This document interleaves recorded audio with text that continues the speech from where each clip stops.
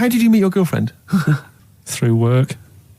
What, through her work? What, you phoned up and said... We worked at the same place. Oh, you're right. Yeah. You're quite an enigma, aren't you? Could you give us more on that? At work. You met her at work. What, she came in selling sandwiches? She was going through the bins outside. What do you mean you met her at Why are work? you having an attack on me? You're the one who's sad and lonely. Oh, he's done you again. Yeah, but what I thought was interesting was I just scratched at him and he just went mental. Yeah, no, it's like a bear caught in a trap. It's funny, isn't it? You'll never learn. Come on. I think I've got SAD. What's that mean? That thing when it's Sade. when it's dark outside and you feel depressed. Oh, yeah. I think I've got that. But you're from Manchester, aren't you? Isn't it like pitch black there all the time? Isn't it like which countries? Is it Iceland where it's like dark all year? The land of the mole people. No. Yeah. I was telling Steve before. In fact, I'm not going to bore you with it. Go on. What were you saying about Wayne? Well, you bored me with it earlier. Can't you bore him with it? Yeah, it's only fair. What were we saying about what? Wayne King. Carl, play a record. Oh, that's disgusting, Carl. You're a pervert. Tickets for K-Fest. Right, go on. What's that? It's like a rock thing that's going on tonight. Right. If you're into that Welsh. Right, well, name some of the bands. Names of the bands. Niall. Go on. Right. That's one of the bigger ones. Mark Lanigan.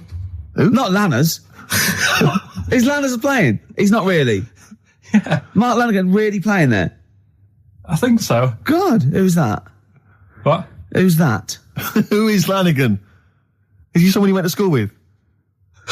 Who is Mark Lanigan? Who else is on? Who is Mark Lanigan? Is he the promoter? Is there a baguette-shaped gap left in their holdall? Before, let's make some bread that you can fit down your trouser leg.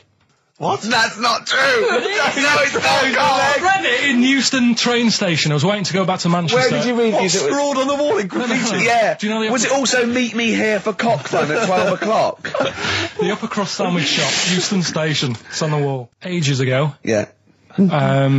Only people with money had drinking or something. That's like one of my film reviews.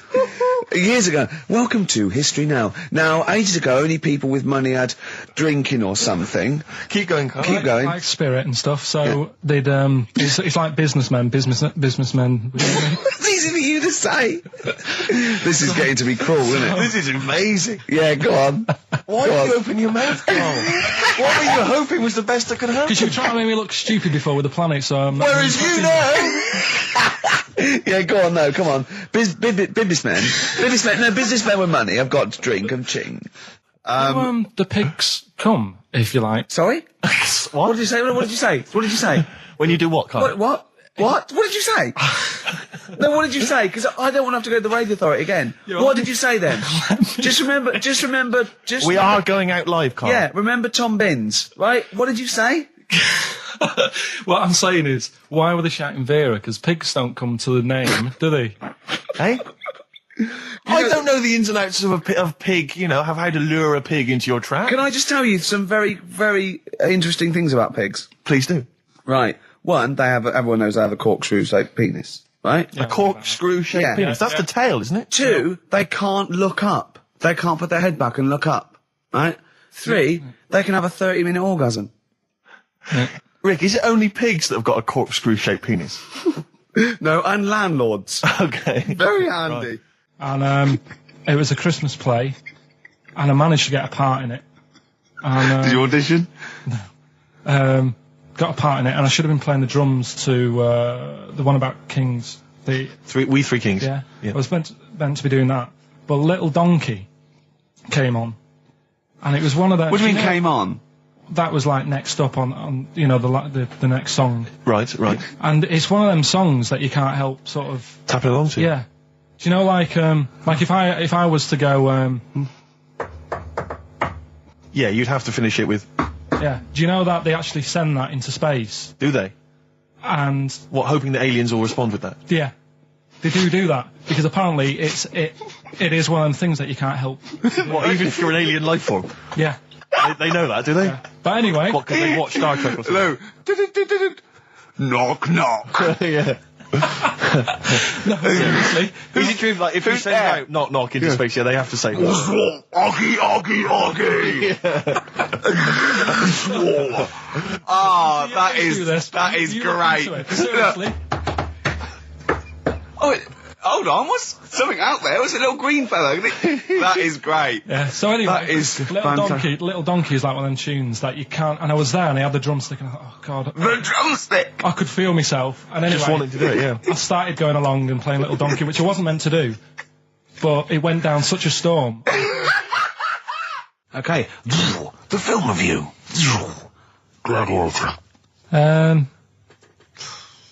It's alright, nothing great. It's like an old, sort of an old version of Rocky done in the olden days, really. Right. A bloke fighting other people. Sure. How sort of well known is the story? Do you reckon people know the basics? Well, just very quickly, just do the plot. Quickly. There's a guy called Max. Maximus, yeah. Yeah. There's Caesar, and there's Caesar's kid, and Max goes to war, sort of wins it, comes back. Caesar says, "You're good at what you do. I wish my son was as good as you. So I want you to be in charge when I die." His kid finds out, a bit annoyed about it, kills his dad, because he don't want anyone to hear that he said that he wants him to be in charge. Yeah. So his kid gets in charge and thinks, I'll show you. You're not going to be king, I am. You're going to be a slave or something. And then, next thing you see is... Sorry, can I just stop there? My only thought is the film's 3 hours long, so maybe we shouldn't go through the whole plot. We've done the first 10 minutes, but Yeah. go on. So, yeah, he's a slave and then... Yeah, but then, that was an interesting bit that I thought, right? I mean, I was watching this with a girlfriend. She was already annoyed because she wanted to watch Friends on E4. Okay. Yeah. It was a good episode as well this week. Was it? Yeah. Don't tell her that. Okay. Right, so she was annoyed and she said, come on then, put it on. And I got it wrong straight away because it says on the back 149, so I thought that was an hour and 49 minutes. It turned out it was 149. No, I thought it was 1 hour 49. Yeah. But it was 149 minutes. Sure. So it overran anyway. By 40 minutes. Yeah. People got sick of him and they said, oh, we'll have to get rid of him. So they tried to, he loved cakes as well as women. Okay. So they said, let's poison a cake. And they poisoned a load of Easier than cakes. poisoning a woman, wouldn't it? And he ate these cakes and it just didn't kill him. And they were like, God, what's going on? And they kept giving him more and more cakes. And He was suspicious. and that didn't work. So the fella said, that's it, I'm going to shoot him. So they were like, I'd be there sort of punching people in the arm.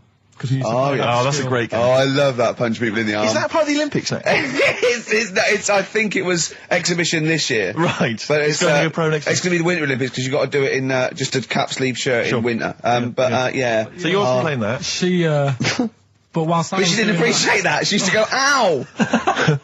No, I always think whilst I was doing that, they were like the Charlie's Angels and they'd be sorting out a mission somewhere. Because they were really like, there was something about them that you thought, they're special. They were private detectives. What did it work for a man they never see? I don't know if you saw it. What did you make of Posh Spice's Warts and All documentary? Yeah, I saw a bit of it. What did you make of it? I mean, people are slagging them off, aren't they? Saying, she's daft and that, but... Don't you? She's... I think they're all right, honestly. Yeah, all right. She's all right. I mean, I think David's really a decent bloke. Sure. Tell us the story. What have you learned? Do you want to ask some questions? No, not really. Just sum it up in a minute. What do you Can't think? do it in a minute. Well, can I ask some questions then? Where was he born?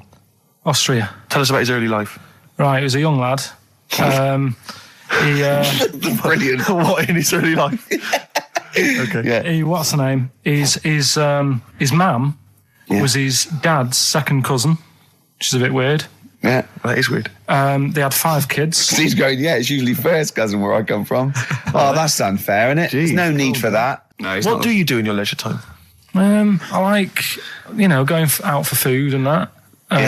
For foraging. What do you mean going out for food? Let's go. They come have a little hole and go Hunting. Yeah. This is Karl. He's hungry. He knows he has to get to the greasy spoon by 11. Wow. Wow.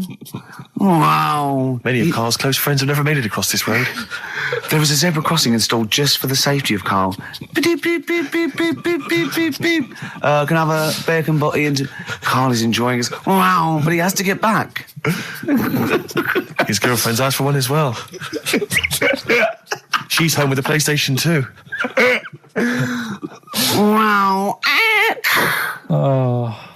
We just had a call from someone saying his company would sponsor Karl, right, to be raised by all these balloons if he could have a walk-on part in the office. And we immediately went, oh, we're worried about that sort of thing. You can't really promise that artistic, you know. And I was worried about the legality of it as well. How can you promise someone that for personal gain that's a private and all that sort of stuff, right? And I went, oh, I don't know. And anyway, put the phone down to him and Karl went... I love the fact you're more effing worried about that than me being raised 30 feet in the effing air. You started getting scared, did you? Are you worried about it? Well, You're quite excited about the idea of the challenge, aren't you? I like the idea, but I want, like... Why do you like the idea, Karl? Oh, what if it went all wrong and we're there going, oh, the humanity of it. I think we need Karl to get... he's just And the rope would pull out my trousers and Oh, no, it's definitely got to be Dr. Fox if that's going to happen. Oh, God. Oh, we've got to do this. I both think she's a fine presenter, and I think she'd do very well on it. And I think it's a good move as well. Yeah, but can you just say it's not forever? Isn't it? No, I think she'll become more popular than us. And I think that'll be the end of us, to be honest. Well, she can string a sentence together. I think she'll get lots of PR and everything. And she goes out with Big Boy Slim. Big Boy Slim. Who's, you know... A good DJ. He's a good DJ. And,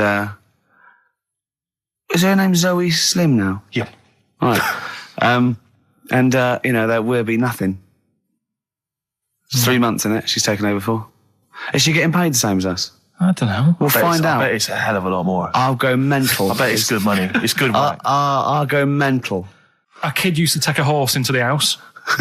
Sorry. Whoa, Neddy. What do you mean a kid used to take a horse into the house? Where did he get a horse? Must have nicked it from somewhere.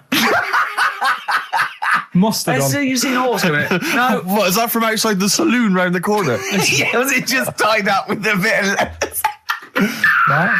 Oh, that's great. Big Jake coming looking for it. I'd been out. Oh. No, sorry, let me get this. This was before the lynching stopped or after. Where did he get a horse from? What do you mean he must have nicked it? His mum said, where'd you get that from? I bought it. All right then, but keep it out the kitchen. I don't want you going Catlin rustling. Where did he get a horse from, Karl? And how long did he have it for? Was he leading it or riding it? Mum, open the door, I can't stop. I can't stop it. Open the patio door as well. Looks like we got us a runaway. What do you mean? I've sort of... Don't think you can ever be boring. No, but what I've done, I've took like different ones. So I've took a good one that I think, that's a good quote. That was worth putting in a book. I've put one that isn't really a quote, so I don't understand it. Oh, yeah. One that isn't clever. and a funny one. So a bit of variation out of one book. Oh, how long did this take you? What did you do? Did you sort of like sit? About half an hour last night. And did you sit sort of like quietly at a desk or something? No, just in the lounge with the telly turned down. Oh, right. Just to give a bit of light to the room. Just had it on, but turned down. Have you figured out lights yet? So, so the first one, and it was like they stuck some bacon on his head. And as ever, the vital piece of information, i.e. the reason, Karl seems to have forgotten. Because the worm was in his body, and they said everyone likes the smell of bacon. Including worms. Even a Vietnamese lake worm. They love bacon. Remember last week when I said about the little fella with the bone with no brain, and you were proved wrong? No. We were saying it wasn't a little fella. We were saying it was a stillborn child.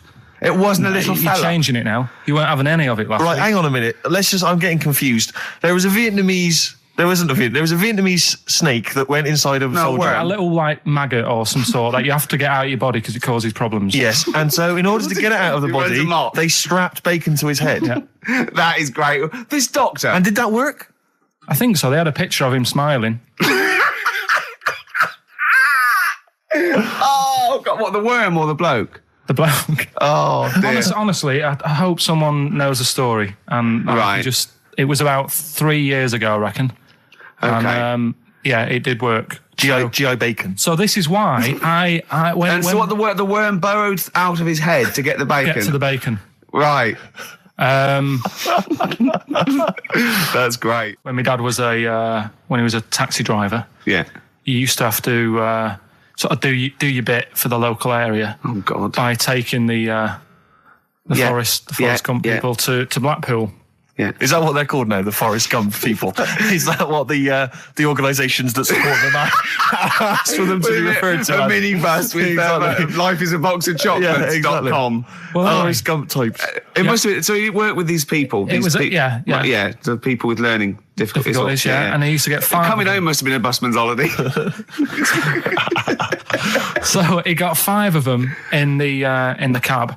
Yeah. And he had to go to Blackpool, and 4 of them were really good, behaving themselves, didn't mess about, weren't fighting and stuff. But there was one who was just causing loads of trouble, and they couldn't control him. Oh, and what you've got to be able to do with people like that, you don't want them to get stressed out, because it's not good for them. It stresses them out, and you could end up with a bit. Thanks, Dr. Karl. You could end up with a bit of a riot on your hands.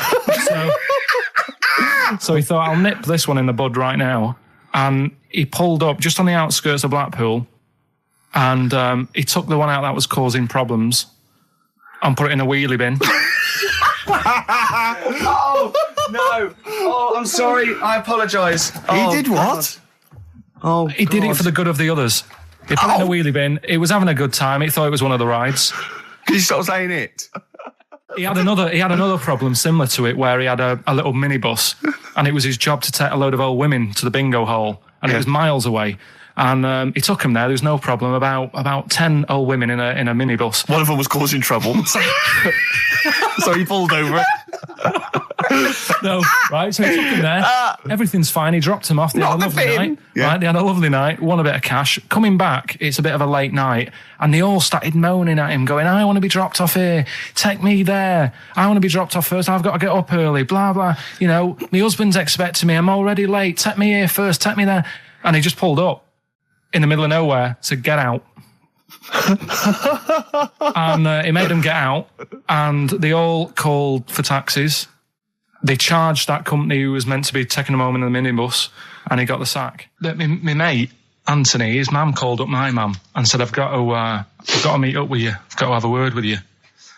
And she said, "What about?" She said, "I don't want to talk about it over the phone." So she goes, "Oh, right. Well, yeah, come round tonight then." So anyway, my mum sees me. She don't want to be in an awkward position and be a bit embarrassed and what have you. So she sees me and she goes, "Right, Anthony's mum's coming round. What have you been doing?" Yeah. So I go, "Oh God." I said, I've been nicking stuff." So she goes, "Like what?" So not big stuff. I've had a few calculators and Mars bars and stuff. How many? I'll just work it out. Hold on. Works out at 7.2 per day. So, how many calculators do you need? So it was when that phase. You failed maths, didn't you? Everyone wanted a calculator. It was like a trendy thing, wasn't it? Right. Oh yeah. In Manchester a couple of years ago. Yeah. So anyway, I told her all this, and I confessed to computers will make it there one day. I confessed to There's magic in the back of battery. Go on. Confessed to nicking all this stuff. She comes round. She only wanted to borrow some money. Brilliant.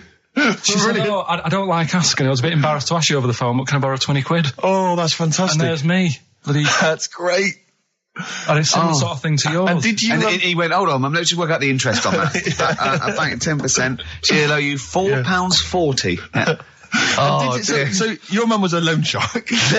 yeah. And did she mention? She went, I just with that other, because what I'm saying is presumably you got your mate in trouble. No. Right, No. She went, "No worries, I'll just go and get my purse. It's on the dressing table." Exactly. Yeah. Karl, do you want a cigar?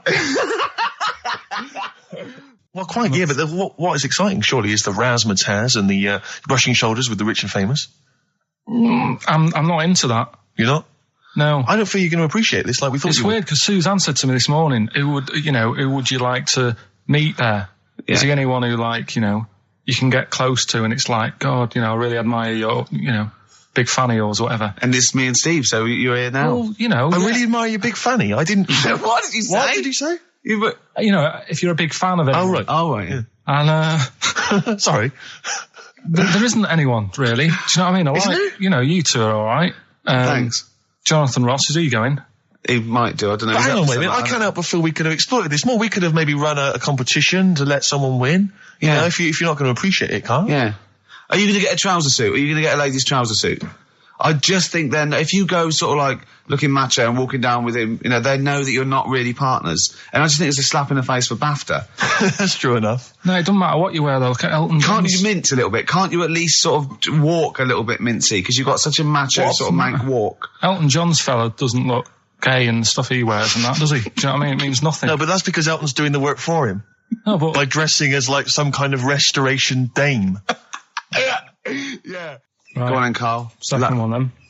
This is a bit easier, but I still think it's a good one. So this is, we should explain what this is if you've just tuned in. It's one of those stupid lateral thinking problems. That Carl himself has created. Yeah, that was his homework. Right, this one. It's a fella. He has a normal day doing stuff. Nothing wrong with him. Right? And it's the twist in the tale. It's just like Tales the Unexpected. Yeah. Just a normal day, nothing wrong with him. Hold on, though, he's got the legs of a fish.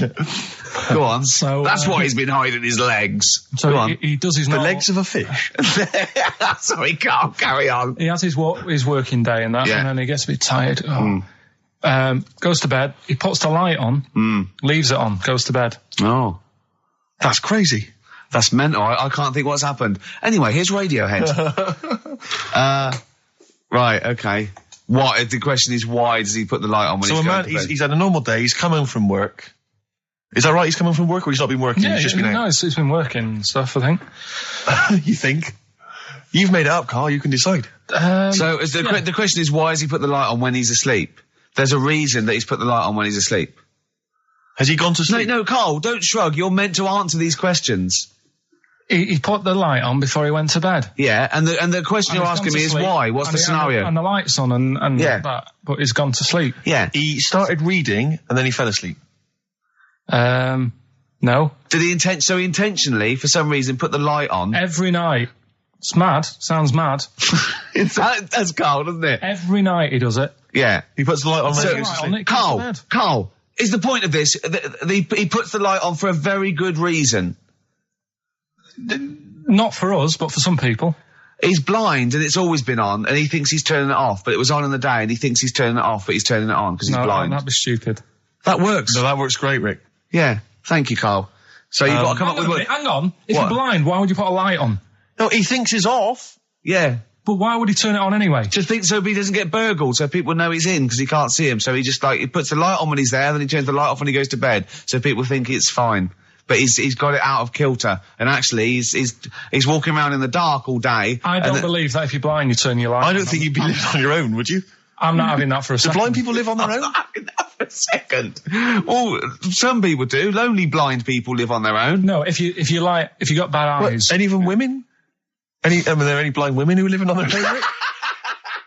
Well, never mind your concern for the partially sighted or sight impaired people coming to London. Get on with this. Yeah. So there he is. Yeah. It's like, a bit tired. Yeah. Just put the light on. Get to bed. Yeah. So he turns the light on and he goes to bed. Yeah. Oh. Should we play a track? He's not sleeping on the job. He's a lighthouse keeper. Well done. Is he a lighthouse keeper? That's not it, Carl. He's a lighthouse keeper. Right. Why wasn't the light on all the time? Because it's light in the day. You idiot. Play a record. What? Play a record. You're a buffoon. No, actually, the light isn't on in the day, is it? No, it's not. I think you're the buffoon. Yeah. Carl has won!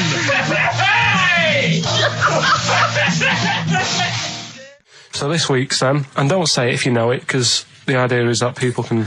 Right. There's this bloke, and he buys a new house, right? And he's well happy with it. His girlfriend moves in with him and stuff, and she says, right, let's clean it up a bit. Yeah. And, straight away it'll be worth more money. Good idea. So he says, right, you do the kitchen and I'll do upstairs and that. She's stripping the kitchen down and he goes upstairs and he's in the bedroom and notices little hole to the attic. Oh, right, brilliant. Right. So he goes, I wonder how much room's up there. I've never weighed it up. So he goes up there, and it's all like dusty and a mess. And he goes, this could make a good bedroom, this. So he starts cleaning it all out, puts all the rubbish, like, bins the rubbish straight away, and there's little boxes with bits in that don't belong to him. So I wonder what's in here, right? So he opens one of the boxes. It's like a little lamp. Oh, right. He goes, this might be worth a few quid, right? And he rubs it. Magic lamp. And all the room goes all sparkly and stuff. And he goes, oh, what's going on? And then this fella appears, right? In a nice sort of pair of 501s. Right. And he says, what do you want? I know already. So all the first bit is irrelevant. Yeah, but it's about building the story, isn't it? So don't say anything. You think you know it. Steve, do you know it? I don't. So I just quickly recap the end there. I almost missed the end. So there you go. He's in the attic, right? His missus is still downstairs. She's not up there. Okay. Right? He's on his own. And he cleans this lamp, right? Yeah. And this fella appears out of all this smoke, and he's wearing a nice pair of 501s, and he's wearing a shirt, and there you go. What's the song? What song are you thinking of? The lines are going mental. Because it's so easy. Let's play a record, Carl. We'll come back and we'll find out if anyone's got that right. That's a great one, Carl. Really. Right. Did you just come up with that? Literally in the last 10 minutes. Genius. This is genius. Definitely. I mean, if those calls aren't from major TV companies, I don't know. Dynamite stuff. A lot of them are, what's his name's lawyer? Simon Mayer. Simon Mayer. Little by little. That's my favourite thing I've done for years. Yeah, not bad, not bad. That's great. Back to form there. So, okay, line. The lines are going mental just because it's easy. Go on then. So I first one to get it. The first one to get it, but... Well, it's not that, though, Rick. I mean, Carl has just decided to revise the actual rules of the competition. Yeah. So that, we've decided, is very easy. So that's now a qualifier. And so then they have to answer one live. Exactly. So whoever gets that one right can play for big money. Is it a quick one as well? Because some people will lose the will to live. Yeah. Just cut to the chase. And because they've got to qualify now, we're throwing an Office DVD that aren't ready you'll sign yet. that, won't you? Yeah. Yeah. No. That increases value by 42 pence. Right, go on. We'll just go live, yeah? Hello, XFM. Yeah, hi, how's it going? Not too bad. Not too bad. Listen, A very, very quick recap, Carl, if you will, please, for the people listening. Very quick. Right. A man ends up in a loft. Man's, after moving into this house and he's in the loft.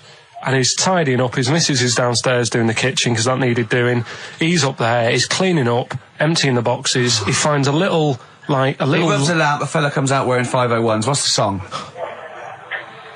What's the song, mate?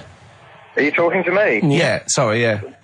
Well, look, I'm sitting in this bar, right? I'm not ringing up relating to anything that's going on right now. I'm after one of these armbands to go and meet Bowie on Monday. Can you help me out? What? What? Piss off. You can't say that to our public. Yes, I can. What I can't bear is people begging, Rick, on the radio. You know, I can't bear it. Is that the Australian People bloke just who's got the Bruce scrounging Springsteen over tickets? Hello, XFM. Hello. Hello. Are you phoning up for an armband? No. No. Okay, great. Gene Genie, of course it is. Well done. Well done. Right, what's your name? Everyone else can ring off now because this. Well, she might not take the challenge. What's your name? Hello. What's your name? Christina. Christina. Right, do you want to take on the challenge? Yeah. Yeah? Oh, right. So this is for. She's already won a couple of CDs. This is for the Office DVD. Right. Okay. Signed by Ricky Gervais. Did you witness a murder while you were doing this? Yeah. It was like that sort of Sliver film where that bloke had loads of tellies watching. Yeah, it was sure. nice. So that was going on in my mind, and then I was washing up, and I picked up the plate, and I thought, oh, it's amazing, isn't it? The human body, the way you can just sort of, you know, I want to pick that up, and you do. Yes. And the way your hands work, right? Yeah. You've got 5 little digits, but it's just the right amount to do what you've got to do, right?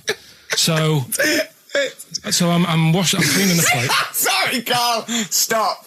It's just the right amount. Might be one of the most genius things I've ever heard said. I would love David Attenborough to phone you up and say, Carl, how do I word this about the evolution of the mammalian front limb? Just go, we'll just say it's the right amount. But it is. One of course extra it would is. get in the way.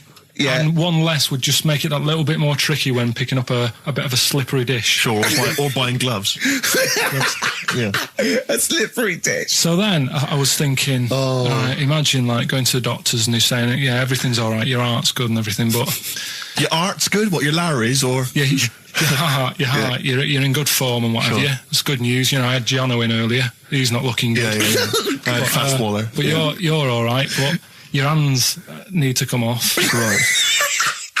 Blimey. But That's bad. Like, I get a second opinion initially. But I better good news, I've got a nice pair of feet I can sort you out with. Yeah. And he puts them on, and then I was thinking, right, first of all, washing up, what would that be like? I thought, Steve, that'd be tricky. And then the second thing was, it'd probably ruin the sort of the shape of your jumper. Because you have to keep putting the feet through there. Yeah. And then I thought, I could still cycle in Okay. to work. you could run in. Well, that's the thing. You'd be really fast. Well, that's what I was thinking. I thought I could still cycle because I could balance, and then I thought, but the only thing is I probably couldn't pull the brakes. Because of the little short things. Yeah. And then, like you, I thought, but then again, you're running in half the time. So that's what was going on in last night. So she said, yeah, it's a nudist beach. So I said, well, why, what? I said, we're all it's all mixed up. Normally on a nudist beach, it's a nudist beach and you don't go wandering on there when you get your clothes on and that. So it annoyed me a bit because there wasn't any signs. So this fella's getting closer. Well, the knob out was a sign. Yeah. Right, so he's getting closer. And he walked past me. It was an old fella. And he walked past and he had a hat on and a little pipe and a big rucksack on his back. Right, so he got me thinking. Not strictly naked. I'm walking along and I'm thinking, right, why do people want to do this? So straight away, I wasn't on holiday anymore, because most of the time when I'm on holiday, I don't think about anything. Right? Your mind's a blank. I just switch off. Right? But all of a sudden, this has got in my head now, and I turn around to look at him, and Check out his arse. and this bag, right? I swear, That's his ballsack. it was massive, right? What? You had a massive bag. The bag, His rucksack. his rucksack. Oh, right, okay. 'Cause when he said there was an old couple coming towards me, I said, what was lower, the bloke's bollocks or the woman's tits? And he said, well, that was another point. She might as well have wore knickers. Because I was so naked to see it. That's what he said to me. So you saw the bag. So it annoyed me, yeah, because the whole idea in it, this is what I think, I mean, I might be wrong, right? Might be wrong. Chances You are never have been. You never have been before. Being nudist, right? What's it all about? So I'll tell you, on that point, Carl, let's play a tune. Let's come back and we'll discuss. What are we going to play? We'll discuss that very issue. We've got some ideas. We did chat about this last week, Carl, in your absence. All right. Well, we'll play the choral. Okay. It's a good one, this. Yeah.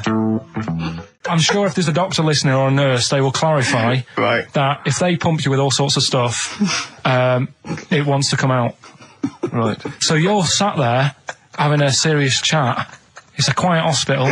The woman next door with the blue hands suddenly starts seeping gas, right? Well, I start laughing. Because if there's one thing that makes you laugh, it's that. It's a 98-year-old woman with blue hands farting. So you try to hold it in because it's a really quiet hospital, and it'd be obvious that that I was laughing at her, and I didn't want to be mean, but it was funny. And then it got me talking about my auntie, because my auntie Nora, she same thing, pumped her with loads of drugs. She used to have a cabinet next to the bed is like boots. She's got loads of stuff, right, for all sorts of stuff. And I mean, she's not that old, but she's on loads of stuff, right? She's a bit coked up, is she? She called up my mum once. And, Yeah, you told us this. Go on, tell it again. And she said, oh, how are you doing and that? She's all right. Bit worried though. My mum said, wow, what's up? She said, I've been breaking wind. So she goes, well, you know. She says, no, but this one is going on and on and on. And she was like, she was like, what do you say? What's like passing wind, farting for 5 minutes. One thing, not like, you know, trumping and then nothing. Yeah. Continuous drone of a fart. I'm eating. Hey? I'm eating. So am I. Carl, you have to carry on. Right, yeah. We're all eating. Crisps, food crisps. So last week, yeah, you were playing your feature, that song, I Shouldn't Switch Off, because I'm enjoying the story. Yeah. And we played Living for the City, only you played the single mix, which doesn't have the entire second act, if you will. Yeah. So, Carl, you've not heard it before. You're excited. Before. You're excited to hear the second act, because as far as you're aware, there was a young guy, he's living with his family, they're fairly impoverished in Mississippi, but, you know, they're happy, they're getting on all right. But you're not even aware that he's moving to the big city. No, it just fades out. Well, that's the city in question. I mean, I've liked this song for, must be, 3 or 4 years, and I've always listened to the single version. I had no idea that I didn't know the full story. So, yeah. It's not, I mean, I know your attention to detail, you like to know the full story, like, where everything was. Well, the whole idea of the feature is to say, you've got to listen to the song. Where was the lead plate thing? Where was the lead plate thing? That was like a few years back. Where was it? In Britain and Scotland. Yeah. It was a problem all over the world. They had to deal with it. You're making it up now. Is it something you saw in Lord of the Rings? Yeah. Right. So anyway. Yeah. So the Lion and the Witch, go on. Go on. So far then, what did we learn in this story from We Stevie learned so Wonder? far from Stevie that there's a young lad, he's got a family, he's fairly happy, except they're very poor, and they struggle to get by, but they're happy and they're doing it anyway. He's moving to the big city. Carl, this is the bit you didn't realise. Just play the track. Okay, here we go. So this is halfway through. This is now, halfway through the tune now. You've not heard this before, have you? Let's go. Sorry, I accidentally played an episode of Kojak. By mistake. We were going to play a song. Carl, what did you make of that then? Yeah, what's happening there then? Eh? He was living with his family, he was fairly impoverished. He's moved to the new... bus he was on, was it? Right, so what's your take on it, Carl? After hearing that, what I've worked out by it, the first part that we heard last week, everything's alright, but it's not that great living in Mississippi, right? So he goes, I'm going to go to New York. There's plenty of work there. Yeah. They'll sort of accept me as, and everything. So he goes there, and the weird thing is, he's hardly, been in New York for a second. He gets on a bus, all of a sudden some copper's arresting him. He's like, what's going on? And then he's got 10 years. I mean, what you can't hear, because the levels are quite bad. I mean, I work with sound. I can't really hear what's going on. You're criticising Stevie Wonder, I'm sort of guessing that he didn't pay his bus fare or something.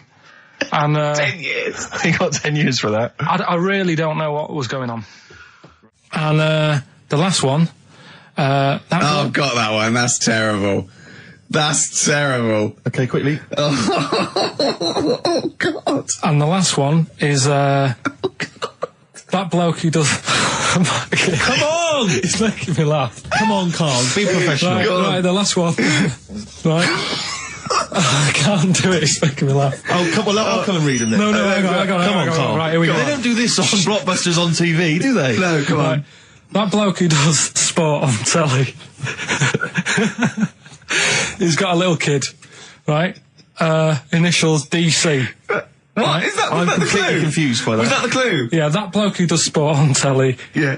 He's got a little kid. Initials DC. Okay, is that a band? Or an artist? It's... well, I'm not A going to tell you. cheese. I'm not This is a gonna tell you. well-known sandwich. What is it? Is it a band or an Right, artist? so just quickly recap. That's, Okay. It's a Come on, Carl. Right, Come on. quick recap. The first one is B. I don't think them birds should be around in this area. Right, that's B. Right. Second one, he doesn't like women, yet he's got a few kids. It's a bit weird. That's PD. And the final one, that bloke who does sport on the telly, he's got a little kid. Right. DC. All right, and it's ricky.gervais@xfm.co.uk if you want to enter for Hellraiser. Oh, I'll tell you what, continue to do a little theme of some old stuff people haven't heard of. If you're under 30, you probably never heard of this band. It's also a new thing I want to introduce. It's Show Up Camfield. Camfield talks the talk, he doesn't walk the walk. He doesn't play some rock classics on his show because he's scared. I'm going to play the tracks that Camfield's too scared to play. This is Kansas and Carry On Your Wayward Son, alright? Kansas. Carry on your wayward son. No, again, I spoke to you in the week, and I had much better things, like when I tell you about Brian Blessed climbing Everest, and for some reason it made him, it played havoc with his belly, and he followed through, and he had to clean up. Shut himself? Yeah, using ice and snow. Why are you telling me that Brian Blessed... in what way is telling me that Brian Blessed shit himself once in any way educational? Because I was saying how he was climbing Everest, right? Right. I give it to him, he's an actor and that, but he gave that a go. Yeah. Right? It played... What's the point of that, you'd say, wouldn't you? You'd say, God, he's he's so he's alright. Me doing a boxing match for no reason is rubbish, but him climbing Everest and shitting himself... Yeah, he did that. It's commendable. Right, and he's only going to, go and do it again.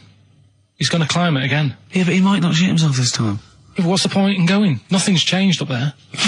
Yeah, good point. Yeah, It should be. Well, it has. They've probably cleared it up by now. Right, but it's slip on it. I can't even be Go- bothered telling you this one because. Come on, To be just honest- do it. Or do it now. Steve, how we doing? Look, no, never mind that. Look, just tell me what that means. Oh, he's a nuisance. Oh, this is so annoying, Carl. I'm going to go mental. Right, Talk. Right. Listen, I'm just putting Right. this in here, right? Right, nuisance is a bit of a nuisance. Yeah. Apparently, Yeah. the old fella who used to hang people. 1800s. Yeah. Yeah. He used to be able to tell somebody's weight just by looking at them. Right? That's a bit of a bonus fact. We'll be the judge of that. The thing that I wanted to tell you is money for old rope. Do you know what I'm saying? I can't even be bothered. Yes, you're going to tell me now. Come on, Carl. I mean it. Basically, money for old rope came from the right. What was all that about? He can tell someone's weight. What was all The that bonus for? fact. And blind blessed shitting himself. What are you? What? Look, don't you? No, tell me that now. You nearly made me swear. Then, I'm getting really annoyed. I'm getting really annoyed now. Tell me this back, Carl, or I'm going to go mental. Come on, Carl, time's running out. More that people years ago, when people used to be hung, right? Right. If you didn't like the person who's been hung, you'd go, God, I really don't like him, and so you never forget the Because time. even if when they're being hung, we take that as read. Yeah. So they never forget afterwards to get the hangman to get the rope and to cut it up into little pieces, and he'd sell them. He'd sell the little pieces of rope to people. and See, they'd go, Carl, that's the most interesting thing, if it's true, that you've come up with. Right, okay. And so so they sell the rope, they sell the rope, and it's money for old rope. money for old rope. Meaning, like, God, it's easy to make money. That all they have to do is cut it up and sell it. I'm cynical. Sorry, you were telling us a story about... So anyway, she'd get the newspaper, right, and she'd stick it in front of my eyes, and What does that say? Go on. so she'd You inherited a lot from your mum, didn't you? So she'd cut me fringe, right? Yeah. Well, then she'd go, it's not straight. It's not very good. So she'd go again, and she'd keep going. And the problem Is that why you're bald now? I was to say, is this that you have got hair, Well, but she has to get it right. Yeah. And it takes her to the back of your neck to get it even. She sort of removed the newspaper, and she was like, oh, God. And I said, what? She goes, oh, I'm sorry. And like... What, did this happen every Sunday? Can I ask you, Carl, when she was cutting your hair in this picture, do you think she was maybe sidetracked by an interesting article in the paper and really wasn't paying attention to or what she was did her doing? favourite hymn come on? Yeah, and indeed. she started Or Compo was rolling down the hill. in a bath. So I ended up with like, a fringe sort of on the back of my head because she just kept going further and further. Right, there's a little midget. Right, there's a circus. I'm loving it already. Circus going on somewhere. I think it was in America. And Is that present day or old times? I'm talking like in the last 3 weeks. Okay. Right, little midget. Circus, really packed out show. People are loving it. Steve, you'll ask the same question I did, I know. So there's a little midget jumping up and down on a trampoline. what circus is this? Right. I'd pay good money to see it. So everyone's clapping, and he's getting carried away. Because he can't believe they're loving it. I didn't know they'd like a little person on a trampoline, but they love me. But you know what it's like when if there's a crowd of people sort of encouraging you to sort of go higher and stuff. Yeah. And I'm sure he knew it was getting out of hand. But he was jumping and he was coming down the road going higher, and he's going really high in the air, right? So he's doing this. Crowd are clapping. There's a hippo, right, just sat next to the trampoline, getting ready to come on and do his act. Oh, right, I thought he was in the audience.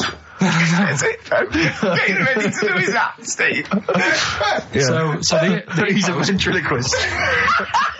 What do you mean he's sitting by the trampoline waiting to do his act? Because it's Why does he sit in the dressing room and they go, 5 minutes, Mr. Muss, 5 minutes, Mr. Muss. So anyway, right, so the hippo's there. He's getting annoyed, is he? Because the midget's He's going, how can I follow this? This is really annoying. They're going to be, no. So He's thinking, he's already done the trampoline, my pogo stick act is never going to work. Yeah, go on. So there's a hippo waiting. See, it's a great story, and I just know he embellishes it or it gets slightly wrong. Go on. So there's a midget jumping up and down, the hippo's getting annoyed. The crowd are going mad, the midget's loving it, can't believe his luck. Although you think, he probably knows he's dicing with danger. Yeah. So, next thing you know, they're all saying higher, higher. He gives it one big, like, heavy sort of landing on the trampoline. goes really high, but goes off at a funny angle. Oh. Hypotenuse. Okay. Yeah. And sort of flies up. Sure. Flies off at a funny angle. Oh, dear. Hippo's there, swallows him whole. Crowd are clapping, thinking that's why the hippo was waiting there. Rubbish. Rubbish. Right, that's Aqualung. Good time's gonna come, innit? Right, Carl, come on in, educating Ricky.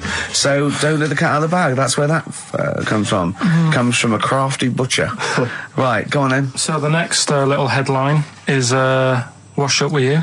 Wash up with you, go on. You want to know about that? Yes. It's a survey that they did. This week. They? Yeah, some university did some survey. Brilliant. Did a world test on washing up. Yeah. And each country were given 140 pots to clean. Brits were the quickest. Yeah. Yeah. Turkey were the slowest at washing up. The Turks. It's not because the little fellas that work in the kitchens with no... Is it? They can't reach. Spain were the cleanest, and the Germans were pretty good as well. So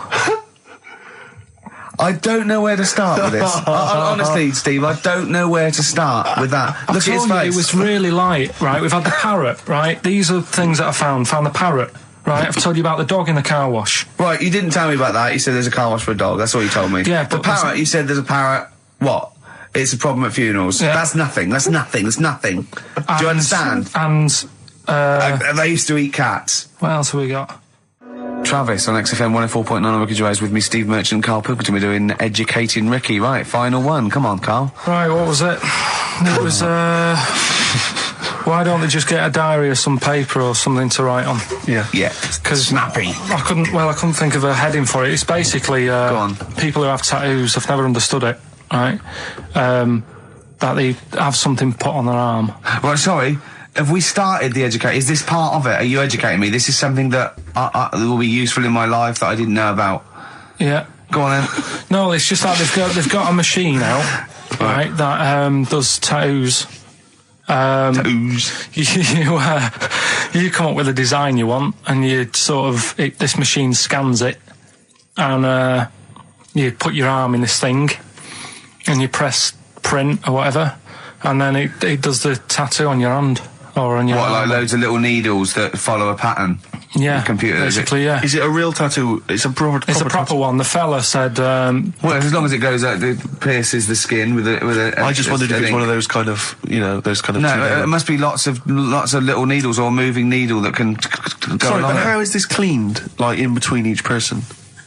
dunno, probably, I don't know. Well, no, as long it's only that if it's one needle, it's just the head, isn't it? If it's one needle that moves, does it like like loads of little? What are we gaining from a machine doing it? Just because they're not going to sort of mess it up. But hold on, how do you keep your arm still? Because your skin moves slightly. So the machine it's won't. sort of strapped to your arm. Right, And so the it's fella, spread- I mean, so the it- fella said that the tricky thing was in all this, it was the fact that, nobody would let him test it out on anyone else, so he had to do it himself. But did it work? Because the thing is with a tattoo worked, artist, they yeah. can see when your skin's moved and they can see what they've done and they keep wiping it and looking. Whereas a machine's just got to trust itself. Yeah. So I think one needle could go wrong. If it was a lot of needles that it just came down, like, 1,000 needles that was an imprint. Yeah.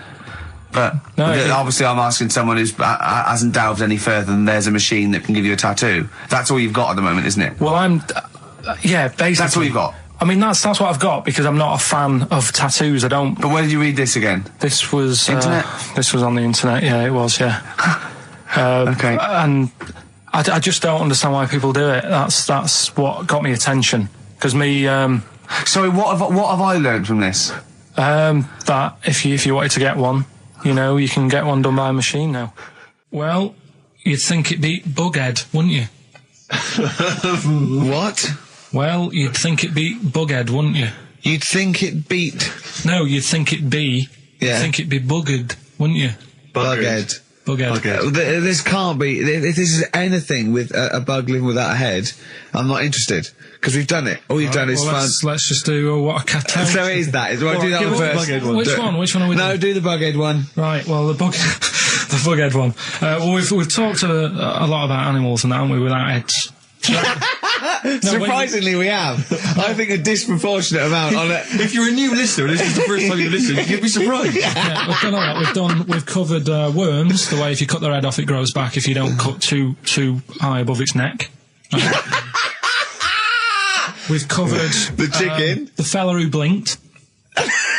Yeah. I can't go into it again.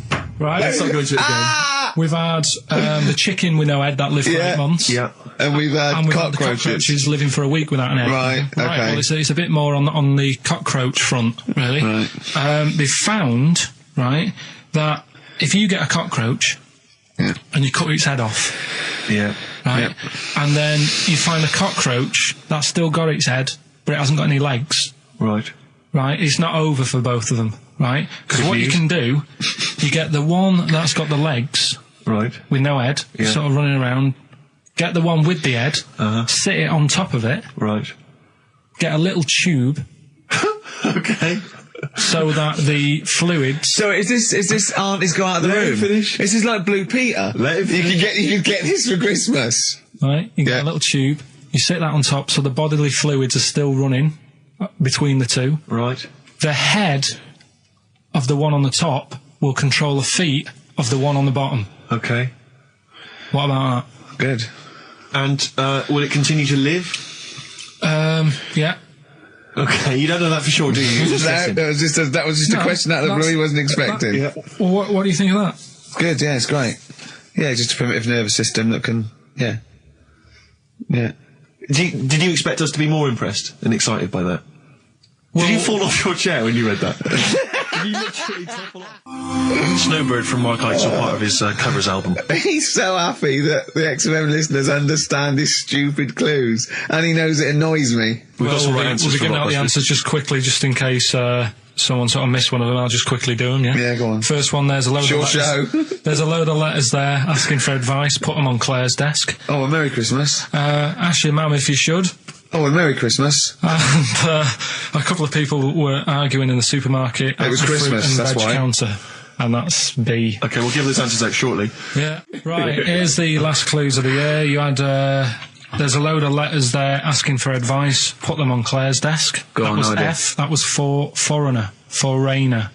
I don't know what you mean. Claire Rayner. She took advice. She gave people advice.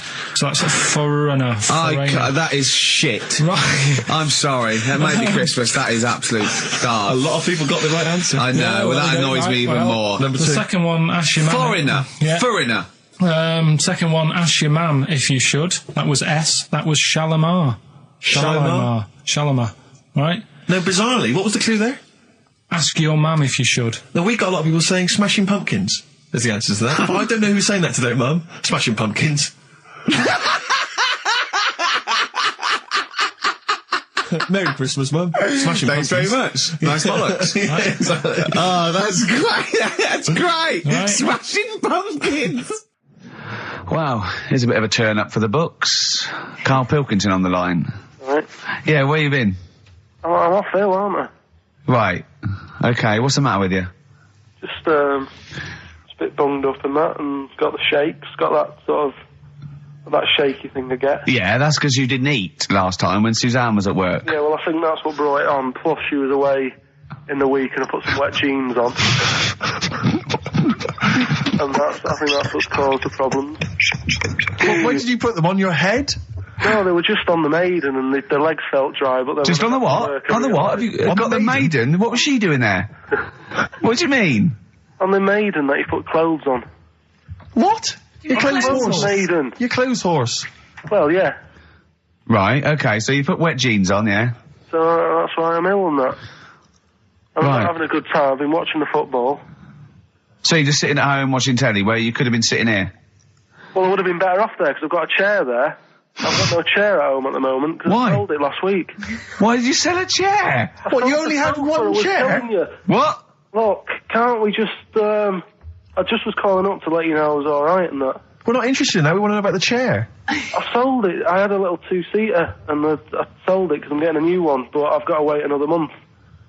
So you've got to sit on the floor for So a you month. sold a chair before you had another one? Well, she might not have wanted to buy it in a month or something. so I got rid of it whilst I could. She was alright, buddy. We'll talk about that next week. Oh, you're going to be in next week? I look forward to that then. That's a dynamite piece of radio to tune in for. The Yeah. day Carl sold a chair. Brilliant. Alright. So you alright then? It's going alright?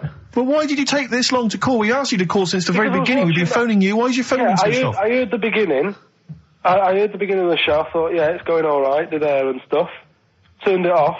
In You fact, turned it off? No, I put a tape in though, because even though I'm ill, I'm still showing an interest in it. Well, you're not. If you're watching football and shaking. Yeah, well, I'll listen back to it later, so I hope you haven't been dissing me. No. Right? Definitely not. Don't listen we back to it, it's not worth it, but we haven't been dissing you, no. The darkness growing on me on XFM 104.9. Oh, it's all going well already, isn't it? The microphones fell apart. Carl's shouting because he got headphones on. His music's turned up too loud. Canfield level. God, it got pre-out. Look at him giggling. Look at him laughing. That's so funny because I got a letter here from who was it from? Mike Heel, who sent me a little picture of a little Japanese fella from a film who said looks like me, and he does a little bit.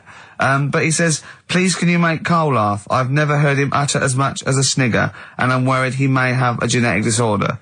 Well, I mean, he has got a genetic disorder, obviously. But, he was giggling then. I hope people heard you then. Look at his little face. It was a joy. Oh, I love the things that make him happy. But I love the fact just before the microphone came up and just before the record finished, he had his headphones on, the music was too loud and he was just shouting, Bauhaus is not working! Bauhaus is not working! Play something else! I went and found Ziggy Stardust by Bauhaus and he said, why isn't it working? Look at him giggling, look, he's lost it! Is he going away? Are you on drugs, Carl? What have you done? He's tickled, look at his little, he looks like one of those shaved monkeys. Look at his little, oh my god, I've never seen a forehead glow. I know, it's extraordinary. Oh. And he's got that red shirt on as well, so the whole of him is just a big glowing... Carl, what are you trying? What are you putting in? I'm going to see if I can get this to work. Go on then. Hang on. Brilliant radio. I hope Dr. Fox is listening because I think he's eating his words right now, Steve. Right, I think I've done it. Well done. That's excellent. Right, what Let's play Bauhaus now and let's try and compose ourselves. This is Ziggy Stardust by Bauhaus. Yeah. Actually, a bit of extra monkey news if you want it. Okay, always. Do you know the, Monkey News Extra. Go on. Do you know the Halfords ads? Halford's ads? I don't think so, no. What happens? Halfords, they've they sell nuts and bolts and stuff. Right. They were using monkeys in the ads. Okay. Yeah. And what happened? Don't they sell bikes, Halfords? Well, mainly. Bicycles and motorbike stuff in that. Okay, so they're using monkeys in the advert. What happened? I can't handle it. What? I can't do this. Look at him. Look at him. I don't care what he's doing. Well, basically, right, there was a load of hassle because they were using these monkeys in this Halfords advert. Yes. Right. And what happened? Get to the point. It turned out there wasn't a problem because they were mechanics in the first place. Well, they were monkey mechanics? Yeah. What are you talking about? Mental. What are you talking about? That's not a story. Right, anyway, listen, let's get back onto They were mechanics in the first place. Right, listen. Right, so they're making this documentary. Right? And stumble across a little gang of... Come on! Get on with it, please. Little gang of monkeys. That's the first time I've ever laughed. I'll hear that. I know. Well, brilliant. What do you want, a cake? Come on. Can we play a song? Oh, I don't understand what is wrong with you, you freak. It's making me laugh. Just tell us the story. All right, then. All right. So anyway, right, so there's this documentary being made. They found a little gang of monkeys. Right, play a song. I don't know what's going on here. I apologise. It's just if you were looking forward to monkey. Got to hide your love away. According to the Beatles on XFM 104.9. I'm Ricky Gervais with me, Steve Merchant. Right, Carl, come on. Monkey News. Where everyone's composed. The jingle, please. Oh, chimpanzee that monkey news. Excellent. Okay. Right, where were we? We were just start again. There's some people making a documentary. For what? Okay. Making a documentary in the jungle and that. Right. Stumble across a little gang. Okay, come on. All right. A little gang of monkeys. Yeah. Oh, come on. So the camera crew are there filming it. Yes. Everything's going normal. It's all fine. Nothing odd about it. Okay. They're not running a restaurant, they've not got any barber shops, nothing. No. Just regular monkeys going about their business, yeah. So anyway, What normally happens is the monkeys sleep with the partner. They already do what? They don't sort of sleep around in that. Once they find a girlfriend or the boyfriend or whatever, they stick with them, right? Okay. But anyway, they were watching this one, right? And it's going around a bit, sleeping around. Oily. And it was getting fatter. They thought, this is a bit odd. Yeah. Right? So, followed it round. And, see it having it away. Turns out, little prostitute.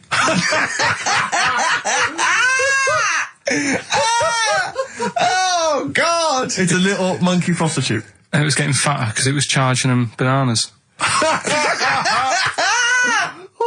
a load of old rubbish. It's charging them bananas! What was it, a boy or... It was a... Woman. Little woman monkey. That's the most extraordinary monkey news I've ever heard. Oh! That is genius! Has this documentary been televised? I don't think it's been on yet. No. And that's all the information you've got? Yeah. And is that's one banana for everything? Now, half a banana is for... Just oral. A paw job. Right. If you want full-blown monkey sex, it is 2.5 bananas. Sure. So, Let's just play a song. let's just play... All right, well, this is our penultimate show, so we're back next week. We're going to make it a barnstormer, I'm sure, lads. I want 100% behind it, 110% next week. All right, none of this giggling, none of this infantile giggling, like two schoolboys. Right. All right, we're going to come back, we're going to have some quality monkey news next week. We're going to have all kinds of treats, I would have thought. Okay. Some great prizes. All right, are we okay? Yeah, We all best show. behind that? Let's make next week the best show ever. Good luck. If you miss it, then you miss out. We're ending with a track from a couple of years back. I think it was 92, 93. Dinosaur Jr. Start Chopping. Play that. Start playing. Forget Start Chopping. Start playing. All right. All right. See you next week. Yeah. And another bit, this was the best one, right? Grab it! Right, there's this fella, and he was on his bike, right, Yeah. cycling to work or whatever, and he sort of sees this thing in the corner of his eye. Right? Literally in the corner of his eye. Or you mean he saw He just said he saw in his something. peripheral He vision? saw Okay, something yeah. and thought, what's that? Yeah. So he thought, oh, doesn't matter, whatever. And he stops off at a cafe, right, get a little scone, a tea or whatever, and he goes in there and he's sat down, and the waiter comes over, he says, yeah, what do you want? He says, I'll have a scone and a tea. He goes, all right then. So he goes to get it, comes back. As he puts the tea and the scone down, his face is like, what is that, right? Like a look of frightenedness on his face, right? Drops the tea and legs it. So the fella's going, what? So he legs it after the bloke and goes, what? And he says, oh, something came out of your nose. That was massive. Sorry, something came out of the Listen, guy this is all serving. true because people would have watched it, so don't start saying it Sorry, didn't but hang on, I happen. just need to clarify. The guy on the bike... I don't believe he ran away. Wait a I minute. don't believe he legged it. I don't believe he had a look of frightenedness on his face, and I don't believe he said something massive came out your nose. Wait a minute. And I don't even believe he had a cup of tea in the scone. These are the things that I think are embellished. But who had something coming out of his nose? Was it the guy serving the scone? The one who was on the bike who ordered the scone, Yeah, but what It was came out it? of his nose. Yeah, what was it? Came out of his nose. right? So he goes home and he thinks, I've got to sort this out because it's not good and that. So he But sat. what? No, it was out of his nose. So I mean, it poked out of his nose. It didn't come out. It just said hello and then it... It was like the maggot in the head. Yeah, he just yeah, popped, it just- popped his head out, had a look around and went back in. Why Like, did the bloke drop the tea and run? well, it's weird, isn't it? All right, so he goes home. He goes Yeah. home and he goes, oh, God, you know. So he sits in front of the mirror and he's sat there waiting. This thing comes out. Again, sort of looks round, goes back in again. So he goes, oh, No scones. right. No, he just... So he goes, I've got to sort this out. He goes to the doctors, says to the doctor, I've got something up my nose. It just keeps coming out and having a look round, going back in. Didn't say The that. doctor's like, oh, I haven't heard of that before. Right? Didn't say that. So sat there. It does it again. The doctor looks, frightened again. Runs away. Yeah. He, No, he didn't run away. Well, he's got a look of frightenedness on his face. he had a look of medical frightenedness. He dropped his stethoscope and legged it. No, he said, I know what it was. He said, what? So you got a leech up your nose. He had a leech about that long. What's radio? Well, how long's that? 4 inches. 4 inches coming out of his nose. Next time it stuck its head out, he grabbed it, pulled it out. That's horrible, though, isn't it? Isn't it? Can I just remind people, just let people know, when Karl was saying it was about that long and Ricky said 4 inches, he was using his fingers. Oh yeah, he didn't have his There's nothing else there. feather out. No. So he had a leech up his nose. How did he get a leech up his nose? Don't know, again, I'm not that bothered about that bit. It's just- Buy it if you want, not bothered. Think about it. Come back, right? Come back if you want. Start again, Karl. I lost halfway through. Right, start that second one again. Right, well, you can buy... It's different. Well, the first one was buy it. Well, no, this one was yeah. Well, write it down. Buy it. Right, do it. Do it. If it's a cryptic clue, all the letters count. Do it. Buy it if you want, I'm not that bothered. You know, think about it, come back, check some other places out first before you know... That was a crossword clue in the Times. So we got no time for other clues. Right. So that's SC. Right. Do that clue again. Buy it if you want. I'm not fussed. Do you know what I mean? Think about it. Fust is making an appearance. Fust wasn't there before. Do the clue again. Do the clue again. Initials SC for that one. Do the clue again. No, I don't want to do it again. You haven't finished it yet? I have. That's it. No. Do the clue again. I can't do it again. Do the clue again. Buy it if you want. I'm not fussed. Right? Shop around. Come back. It's up to you. I'm not pushing you into anything. It's up to you. Wasn't there? SC for that one, right? And the final one. That's good. I can play 10-pin bowling again. Okay, and what's the clue? Christ. That's O for that one. O. All right, so they're the three Now I things. assume that I'm not going to bother to look, but I assume there's a jiffy bag of tacks Yeah. which people can win. All right, well, great, good luck. Ricky.gervais at xfm.co.uk is the email Play a address. record. Thorns. No, buy it if you want. I'm not fussing. Come back, have a look around. I'm open Wednesdays, by the way. Shut up, for. See you later. I sort of feel like, you know, one thing we've never done, Rick, is we've never pandered to people, but as it's the last show, we've got to give the audience what they want. Right, what's this? Well, yeah, and I was going to say things they don't want as well. And, you know, and well, just basically to keep a smile on Karl's face. Yeah. I say a smile, a sort of not quite a scowl. Yeah, he never really smiles. So, yeah, it's just really as a chance for him to have a go. It's like, you know, you indulge an annoying child. The only time Karl laughs is for no apparent reason. Yeah. What do you think? Like, What do you mean? well, sometimes you'll go, and I know you'll be thinking of what a monkey could do. Yeah, it's like people who've had electroshock therapy. Yeah! Oh, it's such a tied down biting on Exactly, something. yeah. Biting on a big leather pad. If you got like a bulb, Jesus. I know. You don't think about the cryptic clue is that every syllable counts. He says it different every time he says it. There'll be something different. Look, go on then. right? So if you get a bulb, right? A bulb what? A bulb. A bulb. What's a bulb? What's a bulb? Like a... A light bulb. A light bulb. Oh, a light bulb. So you get a bulb? You get a bulb. Yeah. Go on. He's gone. Right, go on. So you get a bulb, right? Oh, yeah, a bulb. Yeah. You got something in your throat. What are you doing? You eating a gobstopper? What are you doing? We'll play a song then. No, come on. Get the clue out, for goodness Go on. sake. So the cryptic clue is, so if you get a bulb, right? So That's the beginning. Okay, great. right. If you get a if you get a bulb, like, go on. And you look after it, right? You look after that bulb. And you teach it stuff. And all Jesus that. Christ. What you doing there? Do you know what I mean? This is extraordinary. This is extraordinary. Imagine that written down in the He's Telegraph. had 18 months to get this But right. imagine it. That's not a clue. That's an essay. I don't know what it is. It's a I conversation don't know with if he means a yourself. light bulb, a bulb like you plant in the garden. What kind of bulb does he mean? Yeah. Doesn't really matter. Oh, Right, okay. you get a bulb. Well, remember that. It doesn't matter. Okay. Okay. It doesn't matter. It does, but I can't say too much. Right, so listen, let me just do it again. You get a bulb, right? Yeah. When it's young, you look after that bulb, Yeah. you teach it stuff and what have you. What have you done there? What's gone on? Brilliant. And what are the initials of the band? R, right? R. R for rabbit, right? So anyway, my dad says, yeah, well, we can get in there for free. Of course he did. Clever. Right? So we parked up on this little country lane, right? No one about. We walked How much down, was it to go in? Like £2? about £3 each. Yeah. But he said, well, yeah, but if you don't have to pay, do you know what I mean? You enjoy it even more, don't you, when you're walking about and you're thinking, I've got this £3 in my pocket, no one's having it. Yeah. Right. No, looking over sorry for a bloke with a peak hat saying, can I see your ticket, please? I wouldn't enjoy it more, no. Go on. Yeah, but you don't worry about it, do you? You got a bit of money now then, Rick. You've changed. So anyway, so we had to walk across about 4 fields.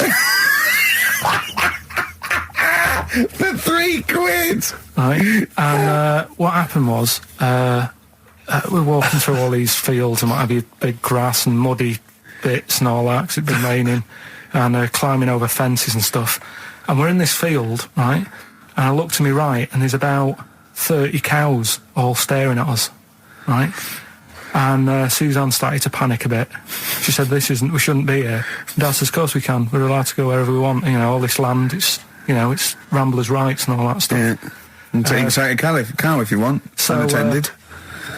Serves him right for leaving him in the field unattended. I'm having one. And So keep us fed for a week. across. Anyway, these cows start surrounding us. Surrounding us. And, Oh, brilliant. Oh, no. Face off. and Suzanne's panicking, going, "This isn't right. We're not going to make it to the fence in time. They're moving faster than us." And they started sort of running a bit. Wow. And It's like Dad some was kind of like, bovine West Side Story. "Don't A gang of cows coming at you. don't worry about it," and stuff. But my dad had to sort of stand there and like wave a stick at him. Course. And we got away, but Suzanne was like having a bit of a sweat You on, got away. saying, we could have got killed. Sure. And my dad saying, "Nah, it never happens." And I just wondered if it does, if there's a risk of... Yeah, it is rare, but there's been a couple of cases of being trampled by cows. They're not aggressive. They sort of run through you. Well, they're aggressive if they've got a calf. They don't have kids. What? They had kids with them. Kids, yeah. That's goats you're thinking of. Yeah. Maybe they were trying to sneak into the gnome thing, and they were worried that, like, if too many people did it, like, they thought some cows, we can just sneak in. They where were trying, no one's expecting cows. And the cows but were some going, humans. walk upright like you're a human. Don't walk upright. They thought you'd blow their cover. Yeah. Yeah, people have been killed by cows before. Yeah, that was like the highlight. Well, here we are again, XFM on a Saturday. Just gone 1 o'clock, Steve, if I'm very much mistaken. But we're not here as such. We're away again, gallivanting around. We've got to do the special sort of best of again. Okay. Which we did a few weeks ago. So this is the best of the last 3 weeks. Which I think it's the best 3 weeks we've ever had. But I'd like it condensed into 2 hours. Yeah. Yeah. Some great music as well in there. Yeah, there'll be some great music interspersed with fine chat that you've already heard. Yeah. Except this bit. This bit's new. We've actually, out of the kindness of our heart, we've come in last week. Yeah. Yeah. And we've done a few clips just because we felt a bit guilty about shooting off. Yeah. And I mean, leaving. even now, having heard this link, I'm beginning to wonder if it was worth our time. Yeah. Well, should we play a classic link? Let's play what from the last 3 weeks. After this is Feeder. All right, so here's the first bit. Yeah. Right, okay, Educating Ricky, part 2. Right, I'm committed to this treatment. Yeah. Is one. Oh, of I've them. got to go for that one. Yeah. Yeah. Or the other one is the police are causing a bit of a stir. He still says it like it's the best thing he's ever come up with, which in a way is. It could be. Right, go on then. I'm committed to this treatment. Right. Do you know the saying? Is it just sayings now? Are they all sayings? This week? No, they're not. Okay. No, the other one isn't. Frog in your throat. The saying "there's a frog in your throat." Yeah. I assume it's when you croak a little bit. You sound like a frog. No. Right. Might seem a bit weird, this one. Right. But years ago. Oh yeah. Sorry, well, what is that clue? Committed to this treatment? It's about frogs Kermitted.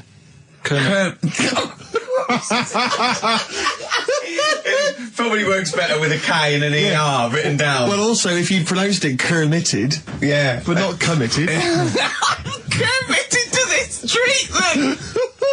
Right, go on then. That's genius. So yeah. Well, what? You go to the doctors and you go with throat hurting a bit. Right. And what they did ages ago. Ages ago? What year was this approximately? We are going back quite a bit with this one. Oh, okay, go on. And the doctor would say... did history. Imagine years ago. Go on. and the doctor would say, right, keep your mouth open. I need to look at your tonsils. And the jaw would ache a bit because they weren't as quick back then because they didn't have the technology and stuff, and they'd have to like stare at it and study it and stuff. And like they get an achy jaw, right? Keeping their mouth open. Yeah, like you get, Yeah. when you a Mars bar or whatever. So they'd sat there, and they used to always close their mouth, and it used to annoy the doctor. Right? So what they did, they used to get a toad, and put it in the mouth. Rubbish. Okay, keep talking. Keep talking. And that way they couldn't close their mouth because either they'd squash it, Right. or apparently you're not allowed to lick a toad's back. So the doctor would have them for breaking the law. No, but it's poisonous, right? A toad's back. You should never lick a toad's back. Or put it in your mouth, really. Oh, just stop for a second. Wait. What? Can I just ask one question? Go on, Can I yeah, just go ask on. one question? I've got a few, but go on. Sure. My initial thought is, it sounds like a brilliant bit of sort of medical knowledge there. It's a great idea. Yeah. My only thought is, how does the doctor see past the toad? At your tonsils? What's he actually looking at with the mouth open? Surely the toad is in the way. Hopping around in the way? It didn't say. Sorry, and my first question is, was this on the internet? Yeah. Yeah. Okay, Carl, that is bollocks.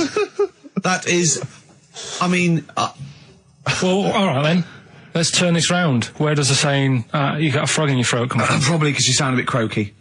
Probably that. Probably because you sound a little bit like a frog when you've got a sore throat. Carl, did you not question it just for a moment when you read it? Just for a second, didn't you think that seems an odd approach? Firstly, why a frog of all the different Because species? it's poisonous. A toad. So it's a toad as well. Yeah, well, that it worked. I'm committed. Worked. No, I was going to change it to. Have you heard the news Toad Day? But I went with the frog.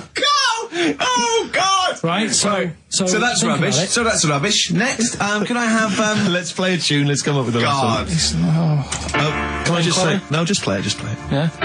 Yo, Carl. It was my birthday, right? Went home after working with you a couple of Saturdays ago, right? Girlfriend was like, open your card, and I said, no, it's my birthday on Monday, I'll open it. You obey by the rules, certainly on birthdays. Birthday rules. Well, there's no point. Well, exactly, chaos leads that way. Yeah, right, so... not an anarchist, never has been. So anyway, she was kept going on, it was doing me head in, so I said, alright, I'll open it. Yeah. So I opened it, ticket fell out. Surprise holiday to one of the Canary Islands. So... And what was your reaction? I mean... First one was, we haven't got enough money. Right. For this, but I didn't want to ruin it, so no. So I didn't go on about that, and I said, "Oh, it'd be great." So I can't wait. So, did you say it in that tone of voice? Well, it was good timing because I was tired and everything, and I'm not a big holiday fan, but the timing was right. Yeah. Do you know what I mean? It's the same as last night. I don't always like a curry, but last night you're in the mood. You get that sort of curry. You had a feeling. Yeah. You thought, and then lo and behold, later you were eating the curry. It's weird, isn't it? Isn't it weird? The paranormal. Isn't it weird? They work in mysterious ways. Ghosts. Yeah. So anyway, right? The island. If I was on Wish You Were Here, I'd probably say it's a bit barren. Okay.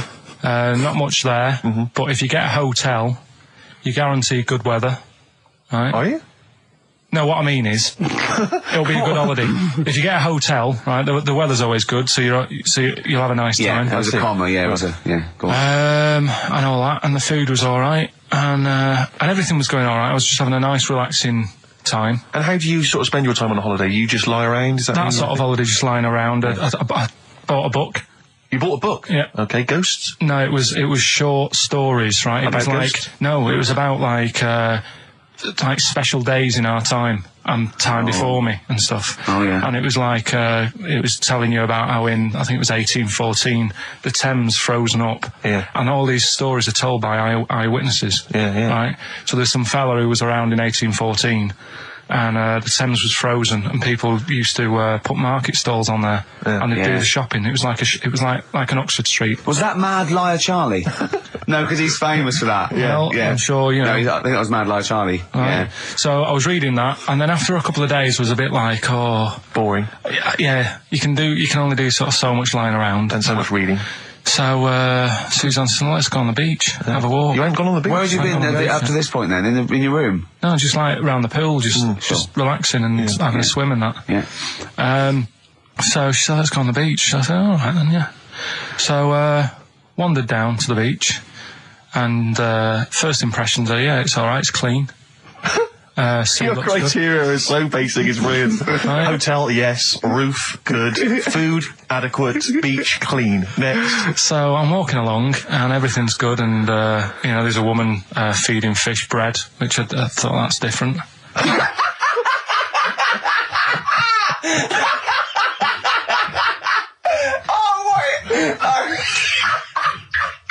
I love that. He likes originality. He loves a bit of originality. He was feeding fish bread. This woman was there, like up to her knees in water. Yeah. And she was stood Was there. that a sea? Chucking, yeah. Oh, right, good. Chucking this bread, and I thought, what's she doing? And I stood there and watched for a minute, and there was little fish coming up, having the bread. I thought, oh. So we carried on walking, and everything's going well, and then this fella comes towards me. Everything's going well.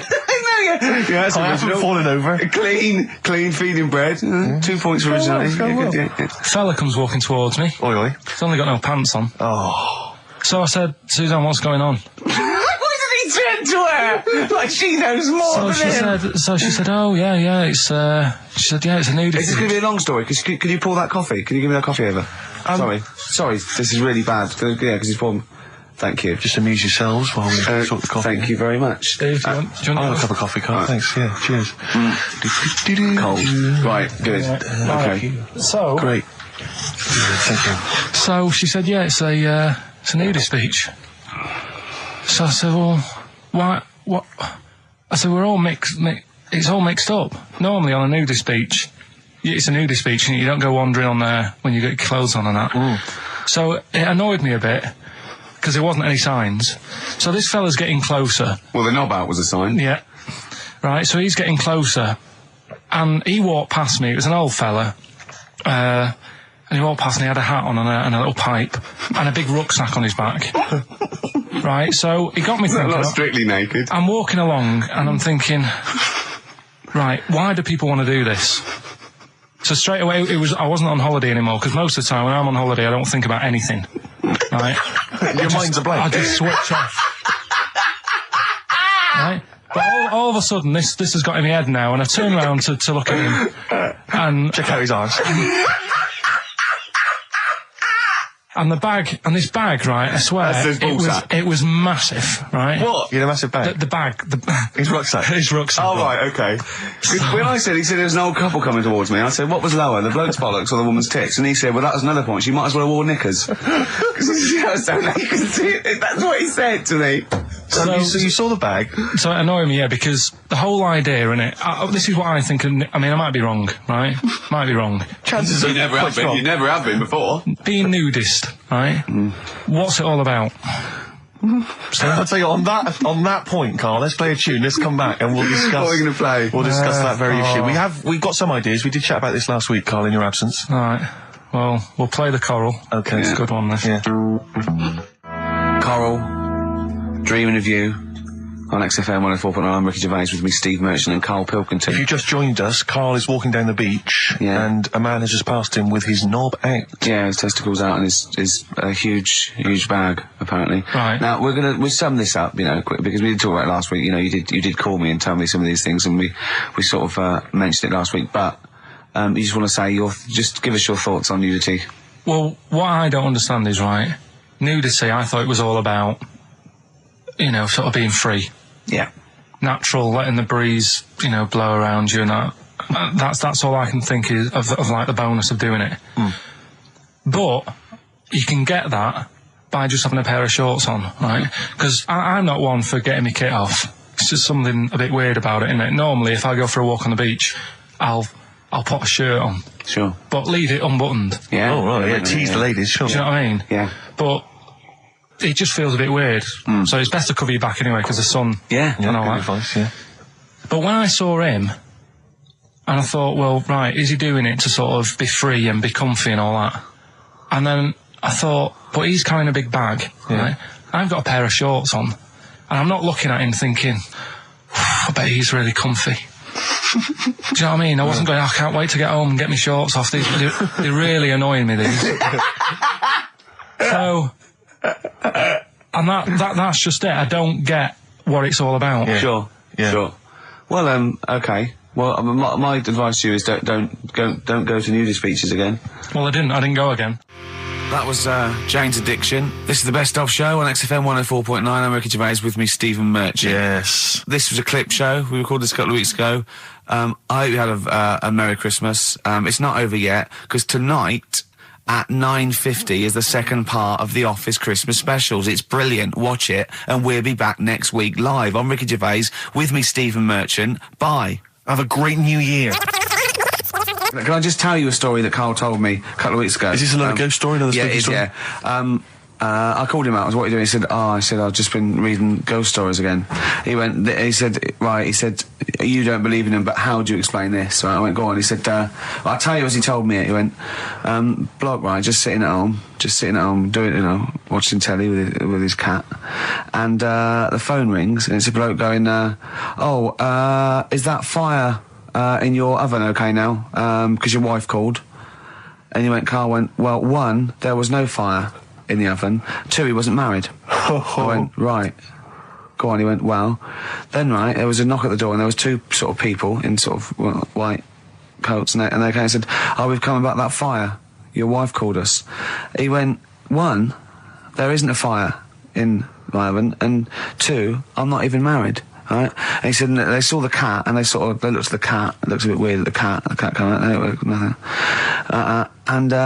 He said, and then he went back, sat down, phone rings, and they said, did they sort out the fire in the oven that your wife told us about? Oh. He went, 1, there is no fire in my oven. 2, I haven't got a wife. And Karl went, what do you think of that? I went, that's not it. He went, yeah. I went, that's the end of the story. What? He went, well, how'd you explain that? I went, explain what? I thought he was going to say, a year later we got married, but she died in an oven fire. Right? I thought it was going to be that. And I went, that's what? People winding him up. Yeah, or someone did report a fire oven, and their name was Johnson, and they looked up Johnson, they got the wrong thing, it was the gas board, and they sent it round to the wrong person, right? You know, he went, yeah. I said, I explained it to him, he went, yeah. Why did they look at the cat funny? Oh, man alive, Karl. This is really weird, right? I was in my house once, right, and the doorbell rang. Yeah. Right, I opened the door, and there was no one there. Yeah. Right? And then I looked across the street, There's right, and there were some kids running away. Yeah. Now, how do you explain that? Yeah. There was another time, right, where, like, I opened the door, and there was a bloke goes, you've ordered pizza. I went, I haven't ordered pizza. And I heard my mate upstairs giggling and putting the phone down. Yeah. How do you explain that? Karl, seriously, why did you tell me that story? What did you think that was weird about that?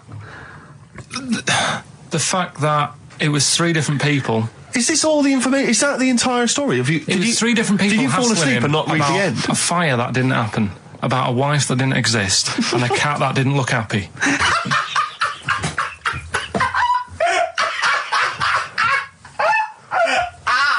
Oh, I'm gonna have a heart attack, Karl. What? I mean, why did they look at the cat funny? Because cats don't like spirits, do they? What? The other blokes were ghosts? Yeah.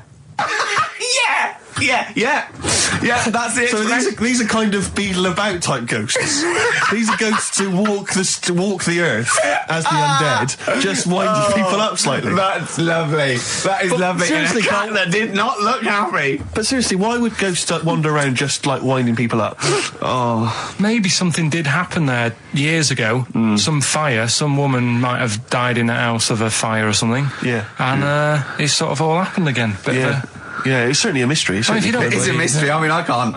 What's this book you were reading? You were reading a book, which is interesting enough. It was the for Tea and Times. Oh, Karl. Yeah. Well, I don't know what to say. But we're talking about MTV, right? And I was feeling a bit nervous, wasn't I? About like, the way I look. Right. And what have you. And then I watched a bit of Celebrity Big Brother and all the fuss that Mark Owen's getting, and he's not that good looking, is he? He's a very. I want to be Mark Owen's mate. If anyone who knows Mark Owen or Mark Owen's listening, I want to be his mate. I think he's brilliant. I think he's a nice lad. But what I'm saying is, right, all the girls go mad over him. Yeah. And he's not that good looking, is he? Well, no, he's got. He is in a certain way, isn't he? That sort of non-threatening. But he's not stunning, is he? Do you know what I mean? No, but no. Well, what's your definition of a stunning? Yeah. Well, who do you like? Someone who you look at and you go, God, they're good Which looking. bloke do you fancy?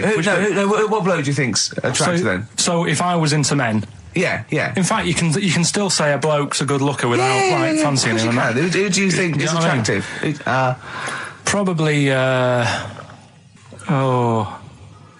I mean, it depends what you're looking for. No, just looks. Just looks. You think There's different looks as well. Of course, isn't yeah. there? Who would you say was attractive? Who would you say was like stunning in your definition? A good-looking lad. Yeah. Good-looking lad. Oh, look at him over there. He's.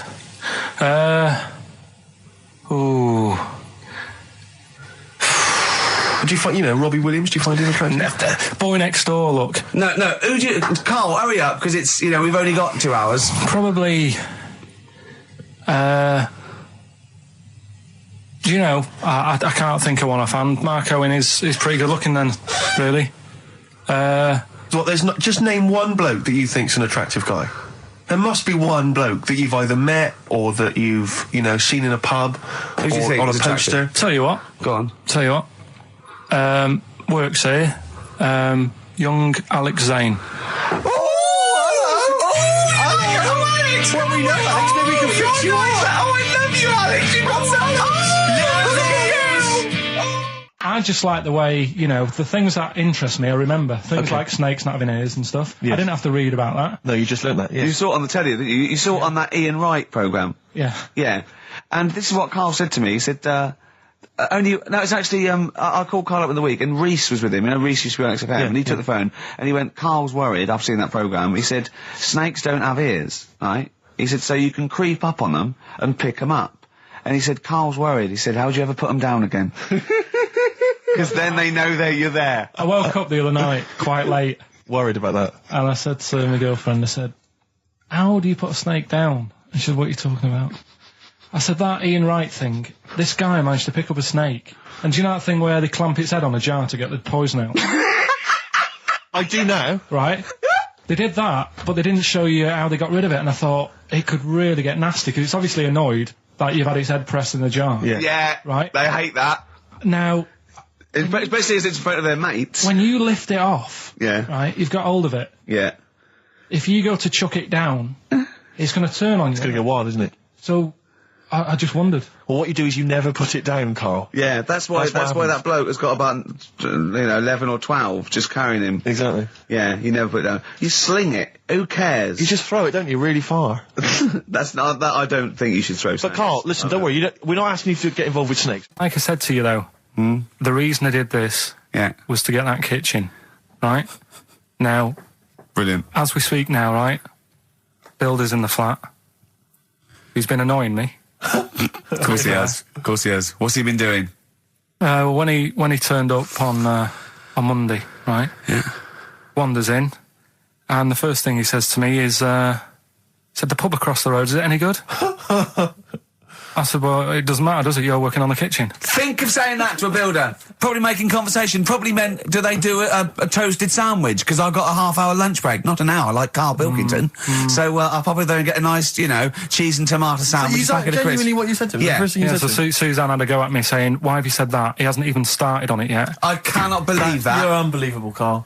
And you say it's us that are rude, crass, I wasn't being thoughtless. rude. I just was letting him know. Do you know what I mean? I know what He they're up knows to. what he was there for. He had it down on his little docket. Do the kitchen this week. Yeah. He didn't come there and go, what did I come out for? Was it to go to the pub for a week? Why am I wearing these overalls? Yeah. Who's the little bald mank twat insulting me? Let me just check. Let me call the head office. I wasn't having a go, though. I mean, they should have finished it yesterday, and they're there now, right, Yeah. on their own. And what annoyed me is they turned up late today. Hold on, Carl. I've just realised something. They're probably listening to the radio. This, I assume, tuned to XFM, isn't it, in your kitchen? Yeah, but they don't know it's me, do they? Do you know what I mean? No. They'd go, he's got a whiny mank voice as well. So's the bloke who owns this place.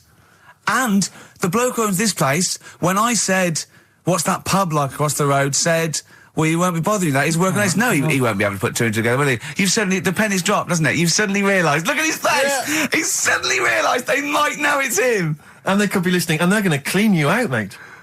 Oh, if you are the builder working in, where is it?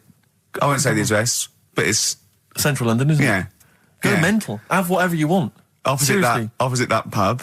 that you like? That you're... He'll probably be in there now, so he won't be listening. Oh, insulting. You know what I mean? Insulting a That's a further British insult. workman. He should have been in just go today. mental. He should have been at 8 this morning, Just which annoyed go me anyway. mental. Why? I really don't understand why they've got to start so early, right? Yeah. But he said he'll be there for 8, turned up at 9:30, right? Wanders in, and what annoys me is he could have left all this downstairs. He had a paper under his arm, Yeah. one of those crossword books, and a pot noodle.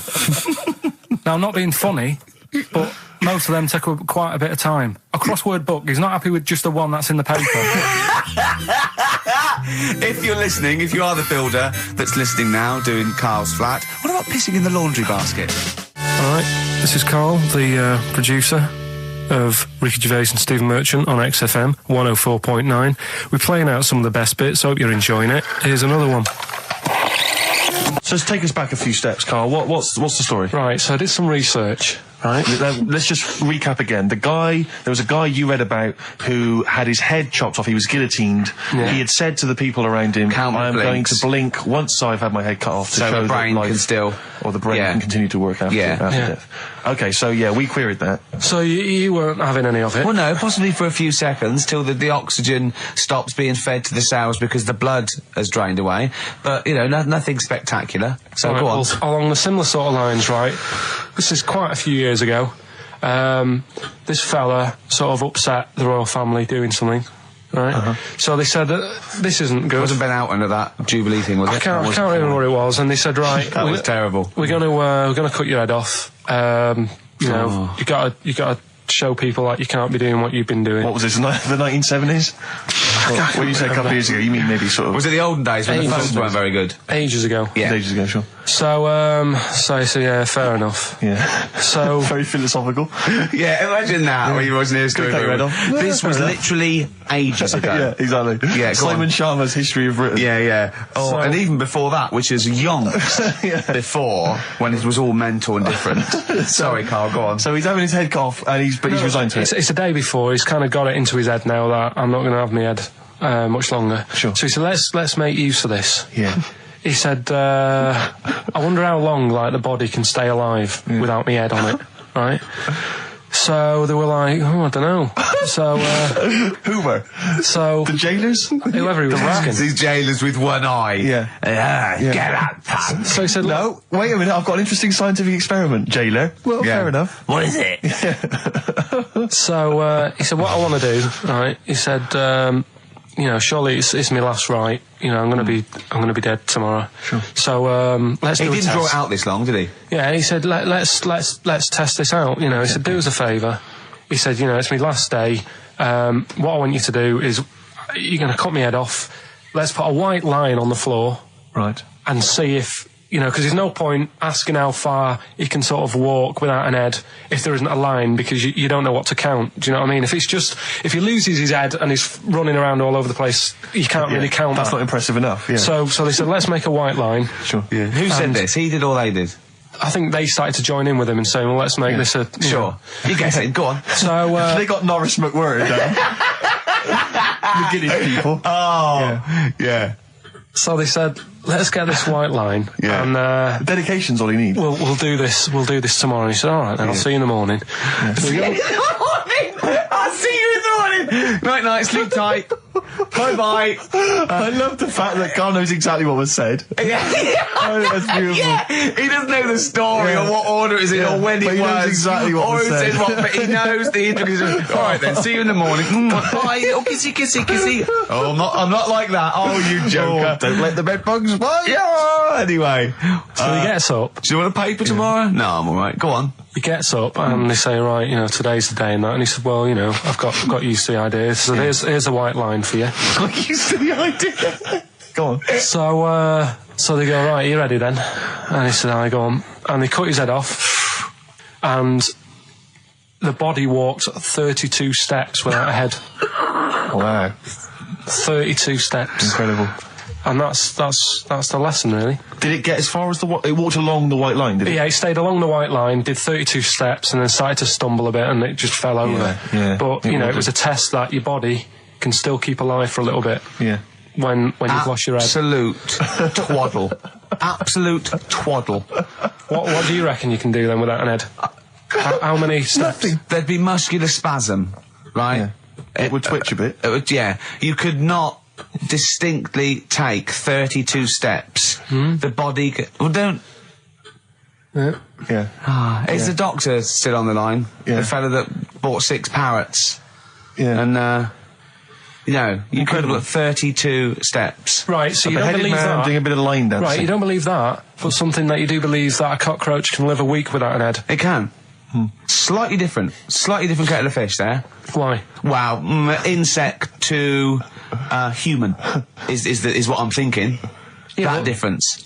There's not that much difference in Of course some there insects. is. Do you know that a snake has a heart and lungs and kidneys and stuff? Go on. No, well, I'm just saying. So? You're making out as if like they're a totally different Species.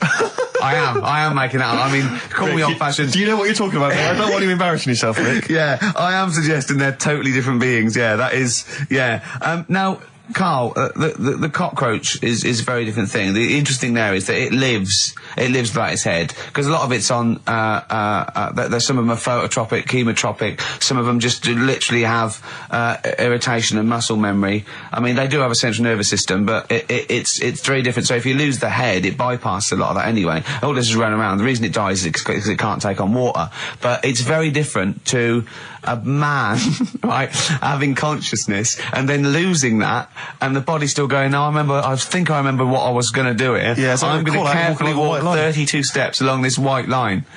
Imagine just looking down going, oh, missed a bit. Yeah. Maybe the head was in the corner going, left, Yeah. left, left. Oh, he's now...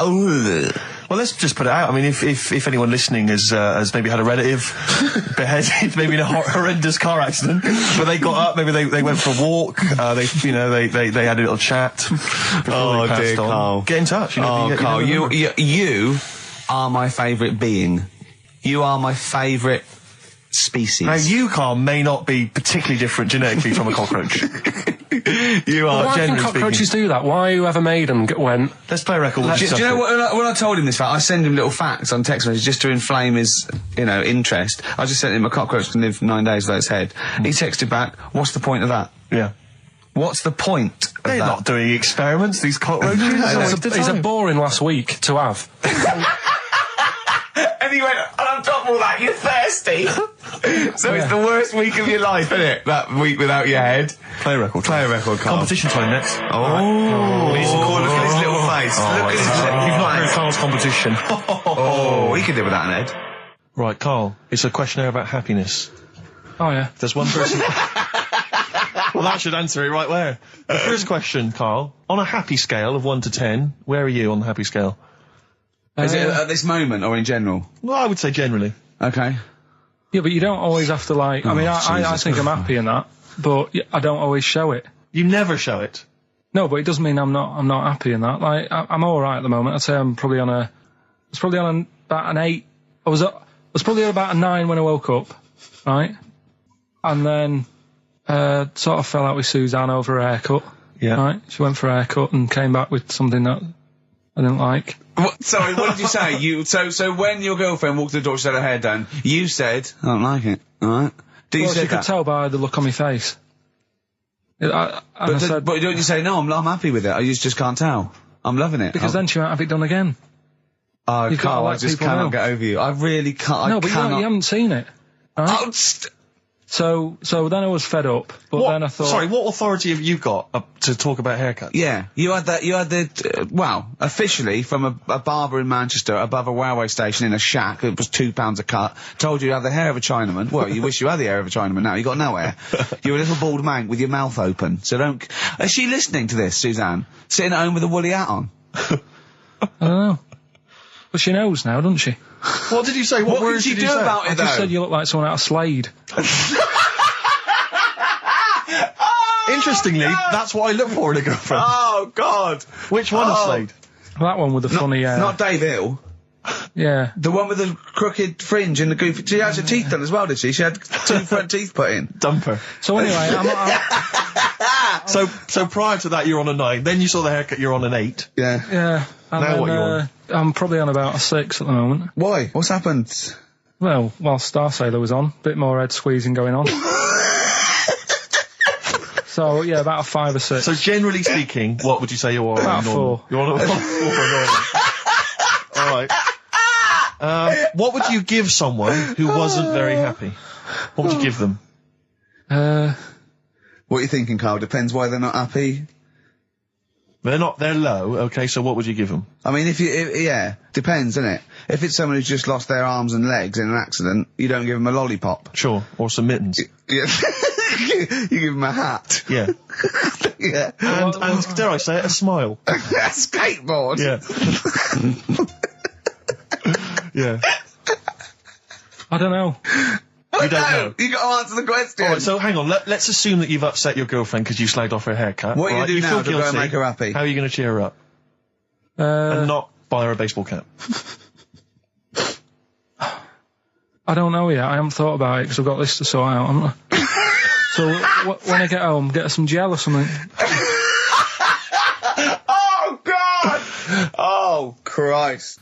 Oh, that's a wonderful, wonderful clip, and Yeah. a great record that preceded or followed it, I'm not sure. But, Oh, could I make some dedications? Yeah. Because I, last week, just before we had to come in to record this, popped out trying to get onto the tube, and I had a nightmare because there were millions of protesters, so-called protesters.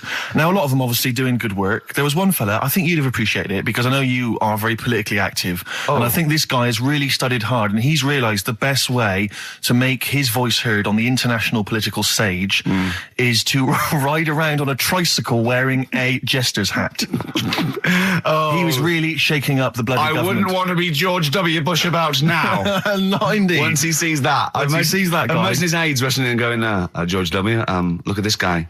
Where's that? That's in London, England. Okay, call off the forces. Is that a large tricycle? Yeah. Is he wearing a nappy? Get me Colin Powell. Why'd you call him Colin, not Colin? It's the way he likes it. Don't about. Just call off the troops. There's a in a jester's hat. Call the troops off. Just bleep some of those bits. Well, we're running out of time. We've got to get on with the show. It's near the end. I hope you enjoyed it. I hope the scientists stuck in a big, hut in the middle of nowhere in pitch darkness, 10 of them. I imagine they've been fascinated, Rick, by the finger up the arse discussion. We had Chinese don't age well, gingers, all that. The big fat kid. Well, actually, they're probably secure in the knowledge that if they want to kill some time and it's dark, there's nothing better than stick your finger up someone else's arse. Exactly. So enjoy that. But they've been hanging on for Rockbusters clues, I imagine. Here's the answer. So give us the clue again quickly. All right, so the first one was the fella let his wife know how he got the bruise on his legs. Go on. Right, that was Courtney Love. Yeah, Courtney Love. So that's Courtney Love. So that's the fine. first one, CL. So that one's fine. The second one, that Potter lad. What am I doing? Letting that one Just go? let it go, just let it go. Am I just letting that go? Annoyingly, we haven't got time to take issue with it, Rick. Okay. That Potter lad, he's got a lot of bottle, hasn't he, doing all that stuff with the wizards and that. Go on. That's Brave Harry, the Bravery, current sort of XFM band, the Brave Harry, that works as well. No, it doesn't. And the last one, No, it doesn't. No, it doesn't work. the Buddhists It doesn't work. won't be able to get in their temple without Doesn't these. work. Brave Harry. It doesn't work. Brave Harry. The Brave Buddhists, Harry. Buddhists won't be able to get in their temple without these. TM. That's Yeah. the monk keys, right? So who got all them? The Monk Keys? Who got all them? Which band are called the Monk Keys? The monkeys. Oh, the Monkeys. Yeah, the monkeys. From their classic first album, Velvet Underground and Nico, which apparently peaked at a disappointing 171 in the US charts. Think of that. And that's obviously Lou Reed, the Velvet Underground, and Waiting for the Man. Yeah, great track. So we were talking, we were doing White Van Man, and we got onto We got on to genetically modified babies, but and then somehow Carl started telling a story about someone with a horse, and then he got onto, he was trying to make money selling flowers. Just do the flowers briefly. Well, hang on, I just want to recap slightly. So there was a family, and who had the horse in the family? It was. Because you lived on an estate in Manchester. So didn't you? the mother was a right pig, apparently. Well, I don't know if that's you relevant. don't need to go that far. But what I'm trying to do is like make a picture for you so you understand. What did she look like? Who did she look like? Bit of a, and no disrespect to her, bit like Pauline Quirk. Quirky, yeah. Right? Okay, I knew you were going to say that. Yeah. I knew it was going to be Pauline. Did she have any tats? Did she have any tattoos? I've never got that close to her. Okay, all right. So who had the horse? Was this her son or her husband? her daughter. Her daughter had stolen a horse. Yeah, from I don't know where. I think there was some stables down the road or something. And they kept the horse in the house with They them. kept it in the house. Did But they didn't get have it caught? for long. No. Sorry, and you said you were in the house one day and you saw the horse No, in what there. happened was I was. They did this thing at school about raising money for charity, right? For some local charity. And they said you can do anything to raise money. And they came out with all these ideas, and I thought, that's good. What was the charity? Well, I don't know. I thought, forget the charity. Yeah, that's I'm just the a good charity money making here. over. So- You're a charity. So, so I asked my mum for some, because she used to have a lot of flowers around the house. Sure. I said, can I just take some snippings off them? And I'll go and buy some plastic cups. And got some soil out of the garden, planted the bits of plants in them. Yeah. Got a tray. Yeah. Had about 25 plants on it, selling Yeah. them for 25 pence each. Excellent. Did you sell any? Yeah, so loads. Did you just cut? You didn't just cut them and stick them in the Yeah, they soil. want to survive. Oh. But I think people sort of thought, well, good on him for trying. But anyway, so I went round to theirs, because I thought their house could do with a bit of colour and stuff. Yeah. So it's a bit rough. So as I went The on, horse went, thank God for that breakfast. They've been feeding me kitty cat. so I got up to the door, and they opened the door, and it was one of them houses where no carpet, Yeah, a horse in the living room. You know. We've all been there. and the horse was walking around the living room. I looked quite happy and everything, because I always say that about animals. Black Beauty right? was on. Yeah. Well, think about it, right? If you were a horse, where would you rather be? In a little wooden hut with a load of hay, or in like a house with a Central heating. 3-piece suite and a telly and that? Telling you that. No, but I was saying this the other day, And an Atari. right? I was walking through London. the Commodore other day. 64, Yeah. rubbish. Exactly. Walking through London with Suzanne, right? Yeah. And you know, like homeless people always have dogs.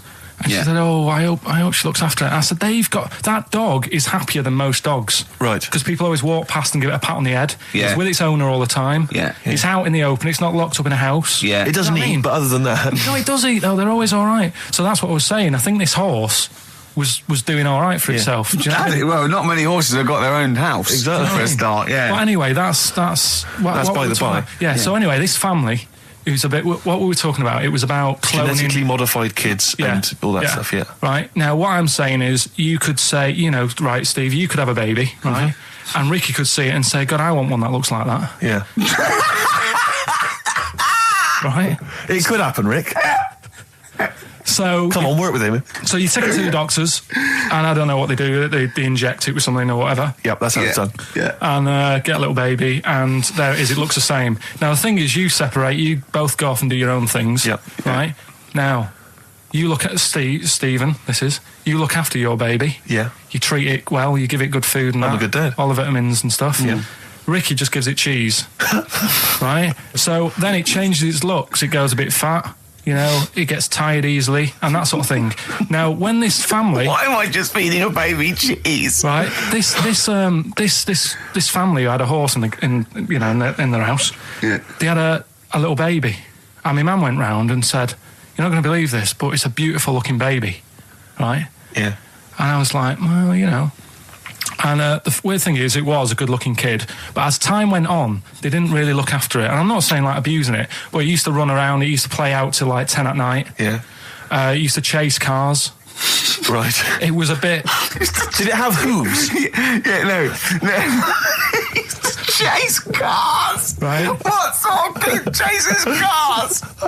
Oh God! No. Was it called Rover? The weird Did it catch sticks? It's Liam, it was called, right? Right. Now, the weird thing is, it was a good-looking kid, but as time went on, and all that, like, not eating properly, and its hair was all patchy... It's not Liam Gallagher, is it? and chasing cars and that, and it became an ugly kid. It's definitely Liam Gallagher. And that's what I'm saying, right? You can clone all you like, but at the end of the day, it's how you brought up. Brilliant. Wow. Live. Wow. That was a hell of a point. Oh God. But am I right? Oh, you're always right, Carl. XFM 104.9. Lovely, that one. Now, again, I broke the rules in the week. I met up with Carl. I had lunch with him. And we were chatting and having a cup of tea. And it got onto one of Carl's favourite programmes, was the Tales of the Unexpected. Ah, of course. And all I can think is that he's probably the only person in Britain where they were unexpected. I mean, to him, when that twist came in, he'd go, gee, I can't... Yeah. Oh, God. Can't believe So it was the tree that did it. I mean, he was probably the only... And we were telling all these stories of horror, and he liked horror stories. And I told him this story. And I don't know if this had come across the way, but I told him this story. It was a short. It was a horror short. This was a film you saw, was it? Yeah. And what it was, it started off, just there'd been a car crash. You see, it's a horrendous wreck. And you saw it from the point of view of the person in the car. And he was calling for his mate, and he was going, Dave... And he sort of looked over and saw a body without a head that had been thrown at. He goes, "Oh no, Dave." And then into the field of view came Dave, his mate, and looked at him with a look of horror. And then it sort of went black, and you realised that he was just a head, and it had been his body. Oh wow! Right? Yeah. And I said, then it came up at the end at the executions in the French Revolution. People experience consciousness for and he went, "Oh." No, he said, it wouldn't be for that long. And then he went, if it was a chicken, it would work. Imagine remaking that film, but it's two chickens in a horrendous car crash. Their own fault for driving. It would work. No, he wasn't having that. Yeah. No, it was too long. I think he said, how long was this film? I went, 5 minutes. He went, no. It would work if it was a chicken. I like the way that Carly was something like when you relate an incident like that, he's appalled and offended and annoyed by the people that made it, even though he's never seen it. Oh, he's annoyed. Yeah. Do you have a favourite Tales of the Unexpected, one that you remember particularly that shook you up? Yeah, we were talking about the one on where there's some woman in prison. Have you seen that one? I can't remember them all. Right. This woman's in prison. Yeah. And she gets a bit friendly with the guy who takes the dead bodies out. Right. And he said, I can get you out of here. He said, what you've got to do, right? You've got to, at midnight...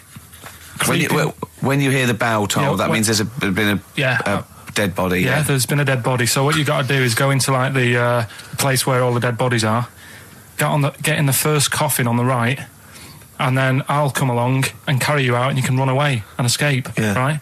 So she goes, yeah, all right, then. So she hears the bell go. I'll bury you, right? And then I'll come back later and dig you up. Right. Yeah, but that's the point. It doesn't matter. It does matter. Trust me, Carl, it really matters. Okay. Listen, I don't know if I'm going to ruin this for people at home. Yeah. Can I just skip to the end? I would imagine that she gets buried and he doesn't come back, and she has to get buried alive. Better than that. So she gets in the coffin, and she's lying there for ages. She's buried. She can feel a bit of movement going on, so she's obviously, being carried somewhere, so she's thinking, this is it, I'm getting out. And she's lying there for ages and thinking, why isn't someone coming and lifting the lid off this? Do you know what I mean? Letting me get out. So she's really bored. She gets a lighter out, right? Lights it to have a look at who she's lying on. It's only the fella who said he'd help escape. Oh. How bad is that? That is... How bad is that? So it is quite important that she's buried alive then, isn't it? In retrospect, you realise that the jeopardy is that she's buried alive and can't get out. Yeah.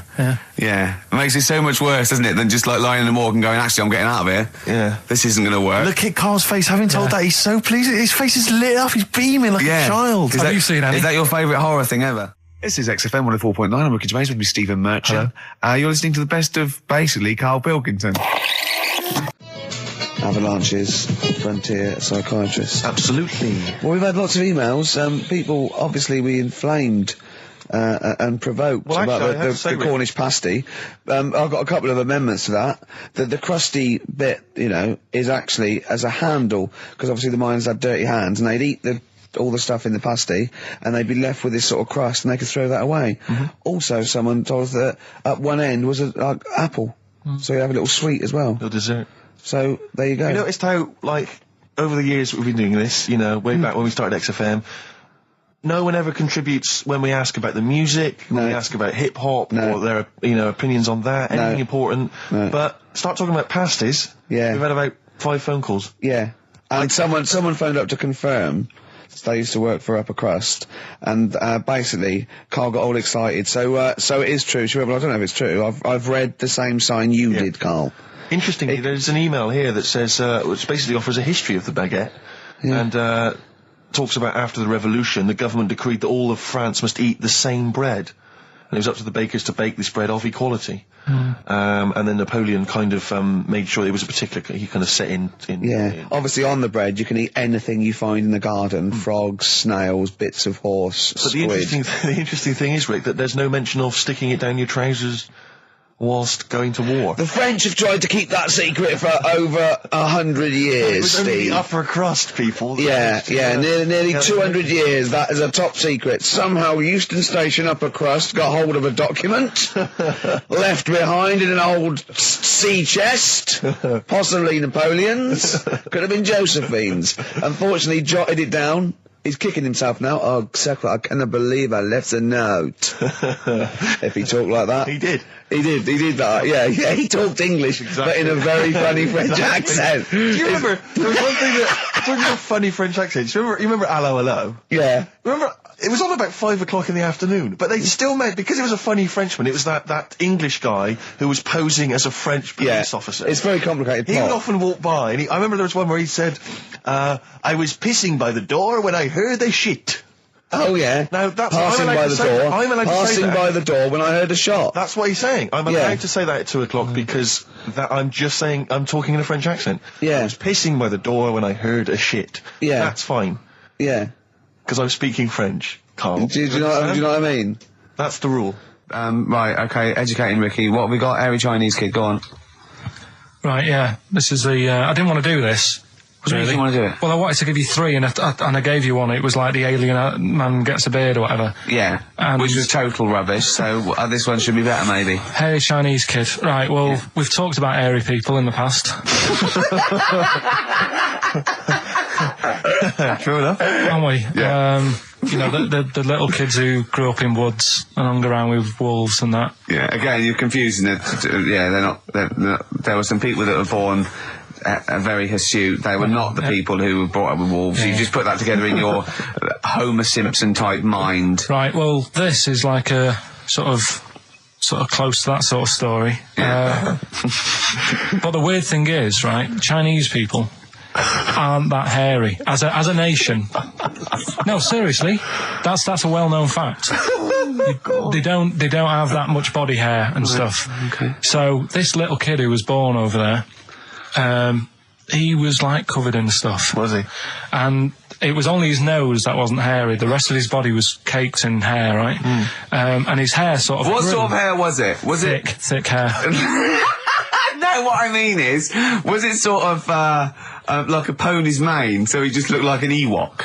You know what I mean? Just like hanging down sort of straight, dark hair. In the picture, it looked like it grows from his eyebrow. It grows from his eyebrows quite thick, and then it just goes all the way over his head. You don't think it was just really long eyebrows that he'd done a comb over? No, it was all over his body. It had a picture of like his back and that. Yeah. And Had he styled it? Had he styled it at all? Did he have it in a quiff or? no, it was just hanging everywhere. all over him. Yeah. And they were like, you know, this is a bit weird happening in China, where we're not normally that hairy. That was the scientist speaking there. And the local press and that were getting him down, calling him Monkey Boy and all this. Oh, And thinking Chinese press. but the doctor, Yeah. Oh. They're cruel, aren't they? It's like those game shows. That's Japanese, isn't it? Yeah. That's what. Yeah. and the doctor said, I was talking through all that time while we were just like talking to each other then. Because I turned round and I still saw he was talking. Go on. So anyway, the local press came in to see the hairy boy, the monkey yeah, boy. and they were like being tight, taking the mickey out of him, and the doctor said, Showing him nuts. he's only hairy. Said he's a healthy young kid.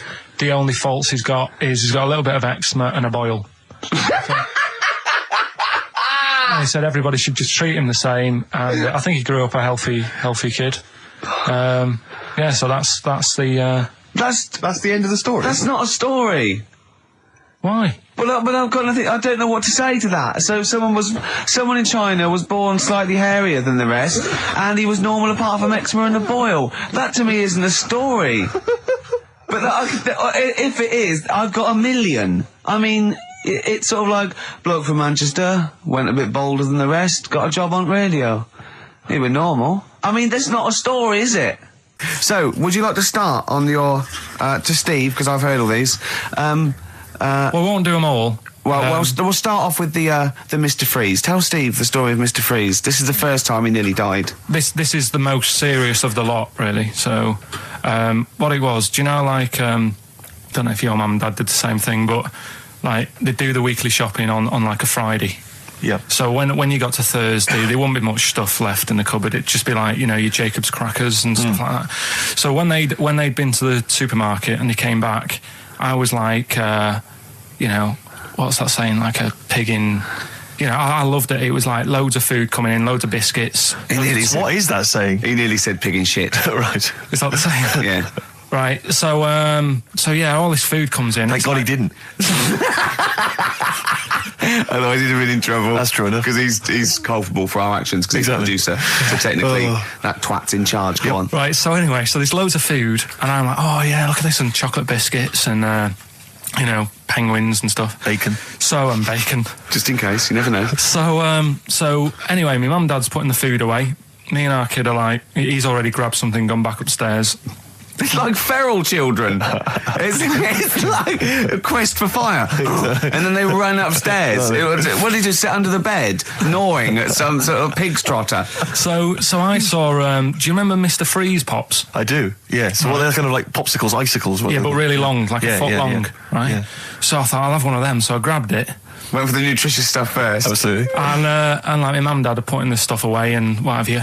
And I rip it open and knock it back. Right, straight away, just right back like Swallow that. Swallow it straight away, yeah. But it went down the wrong way, right? So I was down your shirt? So I was like, oh God, I can't breathe. And my mum and dad didn't even know what I'd ate. Do you know what I mean? I ate it so quick. Yeah.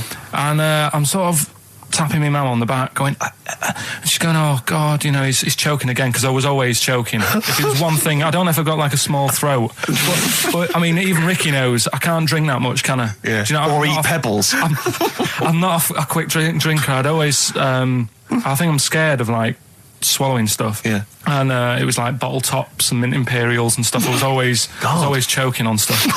Oh, jeez. So anyway, she's going, oh God, what's he picked up on it now? Drop it. So, and she hit his nose with a stick. So I was going, I'm choking. At this point, my dad had I think he'd put his share away, you know, his food away, and he'd gone. His share, I love it. Yeah. He'd gone to watch like Winner Takes All or whatever in a lounge, and I was in the kitchen, and I was starting to I didn't care anymore. Do you know what I mean? I just got to that point where I wasn't struggling anymore. You just thought, I'm done. I just was like falling to the ground. And my mum's going, you know, get in here, I think it's serious. And my dad comes in and sort of starts shouting at me, saying that's what you get for being greedy. He didn't even know what I'd eaten. Well, it was the moment to teach you a lesson, certainly. So he's there like that, and my mum's going, oh, look at him. And my lips were going purple, and my eyes were rolling into the back of my head. You look like Marilyn Manson. And so anyway, she grabbed me from behind and did that fireman thing. The Heimlich manoeuvre. Yeah. And, you know, winded me. And it came up, and I was all right. What, the whole popsicle came flying back out? You see, that's what I don't understand, because there was nothing there. No, just a little bit. No, it swells up, doesn't it? Because it irritated it, so it went down your sort of like your epiglottis. It went down the wrong way, like it went into your air canal instead of your throat, and it sort of spasms, and that's the fear. You just got to calm it down and relax. So in time, I would have been all right. Yeah, anyway. you don't. Well, no, you might have. So that's so that's hang on. one. No. But the weird thing is, like for 3 days after that, I felt like a sort of a special person. I went to school. I'm saying nothing. I did full days. A special needs person. Yeah. I went to school the next 3 days after that. I didn't wag it or anything. I did full days. I love that. 3 days, turn over. Yeah, exactly. After 3 days, you thought, screw it. Yeah, did a quick history exam. Yeah. Right, next one. Weird. That's Popsicle. That's Popsicle Hell, we'll call that. Kings of Leon, California Waiting on XFM 104.9. Do you know what, Steve? We get emails and, we got our posters up around this show and people enjoy it. But I don't think we get the credit we deserve for picking the music. It's true. Because we're totally unplaylisted, and I don't know if people know about this, that mine and Steve's sort of first passion before comedy is probably music. We're really, we love playing each other sort of records and that. And maybe when we come back, we should do a show where there is no pressure like Karl doesn't press the buttons for us, pre-record it, where we just swap each other's sort of ideas for music. It'd be like the Ricky Gervais compilation tape. Well, sort of like, we're not talking John Peel, where we try and find obscure Belgian jungle and do demos. It'd be everything from, Kings of Leon, Lou Reed, maybe a bit of 80s stuff that people have forgotten about. Beautiful songs. So what do you think? I'd love to do that, Rick. I mean, genuinely, there's nothing more exciting to me than introducing to someone a song which they then go on and they love and they listen. Maybe they buy the album. But that's something to think about, maybe for later. Yeah. Well, it's like you say, the pressure to kind of come up with some, high caliber chat between each record. It takes a toll. But yeah, and that's it's a passion of ours, and we'd love to. But now it's Rockbusters. Bad Time from the Jayhawks on XFM 104.9. Steve Merchant, Ricky Gervais, Karl. We're having a good time. We are indeed. All right, Karl, what you got lined up for us now? Right, well, you've got a choice. Nearly Dead. You can have a bit of educating. Yeah, let's have educating. Come on. Educating Ricky. Can we just clarify what this is? I think a lot of new listeners perhaps aren't familiar with this. It's when Karl looks on the internet and finds a weird story about the double knob fun, and tells me about it, and it's usually not true. Okay. If it is true, I know it already. Go on then, Karl. They're not really weird stuff. It's just stuff that's gone on. That's interested me. That's all it's about, and I educate about it. I should just confirm that we've had a number of emails that say the baby born without a knob and then having one transplanted from a baby that luckily enough had two knobs is apparently true. Right, listen. So, I don't question that you could be born with a deformity and get someone's, fingers, knobs, What I'm saying is, it didn't happen with the doctor goes, I'll leave with it. I don't believe it. That baby's got two knobs. Exactly. What a coincidence. I bet that little bit of information isn't in there, is it? Sure. That he went out the door, I'm going to get a coffee, came back, bloody hell, hold on, here's an extra knob, I found an extra knob. We can put that knob on there. Perfect. Travis, writing to reach you on XFM 104.9, all right? A couple of emails here trying to respond to our requests for nursery rhyme related information. Oh, go on. Nikki Williams says that she was at infant school and she had a nursery rhyme book, and in the book, and this may just be the illustrations, but apparently the 10 in the bed in there were small baby monkeys, which you'll be loving, Karl.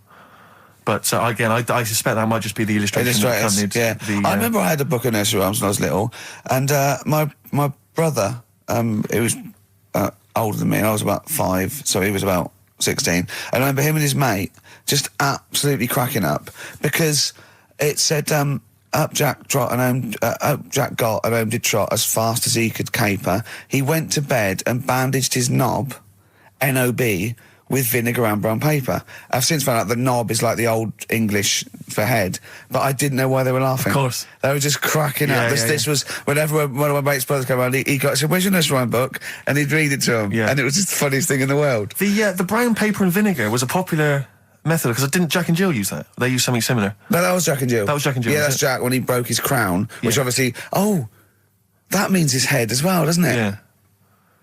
Yeah. Yeah. So he's fractured his skull on a sort of like an outcrop of rock. Yeah. And then... is that still used, the brown paper and vinegar? I don't think it is. I don't know, maybe in Manchester they're still using that, I'm not sure. Yeah. Tracy and John Burton say that they reckon a Humpty Dumpty was actually a cannon that used to sit on the walls of the castle in Colchester where they live. That makes sense. Yeah, that would make a lot more sense. Sat on a wall, and had a great fall, the kings couldn't put them together in. So he had I broke the cannon, or it meant it exploded. Maybe the cannon fell apart. Because people used to get blown up by cannons just doing it wrong, didn't they? Sure. Which is hoist by your own petard. Right. Where that comes from. Right. Coming back and blowing up in your face. So that makes slightly more sense, because you would want to send for the King's Men then. Yeah, and the horses. I think the horses just came along anyway. That was quicker. Sure. The quick King's Men, it took them about 3 minutes, with the horses there in about a minute. Yeah. So, but I mean, if it blew up, there's nothing I could do. Yeah. So we got to the bottom of that. See, the educational, Karl. See, this is real education. You know what I mean? It's got a bit heavy though, doesn't it?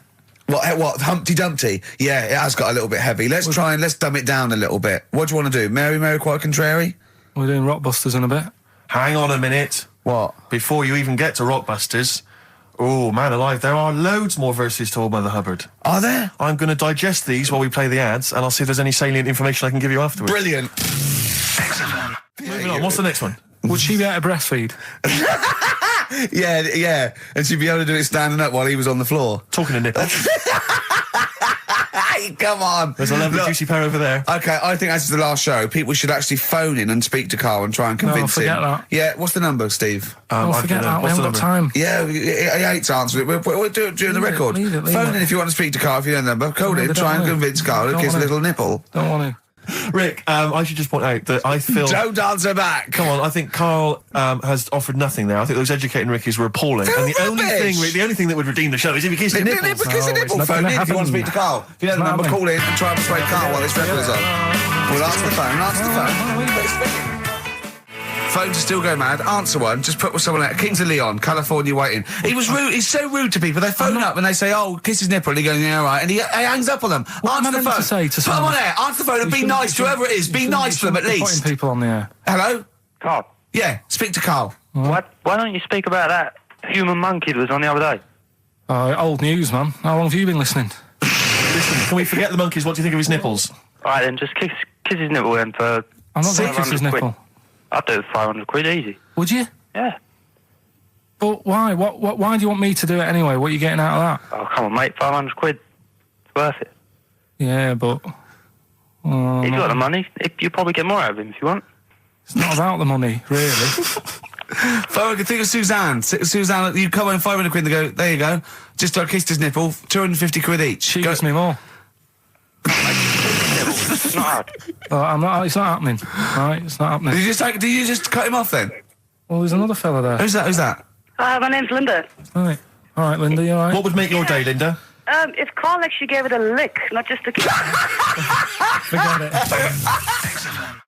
Go on. I think what else has gone on? Well, while you're thinking, Carl, I should just tell you now, you threw that question out earlier, why are ginger people historically mocked? We've had a couple of responses on the text, 83XFM. Again, as ever with XFM listeners, don't believe what they say, don't trust what they say. But one of them... Have we got any respect for anyone in the world? I'll get back to you. Pete in Tooting, now, again, I think this is nonsense. He claims that the reason ginger people are disliked is because Judas was ginger. From the Bible. I don't know where he's come up with this idea. No, I've heard that. But I mean, are there a great many people from, the Middle East who are ginger? Well, that's probably why he stood out. Sure. And he was probably fed up, and he thought, I'll get him back. Yeah. Maybe... Unless he had his hair dyed ginger when he was on the witness protection scheme. What did Which he presumably do? he had to go into after it all came out in the book. What did he do? What did he do? Why He has got a stitched bit of a up. bad He name? stitched him up, didn't he, to the Romans, didn't he, Judas? Didn't he do it for 40 pieces of silver or something? I'm not big on the Bible, but apparently... Incidentally, if you'd like us to stitch up any kind of messiahs for 40 pieces of silver, just get in touch, 83XFM. We're willing to do that for you as well. But that's one explanation. There's another one here, which is, again, I don't believe this for a moment. It says, ginger people get a lot of stick because in Elizabethan times, people with ginger hair were told that their mother had slept with the devil. And that was why their hair was ginger. So there's two options. Maybe if you've got some more, you can any more spurious thoughts, then get in touch. The Pogues, rainy night in Soho. I hope there isn't a rainy night in Soho tonight, Rick. I'm sure you're one of those who agrees with me. So we just had an email here from a guy called James Lee. He says, hi, just writing a bit of info on the scientists in Antarctica. I'm a scientist who's just come back from one of the Antarctic bases called Halley, or Haley. There are 15 people staying there over the Antarctic winter. The scientists are looking mainly at the atmosphere, things like the ozone hole and meteorology. Right. I think there are 6 scientists staying over the winter, as well as a doctor, electrician, mechanic and a carpenter and so on. And so he's saying they do listen, they have the internet, so they maybe could listen to the show on the internet. And if you get the chance, say hi to Francis and the rest of the winter is for me. Sure, no problem. Yeah, thanks, James. But yeah, there they are. That's what they're doing. That's what they're up to.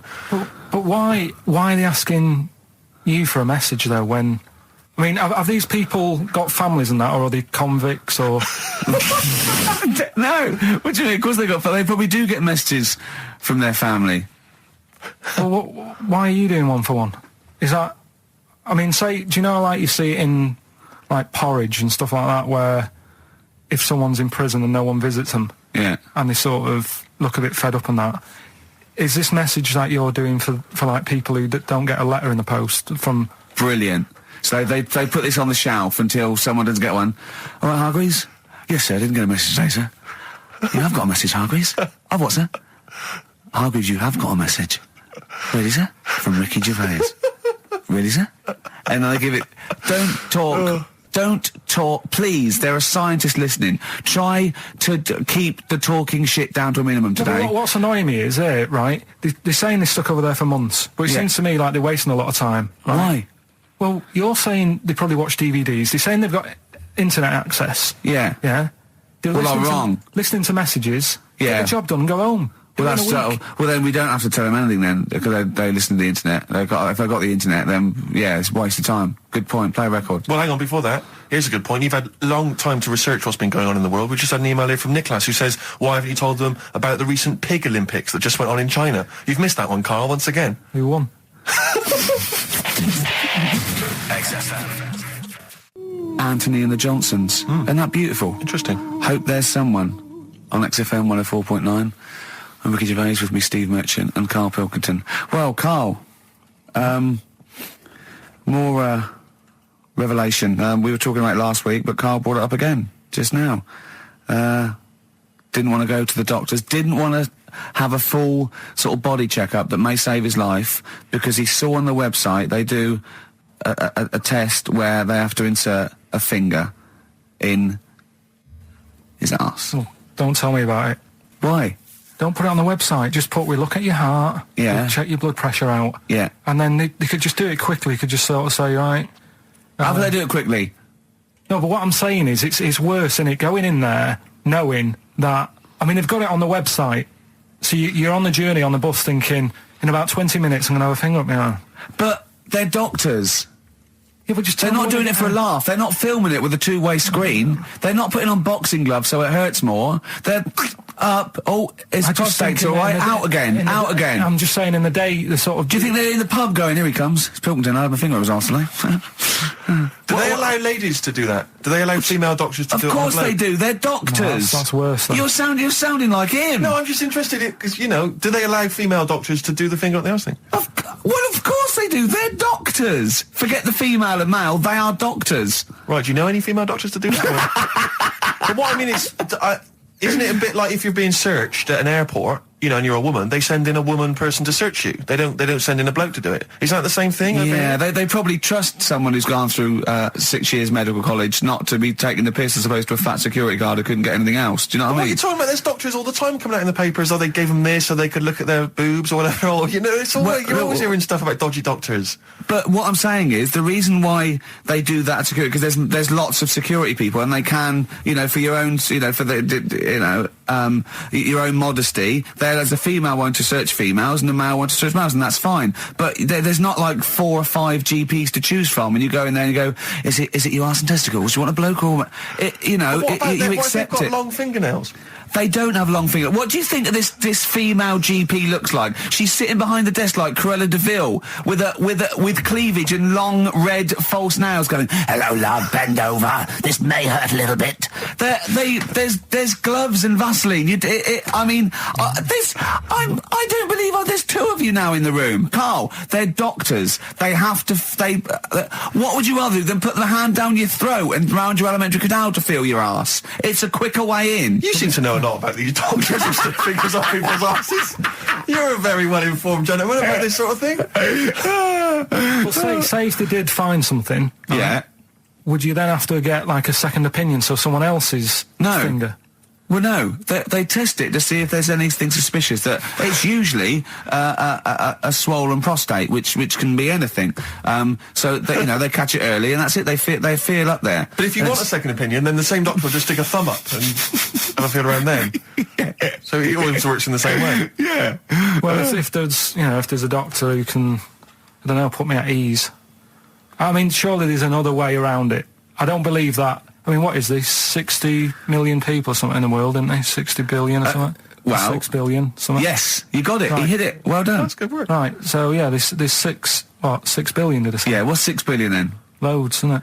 Yeah, but... So if you want a doctor to phone up to assure you that the finger at the bum thing's not painful and that it's necessary and Just that that it's it's not just someone necessary, trying to really. get Just that it's not an easy way round. All right, what's the phone number here?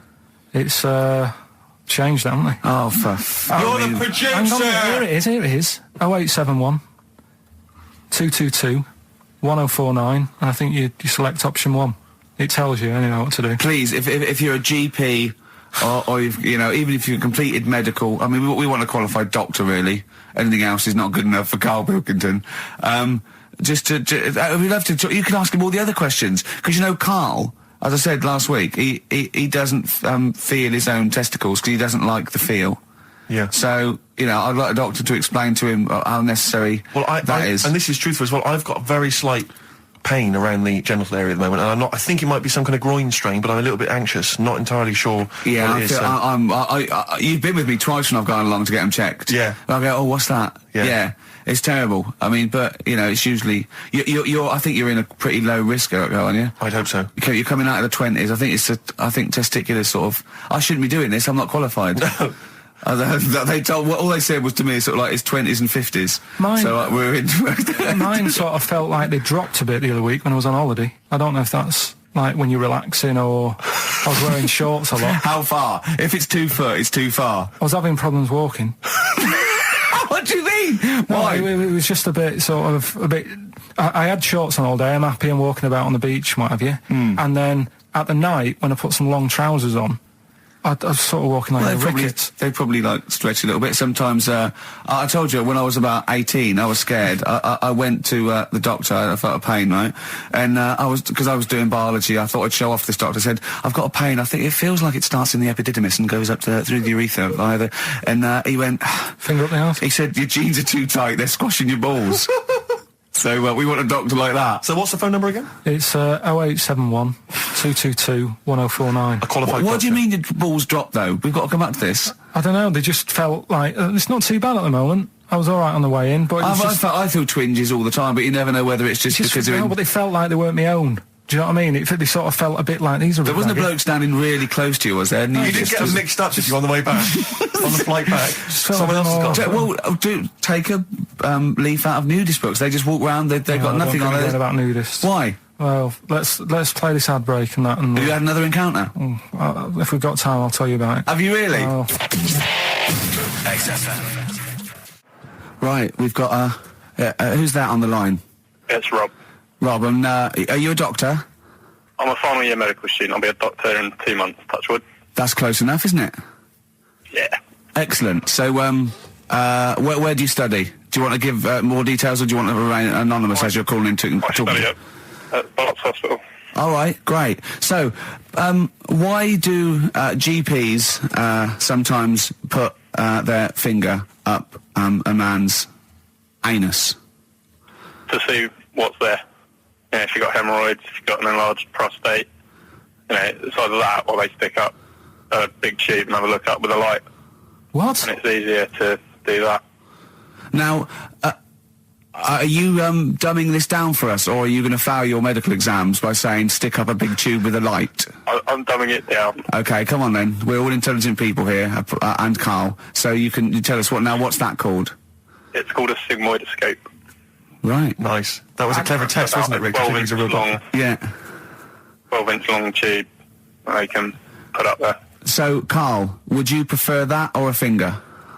Well, so do they sort of do the finger first, and then, I mean, at what point do they say, hang on, we need a light here? I mean... It's normally if there's something wrong. But, so if I go then, say if I go to this Wellman clinic, right, and they go, yeah, the art's good and that, yeah, finger, there you go, and then they go, hang on, I'm going to go and get me light and tube. I could start worrying then because they've sort of found something. And they're not likely to go straight in with the tube. They'll probably send you off some tests first. Well, Karl, there's nothing...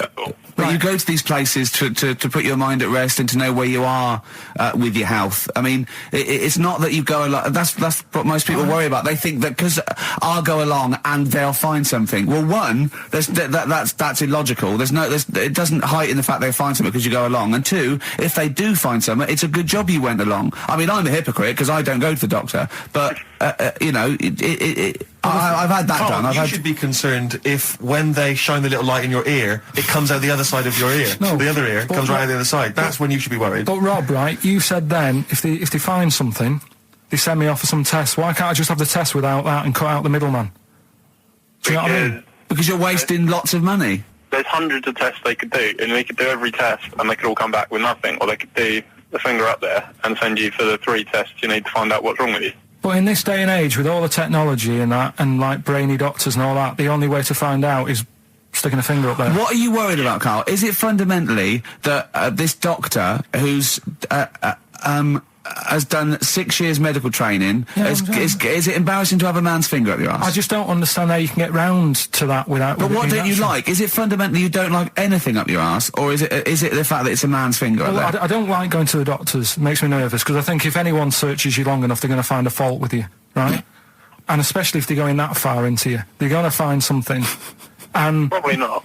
Well, you know, I just don't... I don't know how to get round to that sort of... that point where you get a...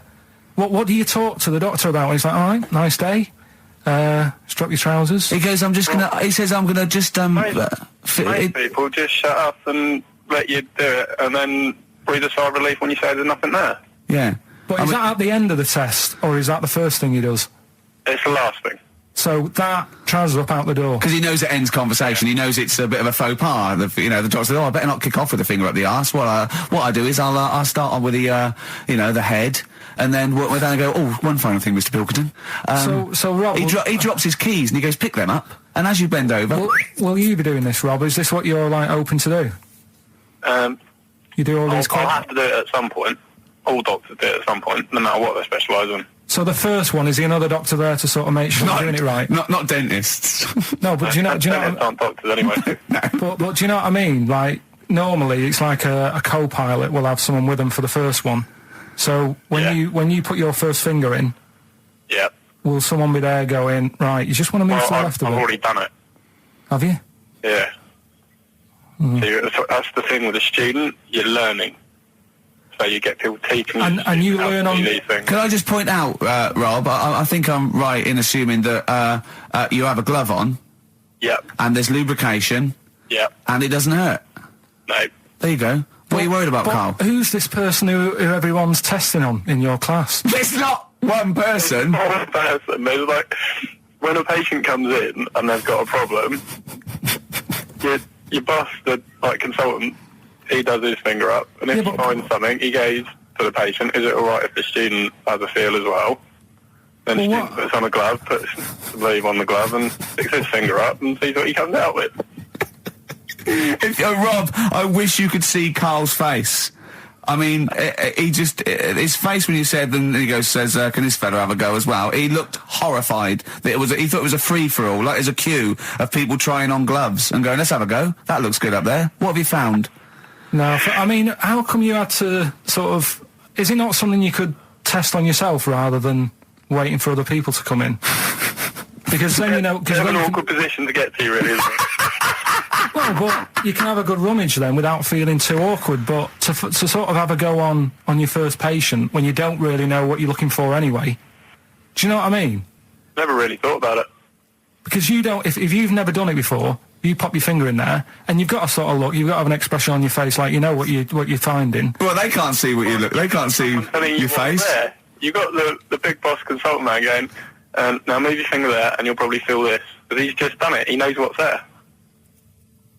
Well, what? Oh, so he's already had a go. He's had a feel, and he's going right. If you feel to the right, that's the conglomerate or whatever. The conglomerate, yeah. Its conglomerate is in perfect working order. Well, I'm still... Thank you, Rob. Thank you. I'm sorry you had to go through this. Karl is probably the worst patient you'll ever encounter in your medical career. Good luck with your finals, and thanks very much. And do you know any female doctors who do this? Or? Thank you. XFM 104.9. Thank you. U2, City of Blinding Lights. I'm going to see them next week at Twickenham. Well, enjoy that. Looking forward to it. Yeah.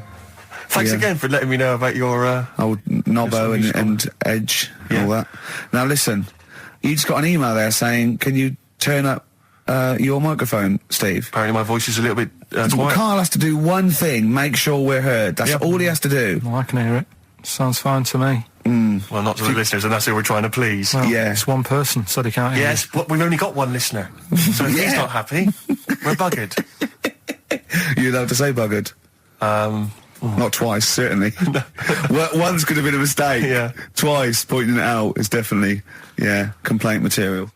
Neil Young from the album Zuma, and that's Pardon My Heart on XFM 104.9. Ricky Gervais, Steve Merchant, Karl Pilkington. We just had a text here that says, and I don't know what truth there is in this, as ever, but John says there is apparently a nude bike ride today in Hyde Park. Now, I can't believe that's the case, because I don't think it's allowed, is it? You can't ride around with your veg jack, can you? I don't know. Why would you want to? Well, good point. On a bike. On a bike, I like the fact that that's what disgusts him. I want. Do you know what? If we did appeal for a nudist to call in, I'd want a very specific sort. I don't want. I want a German nudist, a middle-aged man called Helmut. Okay. If there is any, or the closest one to it. So I want a middle-aged man from Germany. If your name is Helmut, you're in. But I'll accept Hans. Carl would be good, wouldn't it? All right. Yeah. I think I'm wondering if the age might. Maybe we could we broaden that Okay, a just little bit? a German nudist bloke. Right. Can he at least be fat? Can I find a fat German fella? If your name's Helmut, we're going to give you a big prize. Yeah. But, you know, any fat German fella who likes to get his sausage out. Sure. Okay? It's sauerkraut. Yeah. What's the phone number? 0871 222 1049. It'd be good just to get an email or a text with a contact on it, and then I can just call them up in the week. Sure. And 83936 is the text number. I don't know what our audience demographic pans out like, Rick, but I'm suspecting that's probably a fairly small fraction of our listenership. I know, but, you know, there must be German someone out there, if you know a fat German who likes to get his tackle out of phones going. Straight away. Just answer it, Carl. Just answer it. Just potluck. it could be anything. Well, just see what it is. To be fair, it could be a nutter. But just say hello. Just tell it's nutter straight away. He'll stay there, won't he? He'll stay there. Well, answer it. Answer it. Leave it. Answer it. Oh, you see this? It's gone. It's gone. There you go. He bottled it, so just as well. Well, you took too long to answer it. Lloyd Cole, Impossible Girl, on XFM 104.9. Wow. Rick, I'm just reading an email we've had, and it is indeed true. Scores of naked cyclists will be wheeling around London today in a mass protest against oil dependency. The World Naked Bike Ride will see the arresting sight of up to 200 daring riders bearing all in their cycle past some of the capital's most famous landmarks. Have they got to wear an helmet? Are they against wearing a helmet? Well, I think they're trying to make a statement, I would imagine. I don't know. Well, they don't have to wear a helmet. It's not law to wear a helmet on a bike, is it? It's for your own safety. It's sensible. You're right, yeah. Well, it's also sensible to just pop some pants on. Just pop some pants on. Are you going to be popping down there and cheering them on? I'm not going anywhere near it. What are they going against? What's the problem that's going on? Oil dependency. I think, generally we're consuming too much oil, aren't we, in the world, and it's going to run out one day, and we've not got any alternatives. Talking of campaigns and things and that, did you see Sir Bob on Jonathan Ross last night? Sir Bob Geldof. Sir Bob Geldof. Yep. Are you going to walk to Edinburgh or sail to France, Carl? What do you think of all this? The G8? I think it's good that, he's doing some stuff for the world and what have you, but probably won't bother. No. Having a walk. What do you make of all this campaigning? He's dedicated his life to this now, hasn't he? Yeah. I mean, it's interesting. I was watching him last night, and I respect the man. I mean, he used to work here, didn't he? Did some shows and that. Mm-hmm. It's good. It's all right that he can do it, but I assume that's not why you respect him. I assume you respect him because he's trying to save a nation, as opposed to used to work in XFM for a while. Yeah, I know, but I'm just saying it's good that he's given up a lot of his time to try and save the world and that. But there's a bit of me that's kind of like, is he wasting his time a bit? Right. Well, what do you mean wasting his time? Well, he tried it before, and no, wait. What he's trying to say is that the G8 are the I think the 7 most rich, wealthy nations in the world, and Russia, and they get together and they can wipe out the third world debt. I.e., they owe us billions and billions of pounds. They can't afford to pay it back. So he's going to say, let's wipe the slate clean and pledge, I think, a lot more aid and stuff to them, isn't it? Mm-hmm. So what do you think of that? But won't they just do it again? Right, what's you thinking? No, I knew I had a little diamond in the rough here. I mean, obviously, I admit I brought this up because I really wanted to know what Karl thought of it. Sure. Yeah, I had ulterior motives. It wasn't just for awareness, for the very worthy cause. It was because I know. Look at him looking at me. Look at him. He looks at me like a cat. Honestly, it's like there's nothing behind those eyes.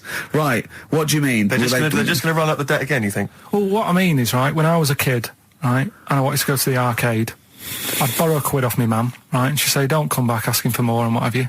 But I'd have a go on a pinball machine or whatever, game on a fruity, and then go back, and she'd go, can I have some more money? And she goes, I gave you £1 before. And I go, I know, but I'm on holiday. And she goes, there you go then. And then I go off and do the same thing. I didn't go, no, I wasted the last one, I'm going to pop this in the bank. Right. So you think that's what's going to happen with... That's a nice metaphor. So what do you think happening there? There's the Africans are blowing it down the arcade. Instead of putting it towards a fishing rod, they're blowing it down the arcade. I'm trying to win a watch. Look, I've got 100 goals. I think this thing is dodgy. Yeah. I'm trying to win a fluffy toy. Bob's saying you're never going to get the Snoopy. You're never going to get the Snoopy. It's always going to fall out of the little claw It's before it rigged. gets to The the claw top. is not strong enough. Yeah. Do not waste it. No, Midge. Midge, you have to write a song. Write another song, mate. They've blown it down the arcade. Brilliant. So that's your genuine logic, is it? Well, I just don't know. If they put me in charge of it, I don't know what I'd do. I just think it's a. Could I just say that will never happen? No. Could I just say to London, yeah, and anyone listening on Sleep Saturday, easy. yeah, don't worry. Karl is not going to be put in charge of G8. It's not going to be him, Blair Chirac. That would be a joy if it were. That would be amazing. Well, I've got another food-related item here. Now, Karl, I got a little email via my agent sent from someone here. Okay, so sent from someone at XFM, okay, and I won't say it was, she just said, I thought this might be good for Ricky to use on Saturday, and obviously what happened is Suzanne has sent you an email in the week, it was Wednesday, and you've returned it, but I think you've returned it to the wrong email address. You returned it to someone here who, of course, immediately forwarded it to my agent for ridicule on the show. Don't panic, it's nothing that bad, okay? It's an email from Suzanne talking about your tea that night. Was Suzanne out on Wednesday night? Was the an England game or something? Yeah. So you were alone. You were home alone, were you, Wednesday night? Yeah. Did you enjoy your meal? Was it a quiche? Go on. Right. From Suzanne to Karl. Take the quiche and put it on the baking tray. Cook for 30 minutes on 190. Take lettuce and put on plate. Take 3 tomatoes, wash and chop into quarters. Place on lettuce. Take an avocado, chop in half. Remove the stone. Peel skin and slice. Place on salad. Put salt and pepper on and a dribble of olive and balsamic vinegar dressing. Right? In brackets, small bottle behind the cafetiere. Right, in case he's reaching for bleach. Yeah. That's it. Should have put everything else away. Right, then sprinkle a smidge of parmesan on top. Remove quiche from oven, cut into quarters and put on plate. Eat. Oh, wow. Does she have to do that every single time she's out? No, it's just that I'm not that good at cooking, right? And to be honest, that was a lot of hard work. I didn't bother warming it up. And I did without the avocado. Why? Too much messing about. He didn't even do that with instructions. It was too much. But yeah, I'm not that good at cooking. And Did you that's not cooking though, is it, Karl? That's heating up a slicing. quiche. That's cooking it is making the quiche. Yeah, but I'm just. Could you have figured that out if she hadn't left that note for you? Why did she have to tell you what the olive oil and balsamic vinegar was? Because I've put sort of cooking oil on my food once, and I said, oh, it's a bit. It's ever since, right? Years ago. I'm gonna die. Years ago, leaving Mr. McGill at home. It was ever since I put sausages in the toaster that. What do you mean? I nearly set the flat on fire. Because do you know, like when you're grilling food in a pan and all that? Yeah. Sort of sausages spit and it goes everywhere, doesn't it? And it makes everywhere greasy. In the toaster. So I thought, well, just want to warm them up. Yeah. Bung them in the toaster. Yeah. What happened? And she sort of caught. Well, they got stuck and it sort of caught on fire. I imagine. She came in just as I was sort of plunging it, and what have you, came in from work. She said, "What are you doing? I said, I'm in sausages." Well, the oven isn't on. I know they're in here. What? You turn it off? Panicking and that.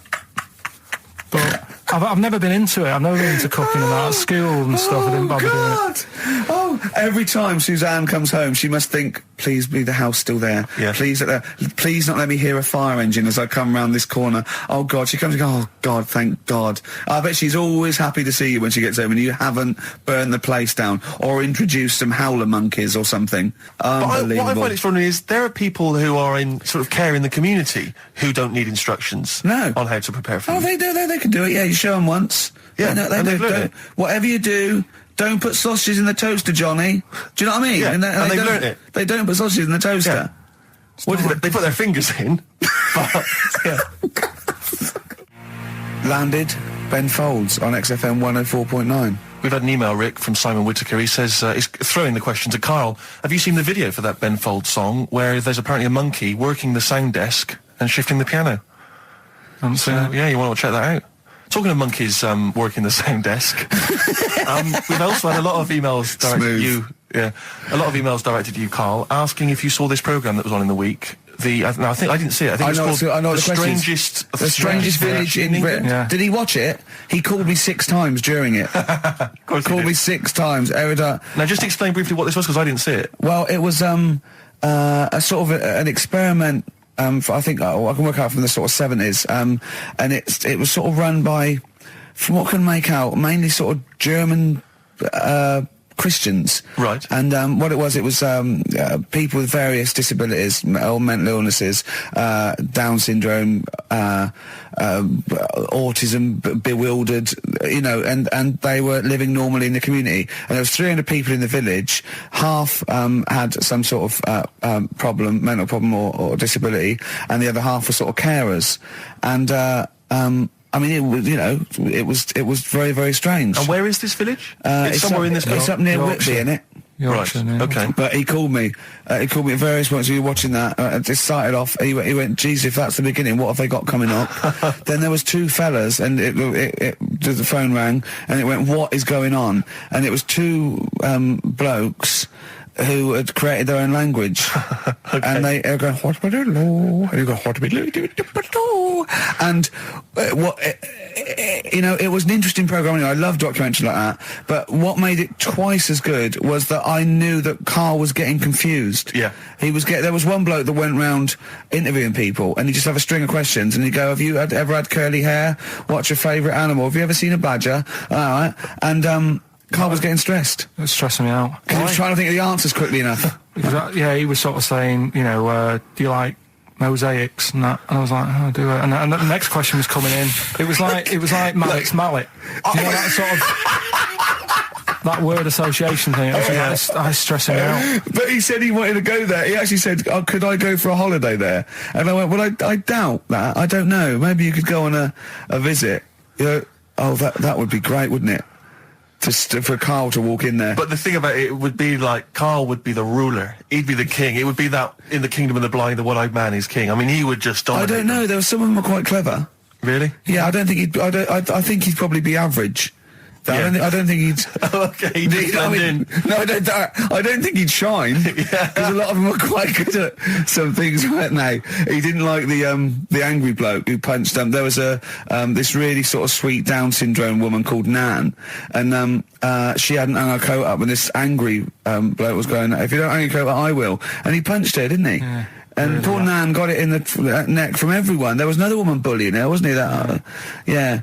But you like the little the little Down syndrome fellow with the woolly hat who was helping that woman. If I went there, he's the one who had sort of hunt down and say, "Come on, let's go for a pint" or something. Sure. But incidentally, do you like mosaics? We didn't establish that. He's still thinking about it. David Bowie, Watch That Man on XFM 104.9. Now, coming up, Steve, and listeners, so, I'm talking to them mainly. I'm not really, I'm talking to you and Karl, really. Yeah. But coming up, an old feature, Knob News. Oh, Knob News, the welcome return of Knob News. Yeah, and Monkey News is still there, isn't it? yeah. Just briefly, you don't think you really gave that competition justice, did you, not handing out the email? No, let's just quickly whiz through the questions again. Yeah. John's texted in, by the way. He says, "I never get any of the Rockbusters clues. Is this a good or a bad thing?" Definitely a good thing. Definitely a good thing. Definitely a good thing. Yeah. Yeah. Did you have to have that thing done where they say what side do you wear your member? What side you dress? They don't say what side you wear your member. That would hardly be a euphemism, would it? So they say what side you dress, sir. It means what side your little poke, your little John Thomas leans, doesn't it, on rest, usually to the left, isn't it? Your little left testicles. If I said to you now, what side do you wear it on? Do you know? It would be left. It would be the left. That's what I mean. If standing there, right, with nothing restricting it or holding it in or holding it up, right, it sort of leans. Your one ball is sort of like slightly back and lower, isn't it? And your little John Thomas rests there, so it's left. And the reason they ask it is so they don't put the tape measure up on the left and squash your willy or touch your willy. So it's nothing to do with like, well, you'll need a bit more room of sort of more material on that side, or. Well, no, I don't think they compensate. It's just when they put when they stick that up into your groin, they don't want to come in contact with your little. The thing is, I don't know what side I wear stuff on. I just sort of pull my pants up and wherever it wants to go that day. But maybe it's not big enough to sort of make any, real decision. But like now, I'm sat here right with my jeans on. I don't know where I am. Well, that's clear from hearing you talk. No, but what I mean is, if a fella said to me, "What side are you? What side's your member on?" Member. What is this? What is this? The use of the word member suddenly? I'd go. Well, it's not. It's usually not appropriate. And also, I imagine in the old days they had big baggy pants. They used to sort of like hang down. And now, like with those stretchy boxers and briefs, it's sort of held up in a nice little, neat little parcel, isn't it? So it's probably not appropriate. It doesn't come in contact with your little snake. So, Did you ever? What have you ever heard that? Are you telling me a tailor has asked you that and you went, "What do you mean, mate?" No, I've never. I've not really had one made to measure. I had one made when I was a kid, but since then I've sort of bought a suit off the hook. But when you were saying about buying a suit, I know that question sort of crops up, and I don't know what the answer is. It just annoys me the way I don't know. There's no surprises anymore. Do you know what I mean? People know. What do you mean? He's going to go, right, I'm going to measure you now. Which side shall I measure? Go, well, pot luck, go and have a look. Right, there you go. Oh, you got it. You checked me out. What do you mean there's no surprises anymore? What are you talking about? Everything you say is a surprise. Everything you say. Every opinion you have is a surprise to me. What I mean is, why aren't people just happy just to go, well, depends, doesn't it? I'll just pull the pants up wherever it wants to go. I'm happy. What do you mean? Why is this such a big issue? But Karl, when they ask you this question, they're not making a note of it somewhere. It's not statistical research to find out what the kind of common leaning is. It's a question so he doesn't touch it when he's using his tape measure. Just be careful. But he is being careful by asking the question. But what's wrong with him touching it anyway? It's only like a slight. Fair enough. But if he just sort of, knocks it a little bit, you can just go. Do that again? To me, it's the same as the prostate thing. It's just happening all over again. But the doctor doesn't go, oh, what side's your arse on, sir? Trying to avoid the arse. He wants to go, he knows where your arse is and he's aiming for it and he wants to get it up there. He's aiming for it for a good cause. This little fella's going, well, I've got to measure his leg. I don't want to touch the knob. I'll just ask him, sir, do you mind telling me where your cock is so I can avoid it? It's a big difference. But like I'm saying to you, I'd have to have a look first to let him know. I don't know where it is now. I don't know. It could be the left, could be the right. Are you telling me you don't know where your knob is without looking?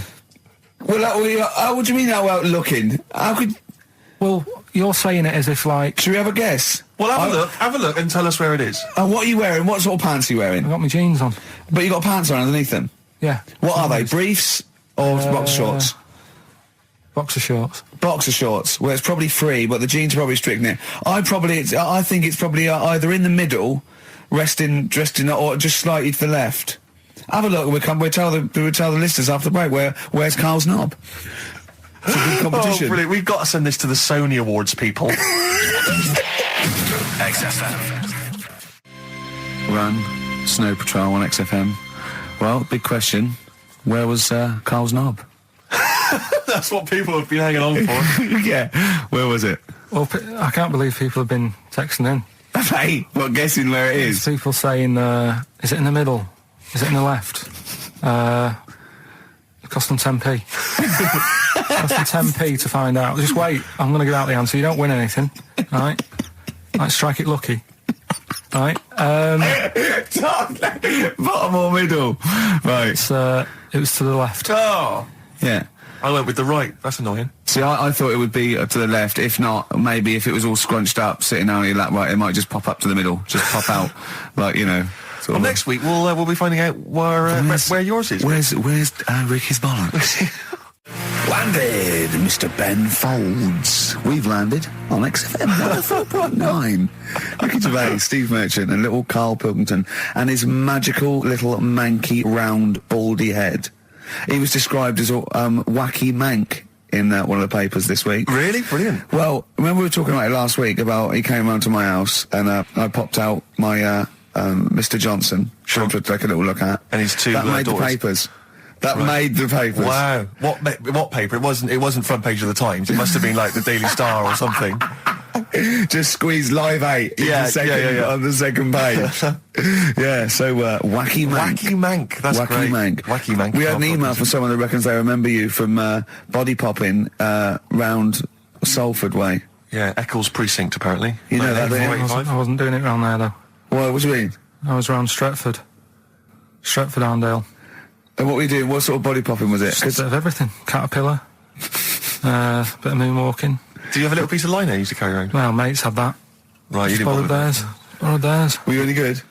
But you weren't breakdancing, well, you weren't spinning on your head and stuff, you were more body popping.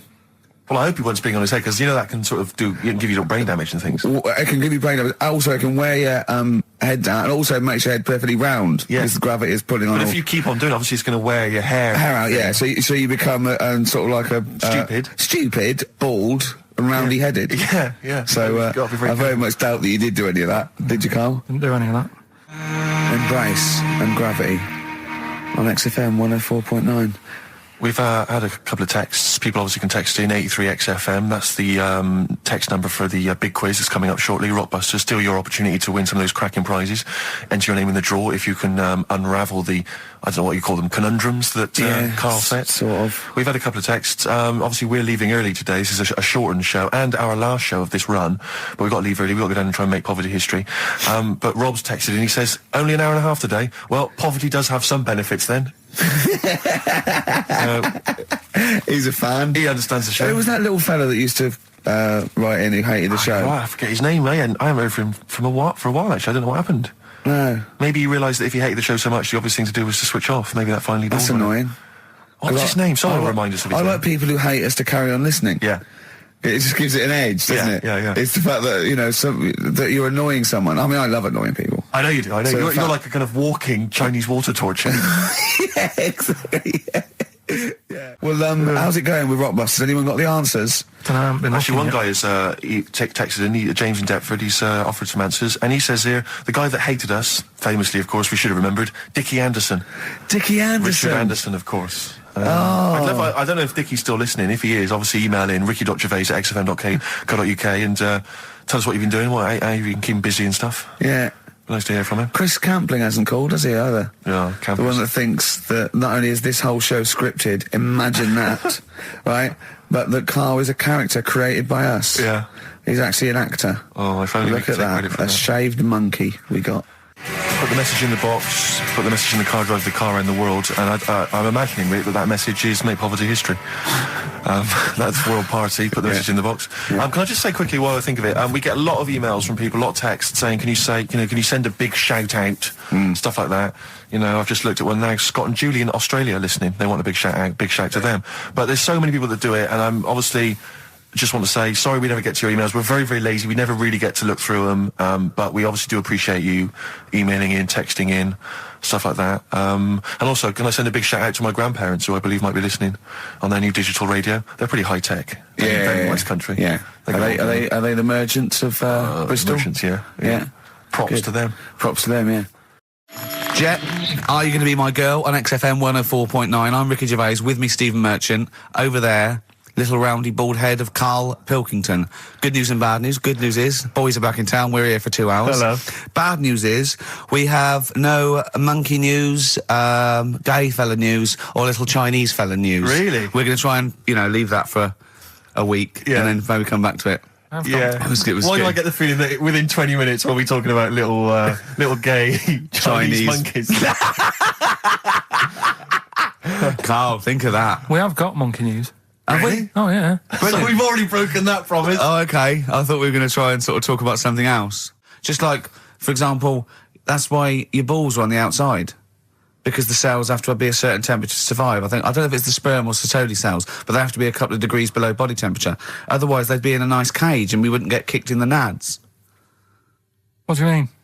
That's why your testicles are on the outside of your body. They have to be a couple of degrees below body temperature.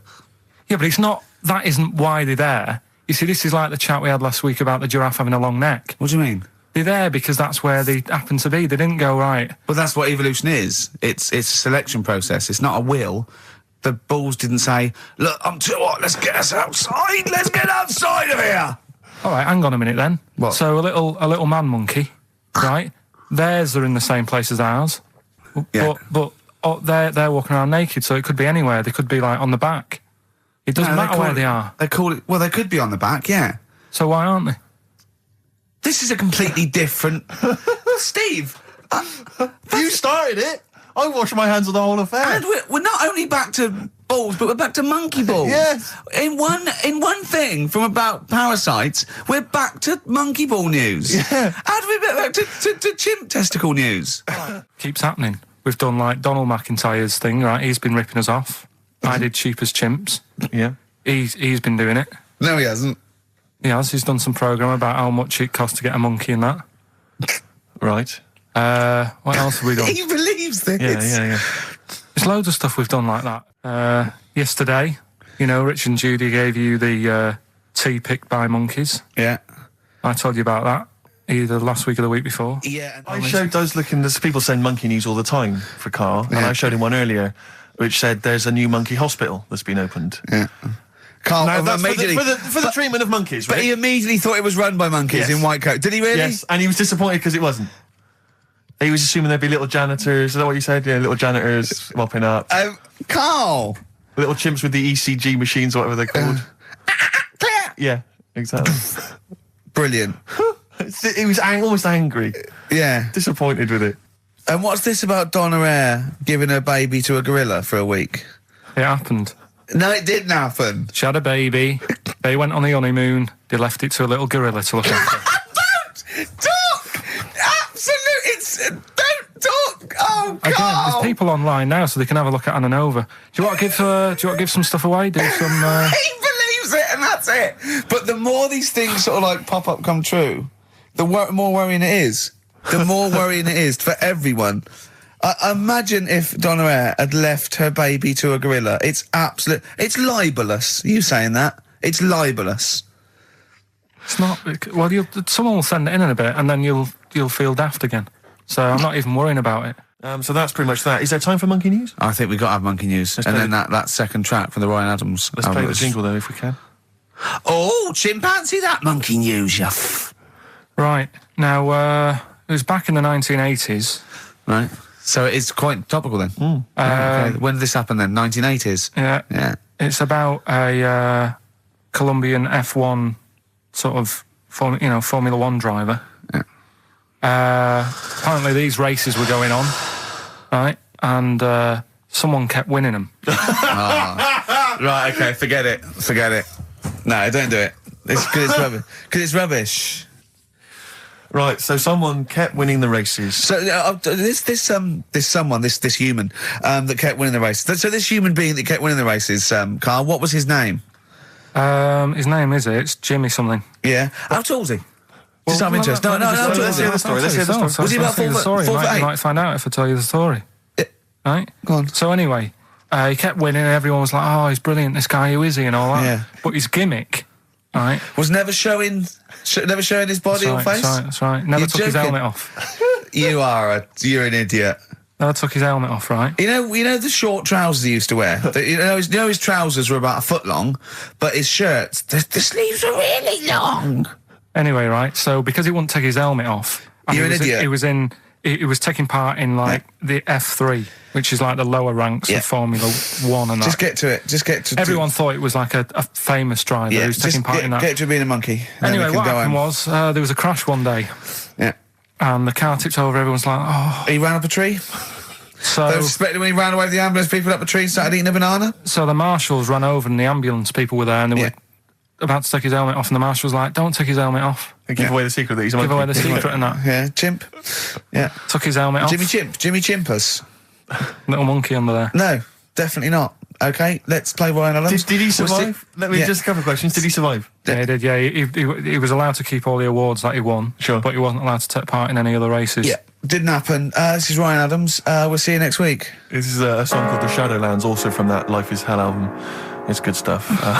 Idiot. Okay. Play the jingle. Oh, what is it? Chimpanzee that. Oh yeah, chimpanzee that. Monkey news. Right, well, the last one of the year. It's not that good, but this is all that's been going on all week. Yeah. Little monkey.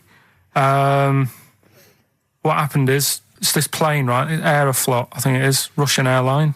Having a good flight. Everything's going normal and that. This is gonna be libelous. The pilot. Sorry, I mustn't interrupt my son. How tall was the pilot on this flight?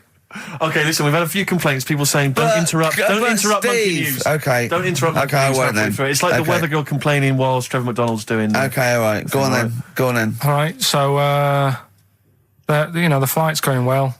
Food's been served and all the rest of it. Anyway, someone gets upset about not having many nuts. Right, they've not got enough nuts. They hand the nuts out and that. One of the sort of passengers is going mental. Because What's he saying? He's just What going language mad. is he talking? Is he Russian or English? So anyway, there's a bit of a fight going on. Fight starts happening. People are going, "What's up with that little fella?" Right? The little hairy bloke. So they sort of drag him. What's wrong with Bob Hoskins? And why is he screaming? Why isn't he talking in his usual Cockney accent? Why is Bob Hoskins screaming and grabbing at nuts? So you've ruined it. Right? Come on. What have I ruined? Right, Rick, turn his microphone off so we can't interrupt you. Right. So anyway, there's a fight going on. Nuts are going everywhere, right? So anyway, they manage to tie him down. They get him on the floor, tie his legs up and that, right? His little legs. Get him to Come See you on. later. Have a good Christmas. No! Carl, how dare you? Finish the story. All that happened is they got back. It turned out that he shouldn't have been on the plane anyway. Why? His passport wasn't valid. Right. And you can't cause problems on planes and that. So he got put in a cell for a bit. Turned out it was a little monkey. Right. Quick question. How did he complain about the shortage of nuts? Yeah. He just was going mental. Right, he didn't actually call over a stewardess. He just... Well, how did he get on the plane in the first place? What ticket did he have? Have a good Christmas and that. But you yeah? know it's rubbish. You See must you know later. that's rubbish. All You the must best. know that's rubbish. All the best. You must know that's rubbish. Where is he going? And I sent him a text. Oh well, it's just good to be on holiday because I'm working. He sent back. So am I. Just been watching Sky News. There is a school for monkeys who want to get a band together. Is that monkey news for later?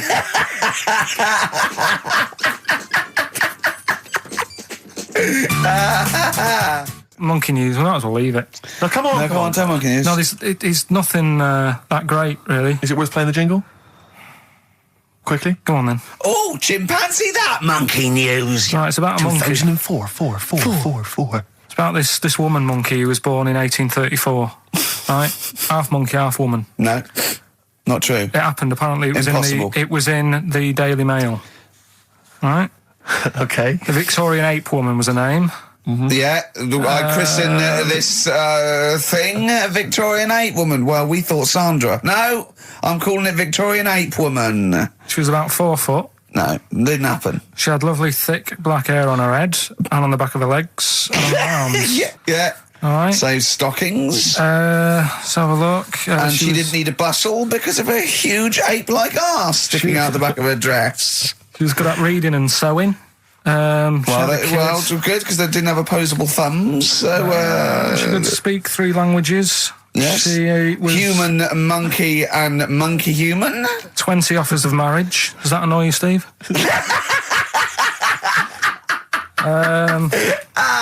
Absolute twaddle. All right, well, That's more rubbish than your soul weighing an ounce. Let's leave a it there. Victorian monkey Let's woman. leave it there, then. See you next week with some more twaddle. I was worried we wouldn't have the old magic in 2004, I but we're still know. talking shit. Merry New Year. Is it anything to do with monkeys? No, we've got monkey news. We've got monkey news coming out, of course we have. Yeah, monkey news people, and they're now over to XFM for monkey news with Karl Pilkington. No, we won't do that yet. We're not doing No. that yet. Oh, my Corazon, Tim Burgess, brilliant. XFM 104.9. Right. Well, we're running out of time here. Yeah. We had Carl in a little film, but I think we've only got time for monkey news, you know? Yeah. What are you thinking, Carl? Yeah, if you want to do that. Yeah, let's do monkey news. All right. Play the jingle. Oh, chimpanzee that monkey news. Right, there's this monkey, right? Oh, yeah. I think his name was number 6 or number 7 or something, right? In this lab, right? Yeah. And anyway, it's in there with like the rabbits and little mice and stuff like that. And The rabbit smoking. the nurse, right? The nurse, not the nurse, the woman who works in the lab. What would you call her? A nurse? Depends. What depends what her job was. If she was a lab assistant, you call her a lab assistant. All right. I mean, they probably call her by her name. All right, lab assistant, right? Kirsty. So she's. I think it's probably Kirsty. Right, Kirsty Morris. Well, she's in there, right? Yeah. And she don't work with many people and that. She's mainly on her own with, just putting lipstick on rabbits and stuff like that, right? Chimp fancies her. So, Chimp fancy her. He's putting on lipstick. Chimp fancies her because she's got hairy legs. He gets pally, right, with this woman. Yeah. Because, he gets to a point when she sees him every day. It's the way he sort of tries to string out like it's a narrative love story. Did the chimp put its hand out and grabbed her, and then you thinking that he made a move on her? So Right, come on, he's let him allowed tell the out. He's story. allowed out. Oh, the it's not a cage. story, is it? He's allowed out the cage and what have you every day. So he's wandering about, and as time goes on, he's watching what she's doing more and more. Yeah. Right. So he notices like the code on the door. Right. Right. Whatever 247 or whatever. Yeah. He goes, right, I've clocked that. I've got that. I'll remember that. Right. And then he goes, right, there's a lot of Definitely lipstick and that knocking about, a lot of makeup. Right, okay. No, there's no way. Finish. No, because So- Steve, you know what's going to happen. Let him finish. I know what's going to happen. So he's there. It's I command you to ridiculous. let him And he's finish. going, well, if it's there, you know what I mean? So while she's messing about with the rabbit, he gets there, he's in front of the mirror, putting a little bit of lippy on. Right? You are mad! No! I can't. It's gone too far. little bit of No, it's gone too far, Steve. Right, Your mic's off, Rick. He's finishing Right. the story. So- Turn mine off as well. It's gone too far. Turn them off. Just let him finish. Right, so the thing is, right, it's this monkey wandering about. It's got lipstick, it's got mascara on, it's looking pretty I good. didn't mention the mascara. It's looking all right, right? So it knows the code on the door, 247, right? So when she's sort of messing about with the rabbit, right, he goes, right, here's my chance. He's looking good, 247, out the door, through the reception man's there. He's like, all right, Kirsty, right? Don't talk shit. I Feel Free from Cream. That's pretty much the last track, isn't it, guys? I imagine on XFM 104.9. Well, I mean, yeah, I've got nothing to say after that ridiculous story. I mean, that's worse than the bank robbery to me. Yeah. That he clocks out, and the bloke on the desk. All right, Kirsty. Oh, you're 2 foot shorter and hairy. She wasn't a looker anyway. So. She wasn't a looker anyway. Brilliant. Oh, play a record and say to you, yeah, we'll see you next week for the last time for a little Just while. got ads and... Oh, adverts. Oh, I'd love to end with adverts. See you later. It's brilliant. Going out on a bang. All right, well, this is the final one. Play the jingle. Oh, chimpanzee, that monkey news, you Right, well, this monkey news story, right, it's about this fella, a couple of fellas in Texas, Yeah. sort of running a farm, Yeah. right? Just because they definitely fellas. Well, how tall are they? Can we the fellas just let him tell Okay, the they story? are human beings. These two are human beings. Time's against us. They're Rick. running this farm and that, and anyway, so they're outside getting the cattle, and he turns round, right? It's just that cow's... Couple of monkeys walking about. So he goes, what's going on, right? So anyway, so it's in Texas. They don't know what to do with the monkeys. There isn't a zoo. It's fairly barren there, isn't it? You know what I mean? Not much going about. So the other fella who runs the farm with him said, look, we need a bit of an hand. Right? So said, let's teach them some stuff. And the monkeys were happy with that because they were lost anyway, right? So they had They had nothing to do. They were bumming around. They were looking for work. They'd hired a motorhome. They'd gone out of their way. Maybe it's like the Hulk. They're like Bruce Banner wandering around going, I need some work. You won't get angry, will you? So anyway, right? So they taught these monkeys how to ride a horse, right? So they've both got a... Sorry, you're sure Charlton Heston's not going to pop up? You sure you weren't watching a video last night and thought it was a documentary? They've both got a horse each, right? They've been given like a little lasso and all that business. Oh, don't talk shit, Carl. So anyway, it's going well, and it carried on for about 2 years. This, right? It's it did. like rounding up the cattle every night and all that. Yeah. So the two fellas are chatting, going, "It's worked out well, hasn't it?" Right, if there's a hostile takeover and they sort of like buy out 51% of the shares or So they something. said, for this to continue, the monkeys are getting old a bit now. We need a little woman monkey in here to sort of get some kids going for like the future farm people. Forward right? planning, yeah. So they get a little woman monkey. They decided to only hire monkeys from now then. Why not? It's working. Why mess with something when it's not broke, right? So they get the little woman monkey in. They have kids and all that business, right? But the problem was, right, when they first got the woman monkey in, it was like, well, which one's going to have the woman? Right. So they started sort of fighting a bit and what have you. But because they'd seen the owners of the farm with like Don't guns tell me and the stuff, baby monkeys didn't want to go into the family business, went off to be a lawyer. they had a bit of a shoot-off. Shut up! They got two monkeys, right? And because they'd seen the owners with guns and what have you. Yeah, no, that sounds So they had a bit of a shoot-off. Yeah. That's how they sorted it out. And who won? I think it was George. The one called George. Right. So I think they had 17 kids. The farm's still running. So that's like the last little monkey news there. Good little Rick, happy ending to that one. If you were to rub your nipple against his lips while I held him down. Right, come off it now. Come on. No, I'm not doing it. Bruce Springsteen, Thunder Road, last track on XFM's with you, Steve. You can check this all out on the webcam. I've got fingers. Get his arm out of the way. Get the arm out of the way. This happened on Scum. Just the finale is monkey news, obviously. Well, I'm looking forward to it. Oh, chimpanzee, that monkey news, yeah. There isn't. I've been away, haven't I? Oh, right, there's been no monkey news. You can't get. No, but I haven't had a proper chance to sort of, Karl, your monkey news is of spurious tales from the 17th century sometimes. So let's have one of those. No, let's have a monkey who dressed as Zorro and they thought he was a woodsman, but when they took his head off, he was a 4-foot hairy chimp. Let's have one of those ridiculous stories. Well, we've done that though. But do you want to go back on some of the ones? What is the monkey news? There must have been some monkey news this week. The only thing that sort of stood out. Do you know, like, they're having problems... You're just making this up. Where's your information? Where's the piece of paper? Where's the document? What is this? Because I've been away, so I haven't got anything. Let's hear But it's bad enough when he's reading it, he gets it wrong. When he's just riffing, it's going to be absolute twaddle. Let's hear it out. Right, do you know, like, they're having problems getting new people to be policemen? Oh, Go on. They've, in America, they're taking them on to, sort of join the SWAT team. They've taken what on? Some little monkeys. Okay. Giving them walkie-talkies and all that. And, well, they can't talk. They're just walkies. They don't have to... They're giving them some walkies. What do you mean? What was... being given commands and that. And, they go... So it's one way. They tell them they've got the little thing strapped to them. They're good at, like, getting into small places and that, and sort of, cracking stuff and all that. Like I say, it's just half a story I just picked up on. That's not a story. Well, what do you want? Monkey news! Well, I'll get some better stuff next week, but I've literally, like, got off a plane. This is the worst. This is one of the worst shows we've ever done. And that's saying something, Rick. We've done some tripe. This is nothing. And to end with the police in America have given monkeys walkie-talkies. That's nothing.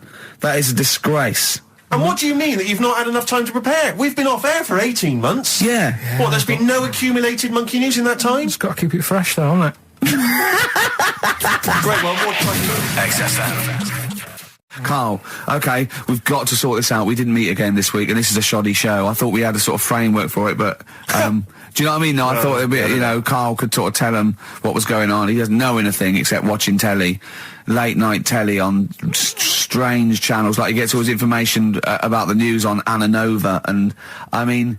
I even tried out because monkey news last week was awful. It wasn't monkey news. It wasn't monkey news. It was. I can't remember it. I've been away on holiday. Brilliant. Yeah, and the monkey news stops. I phoned him up. There was a front cover of the, I think it was the Telegraph one day this week, and it was an ironic story. It was a fluff piece, but it was a funny story. It was about a monkey in a zoo that had a ruck with its father because it's adolescent. It was like the equivalent of like 16 to 18, and it had a fight with its father, and it escaped. It ran away, and it was like, you know, an interesting story. Yeah. I phoned Karl up and said, "This is a monkey news. A monkey has escaped from its cage after an argument with its father." And he said, "What was the argument about?"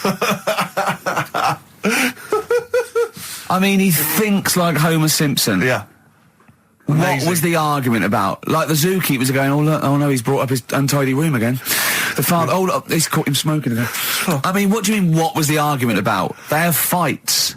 They have fights, and then it ran away. His dad wanted him to go to college, but he just wants to quit and get a job. Yeah, and he fancied a monkey in the other cage, and the father was saying, "She's not good enough for you." No. Oh. So what we've got was some it monkey about? news today? Yeah, I got a little bit of monkey news. You got a little bit of monkey news, right? Yeah. You've redeemed yourself Right. then this week. We've got some stuff there and that. Josh Rags, it's the night time on XFM 104.9. Steve Merchant, Ricky Gervais, Karl Pilkington, and what is it time? I think so. Yeah. Oh, chimpanzee, that monkey news. Right then, so there's this monkey, right, in Canada. It's in a zoo in Toronto, I think it is. His name's Pascal, right, and what happened was all the people in the zoo sort of said, you know, what can we do? Sort of spice the day up a bit, right? Yeah. So they left... Embellishing. No way this is a news story. Let him do the news. Okay. So they left... Any dates? Just let him read the news, all right? You wouldn't interrupt Moira Stewart. It was about 2 weeks ago. No, because she always says today, so you know it's news. She doesn't say, right, there was a monkey, right? Right. In Canada, Go on, right? mate, just finish the beer all night. A couple of weeks ago, in this zoo in Canada. Right. Jesus. They got a camcorder. Right. And they said, let's leave it for the monkey to have a play with, right? So, anyway, they passed it around. Won a BAFTA. And a couple of chimps and that were rubbish at it. They were like filming the floor and all that, and the fingers were always in shot and stuff like that, right? But anyway, there was this one chimp called Pascal, right? Who Annoys me that he calls them monkeys, though. They're not monkeys, they're apes. He was a dab hand at it, right? He was like filming stuff, really good shots, you know, sort of nice mood and that. He used the lighting properly and all the rest of it. No, he didn't. This is the news. What are you talking about? This is the news. Steve, anyway. it's so annoying. You know it annoys me so much. Things like that. He was a dab hander. He was doing really good shots. It really annoys me. Let's hear the news. Anyway, right, so he started at night, like when the zookeepers went home, he started filming like other monkeys on the go, like whilst they were at it, right? And he was filming them and what have you. The Ron Jeremy of the zoo. You know it's going to end up on the web. So anyway, the zookeepers came in the next day and it's like, let's see what shots he's got. Anyway, he's got all this, like, you know, all these monkeys at it and what have you. So, this is honestly, you don't know what this is doing to me, Steve. Can I stop him now? So they thought, like, actually, there's a few monkeys who aren't at it enough. Do you know what I mean? They have problems and what have you. So let's give them the videos. That is so untrue. This is so untrue. It's so untrue that it was filmed by a monkey. So it's so untrue. Right? Rick, I don't know who to believe.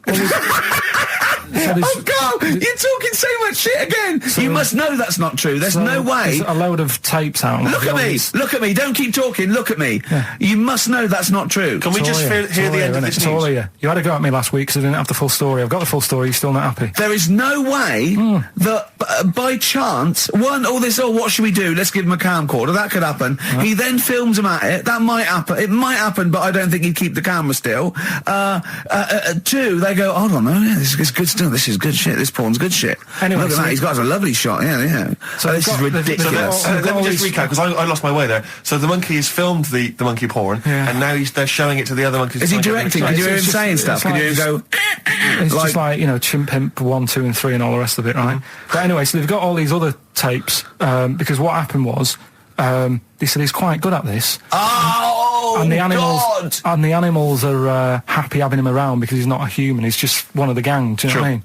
So they started putting him in with other things like, you know, ostriches. Right. And talking shit. There was and you know they have a problem with pandas in Japan. So they've sent him out there, filming a bit of. Where are you going? You honestly, you really annoy me. There's Come on, no please, way 'cause this is happening. Can we It's just hear the end? absolute. Why can't he just find a real story about a monkey? Let's hear I mean, the end. the end is He's in really China. that. He's going to China. He's filming the pandas and whatever. No, he's not. They wouldn't send a monkey director. well, forget They would it then. not It's send a monkey pointless. It's director. pointless. How you doing, all right, Carl? Yeah, didn't they also write something about me bald round head? Yes, perfectly round little Yeah. bald man head. They said so. Because you need to know that when you listen to the radio and that. Really matters what my hair's doing. Your hair, have you given it a little sort of polish? Because you look like a cue ball at the moment, and you've had a shaving it. I've never seen such a round head. It actually looks like a plate with ears. Yeah, well, for those that have never seen Carl, I actually, if you remember, I think he looks a little bit like Mr. Spoon from Button Moon. He does. If you've ever seen that show, that's and also he looks like, you know when they say they find with a little 4-foot human and it's actually 500,000 years old and they give it a name and it's the first, Australopithecus into. Right? He looks like one of them as well. Perfectly round little. He is the missing link. He looks half human, half monkey. Because he's got a slight slouch as well. So Yeah, it's I know, like yeah. those pictures where you see it going from an ape to a man. He's one of those in the middle. Yeah, and of course his monkey hands, his hairy little wrist to those skinny little things that you can get oranges out of holes with. And it's unbelievable. Why are you so all shaved and polished and everything? Got a wedding. What? Got to go to a wedding today, so thought I'd, clean myself up a bit. It's a Ricky and Steve classic on XFM, Sugar, If I Can't Change Your Mind. Brilliant. So listen, it's time, isn't it? We've only got a few minutes left, so you better play the jingle. Oh, chimpanzee that monkey news. So Monkey News, if you've only just started listening to the show. Oh, you poor fool. Monkey News is where Carl reports for us all the latest monkey activity. A headline or a word or someone he overheard in a pub and then totally embellishes it and makes it ridiculous and impossible. He believes it though. He believes every word he's saying. Let me say that when you hear this, whatever it is, I haven't heard it, twaddle, remember, Carl totally believes it. Go on. Right, so anyway, right, I think it's in LA this happened. Right. I think. Why does he think? So these people are in a restaurant having a lovely meal. Is one of them short and hairy, but it goes totally covers from top to bottom in a spacesuit, so he didn't know it was a monkey? It's not one of the customers, one of the waiters? So they're having a lovely dinner, probably one of the best sort of dinners they've had, right? Mm. So the waiter comes over, and it's like, can we just say I've had a lovely meal and that? Right, it's the chef. Because it is. So, Can we see the chef? Yeah. So can we just, see the guy who cooked it? Of course. Yeah. Short fella, hairy. So the Wearing a waiter said, to be balaclava? honest, Doesn't say much. the waiter said, look, he's busy, he's got meals to cook and what have you. He hasn't really got time. He said, only take a minute. He said, no, I prefer, So this is a restaurant in LA that serves brilliant food. I'll pass your message on and what have you, right? So, So he sends for Monkey Pierre White. so it's a bit odd. Anyway. So they go out, right? They go out to the car and they notice the kitchen door's open. Yeah. Right? Yeah, of course they do, because they're going to discover something that I don't know. So they're going to discover. Just out of interest, where did this chef train before we see him or reveal, what he might look like or like to eat? So anyway, so they pop their head in and think we'll just nip in and go, love fruit salad or whatever. Yeah. So they stick their head in. We better see the human chef. You never guess what? Go on. Monkey stood on a chair, right, cooking veg. Right, so anyway, so they're like, what's going on here? What do you mean? What do you mean he's cooking veg? What is he doing with it? Well, he's stood on a chair by the cooker and he's chopping stuff. Oh, he's chopping as well now. He's just relishing it, yeah. It's got a little, he's got the bosses in there. They're like a bit shocked. So he's a bit panicking because he's got this monkey working for him. So they say to him, what's going on here? We didn't know this is what's going on. Why have you got a monkey cooking stuff? So he said, well... Incidentally, a monkey, I should point out, who probably doesn't need instructions from its girlfriend. Oh, forget it. Landed Ben Folds on XFM 104.9. We've had an email, Rick, from Simon Whittaker. He says, he's throwing the question to Carl. Have you seen the video for that Ben Folds song where there's apparently a monkey working the sound desk and shifting the piano? So, yeah, you want to check that out. Talking of monkeys working the sound desk, we've also had a lot of... This better be a good monkey news, Carl, that's all I can say, because that was drivel. Amy Winehouse. Play the jingle. Oh, chimpanzee that monkey news. Right. There's this monkey, right? Yeah. And it had been, do you hear about monkeys being badly treated and stuff like that? Yeah. So, anyway, it goes into this home. It's 14, this monkey. It's called Matty, right? goes into this home where it's looked after. What do you mean home? Just like just a little monkey home, right? Okay, so zoo. Yeah, kind of, yeah, but they haven't got any other monkeys there, right? What have they got there? They've got just other animals and that, but not that many monkeys. But anyway, because he's there on his own, again, you know... When you say monkey, do you mean a chimpanzee, by the way? Because you usually do. Yeah. I can't believe that journalist thought this was scripted. Amazing. So anyway, yeah. So he gets sort of pally with the people working there and that, and it's smoking fags. It's having a drink at night and all this, right? What do you mean it's having a drink at night? How? It's all here. It's all here, Steve. I mean, we haven't really got time, but Well, don't say it's all here like it's proof. You've got another stupid story that someone has put onto the internet. Someone sitting at home in their bedroom has put onto the internet. So it's having a fag. It's drinking a lovely glass of Bang Rock Station. Yeah, the wine that's perfect for a barbecue. Yeah. Anyway, it's loving life. It's forgetting about its past and everything, right? When this other monkey comes along, Oh no. Trouble's brewing. Go on. right? That comes in. Something's said. Right, forget it then. Forget it. No, forget it. XFM. The little mouse that had an ear on its back. Yeah. Sure. Right. Well, you thought he had a bad time, right? Listen to this one. Mouse walking about with us, sort of wearing a monkey's testicle. They're just having a laugh. This is what I mean about a lot of scientists. What are they doing? When's that going to come in handy? I don't know what you mean. Well, they were seeing if, say if a fella loses one, right? Yeah. Hitler or whatever. And they go, well, don't worry about it. We can sort you out. I don't know what the monkey's going to do. I don't know if they keep passing them on or whatever. But the actual monkey testicle was put on the mouse. And it worked. It worked for the mouse. But isn't it... I mean, isn't a monkey's testicle quite large in relation to a mouse? Would it not look like the mouse was on a space hopper or something? Oh, yeah, it didn't look good. Well, they didn't put it where its testicles would be. No, they did. They put it... Well, how could it walk then? The ear was on his back, so he could just get about. Well, I don't know. But You don't know, do you? You just guessed. Did they grow the monkey's testicles where the mouse testicles it looked would... stupid anywhere else, though, wouldn't it? Oh, whereas a mouse with monkey testicles, that's fine. Oh, you'd be showing off. You'd be all right. I'd prefer that than the ear. When that mouse gets put back in with the other mice, do the other mice go, George, you look different. Have you had anything done? But the weird thing is, as well, apparently it still works as a monkey. What? So, like, what are you talking about? Like the sperm and that was it was still sort of monkey. Of course sperm. it was. What are you talking about? But that's weird. But what, Carl? What? But what? It's only a thing to give it nutrients. That's all the thing they're testing. It's like grafting at that level. Right. What's your question? Because I'm right. What do you think? It would change eventually. It would have changed into a mouse testicle because it had been hanging round a mouse for so long. No, I thought the actual sperm of it though would be a mouse's. Why? Because it's hanging off a mouse. No, but your sperm is actually created in the testicles. So that's why it has to be outside your body. Otherwise, we put them in a nice little cage. But I'm guessing then that they've done this operation so that they can do it to humans. Yeah. Why would I want a monkey testicle if my kids are going to be monkeys? What use is it? No, think. That's no. That's going to happen anyway, Carl. No, yeah, but think. Think of what you're saying. They've grown a monkey testicle on a mouse to see if it would still function as a monkey's testicle, okay? So they can do that to humans. So think, Carl. What they'd do is they'd grow a human testicle on a mouse and it could still be used as a human testicle. So what? To give you a testicle that you've lost. From a mouse? No, from another person who it was kept alive on a mouse.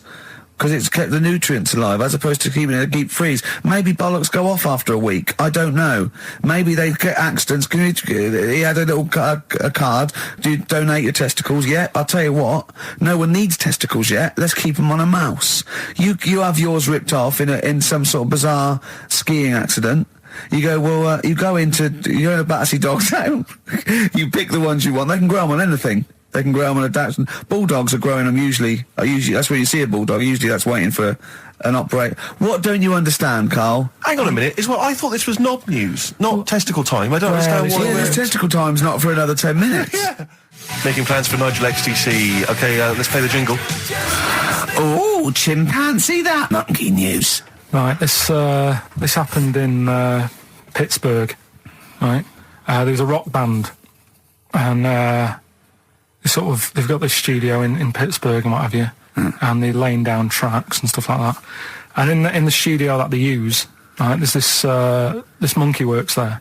Right, I love the way he throws that in. Like he throws that in. This monkey works there. No, it's just got a little gig there. He sort of he carries the equipment in, guitars, stuff like that. He doesn't. He does. No, he doesn't. He just sort of cleans up after the bands. No, he doesn't. Emptying the ashtrays. Doesn't that happen. Sort of stuff. He Doesn't does. happen. That's the gig it's got. Anyway, right. Gets women out of the crowd that they want to go visit with one arm. Drag them back. So anyway, right. So the band's in the studio, right? And one of the band members brings some A&R fella to the studio to have a listen to the latest track. Right? Yeah. So they hit play, and they're all there going, "Yeah, brilliant, this is good." Oh no. Anyway, so the fella says, "Yeah, I like the track. I especially like the bass on it." Right. Right, this is bullshit. So this is rubbish. So and they hadn't laid down a bass track. So this is. Have you heard it? So Carl, the weird please thing don't is, do right, this to so me. the A&R fella goes, and it's like, the band members are stood about, and they're going, "That's good that you liked it." And they're saying, "Yeah, but what's he on about with the bass?" So no, this is rubbish. This is absolute rubbish. Where did you get this from? Please, because we never get to the end. This is absolute nonsense. So they played it back. Yeah, right? and it's the chimp playing bass.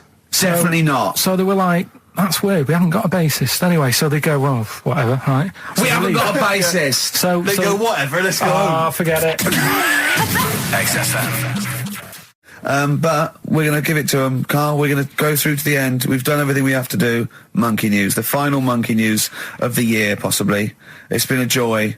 I'd just like to say, on behalf of myself, Steve Merchant, and this little bald mank, it's been a pleasure. Yeah, speak for yourself.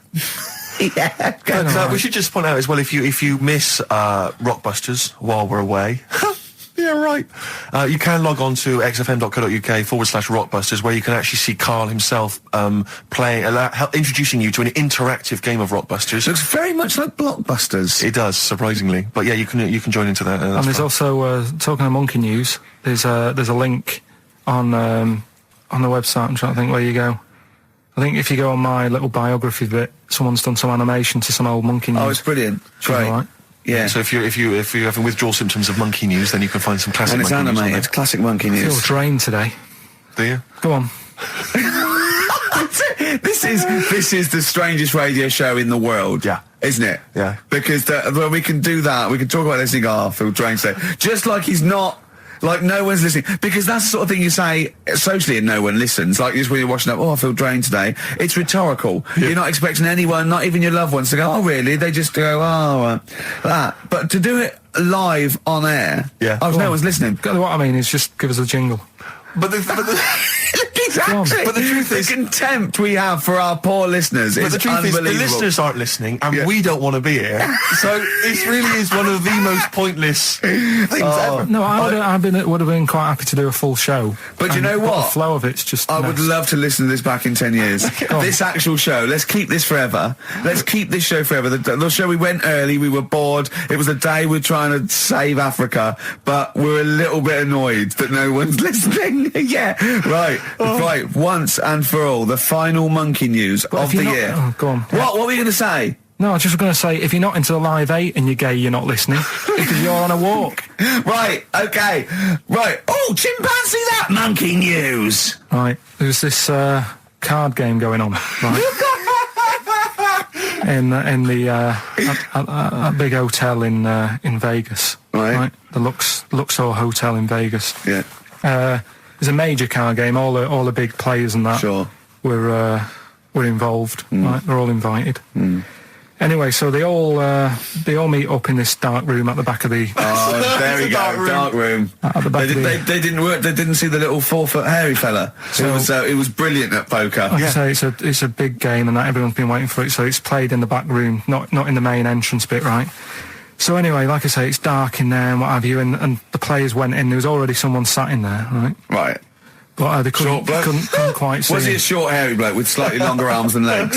Couldn't see him. Where his arms slightly longer than his legs, Couldn't see strangely him with it enough? being dark. Was he and what have you. holding his hand of cards with his feet? Anyway. So the cards were dealt, right? Cards were dealt, game's going on. His cards with his feet! Game went on for hours, right? No one's listening. The terrible thing is that not even we're listening to Karl now. I know. Literally no one is listening It's so to insulting. There was a lot of smoking going on. It's going on. A lot of eating and nuts going on. That was a bit weird because they don't normally get through as many, but for this night. So, come on, let's just play Bruce. Goodbye, everybody. See you maybe at Christmas time. Goodbye. He said, I was away when I came up with Rockbusters. Yeah, indeed. Absolutely. I was buzzing about writing 40 minutes of brand new stand-up. Yeah. He equated that to coming up with Rockbusters. Should I be insulted, Steve, or is Rockbusters as good as everyone's saying it is? Is it the one good idea? Is it like E equals MC squared was to Einstein is to, Rockbusters is to Karl? What if I do this, Rick? What if I played you some adverts right now? Yeah, and then we talk came back about with some Rockbusters. Yeah. You could make the jump for yourself. Maybe I'll do Rockbusters and show people how easy it is to do it wrong. Adverts, then Rockbusters. And a cup of lovely coffee. Cup of coffee in the pub. Yeah, I want a cup of coffee.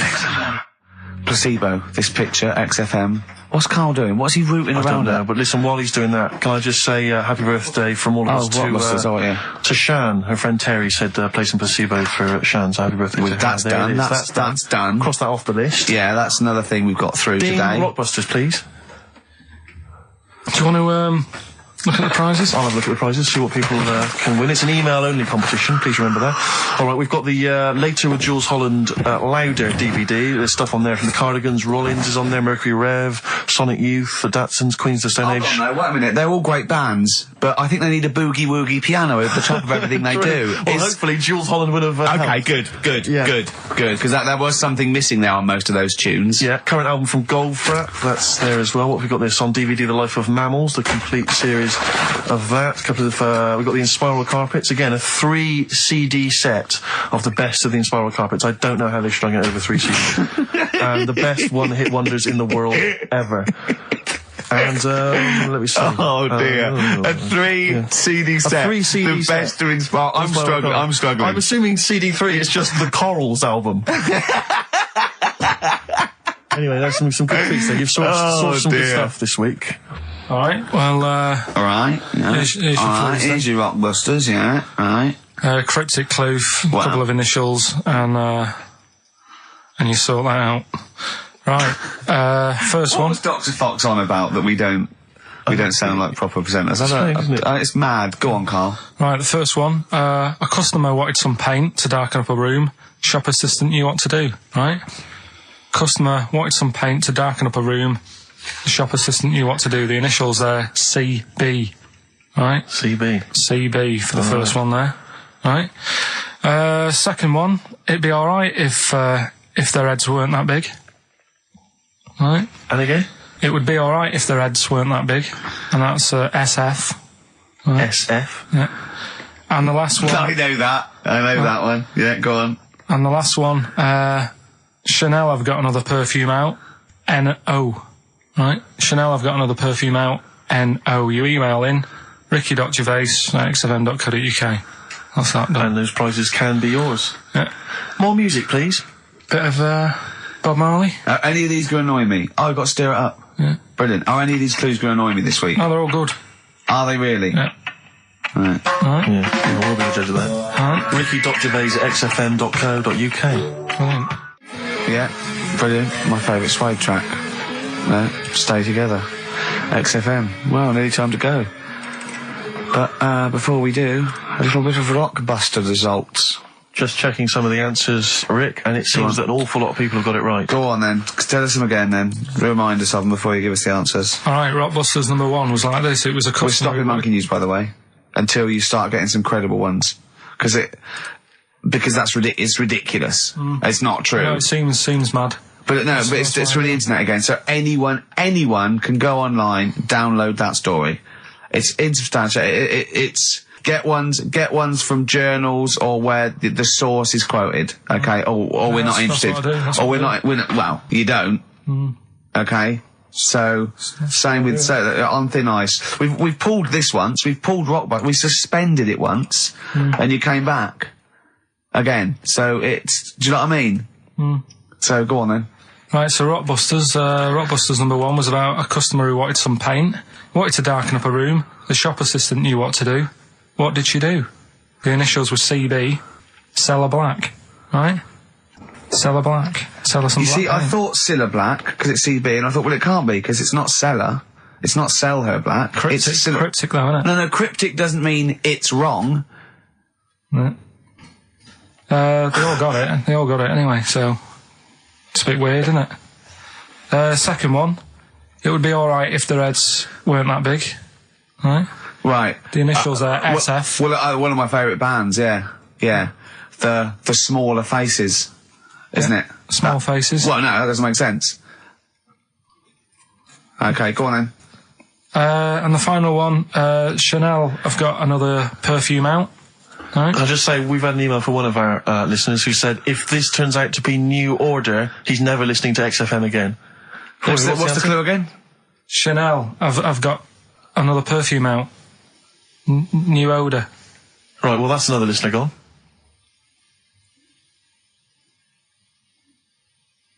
What do you mean? There's not a group called New Odour. No, it's cryptic. It's not. That doesn't mean cryptic. Wrong doesn't mean cryptic. It's like saying what animal I'm thinking of. Frog. That doesn't mean cryptic. Sell Her Black. What artist is that? Small Faces works. Just about. If I say what animal I'm thinking of, what am I Monkey. thinking? Well, there you go then. So it does work. Play a record. Right? Play a record. So who's a winner? Ah, yes. Now I'm going to give it to someone who emailed in with the correct answer, and his name is Steve Martin. Really? And I'm giving it to, I don't know if you've noticed over the last few weeks, I've been giving the prize to people with just a kooky element to them, you know, if they've got people to start sending their name in, like, Barry Bumpfreud. Well, don't worry, because I can spot if it's a fake comedy name. Or what was that last one we laughed at? I can't remember what it was. I think it was Gerald something. Yeah, it was. It was just like Gerald Smethurst or something. What's it, Preston? Gerald Preston. Why is that a funny name? Jerry Preston, a great guy, but for Gerald some reason, Preston, we laughed at that. He caught my attention. So this week, Steve Martin's caught my attention. Right. Yeah. When was the last time Steve Martin made you laugh? This Steve Martin? Dickers hasn't been... Yeah, we've had no correspondence from Dickie Anderson for some time, which saddens me. Little Dickmeister General, what is he doing out there? Has he got... What, he's got something better to do? Ridiculous. Right, well, that's the end, We've got the last song, so is there anything it's the end of Rockbusters, and it's the end of Monkey News. Monkey News will give you one more go for it, and it's got to be credible, it's got to be real, it's got to be true. We need to see your sources, it needs to be corroborated. Okay. Rockbusters, they've got to be real band names. New Odour. New Odour. New Odour. Just anything. Just brilliant. Well done to Steve, he got them all. So is that it then? Yeah. Brilliant. Well, cheers. I've enjoyed that. I hope your back's better, Rick. Yeah. And, Carl, I hope you back up your ideas. Your brain's better. Yeah. Got something interesting about a brain, we can talk about it next week. No, tell it now. No, I'll quickly, what is it? No, we'll leave it. Oh, like that's a hook. Like people will be going for a week. Oh, I wonder what things are a Carl's brain. Was it a brain that drove a motorbike across to Switzerland? You've heard it. Right, still coming up then. What have we got coming up? We got Rockbusters. Oh, is there any Monkey News this week? It's been a problem. Why? It's not much has been going on this week. What, in the monkey world? In the monkey world. I don't know if they've caught on to the fact that they're getting coverage. They're keeping their behaviour hush-hush. Being a bit careful, but I found something. Have you got Rockbusters? It's your last chance, don't forget. Is it good, these? Got Rockbusters, got some other prizes. Steve will look at them in a bit. Rockbusters. Oh, brilliant. Is there a jingle for Rockbusters? I don't think there's ever been one, is there? No. Can you come up with one quickly? Oh, Rockbusters. Brilliant. All right. Well, the prizes this week, there's not many. I have to say, Carl's not sourced many, but what he's got are actually good quality.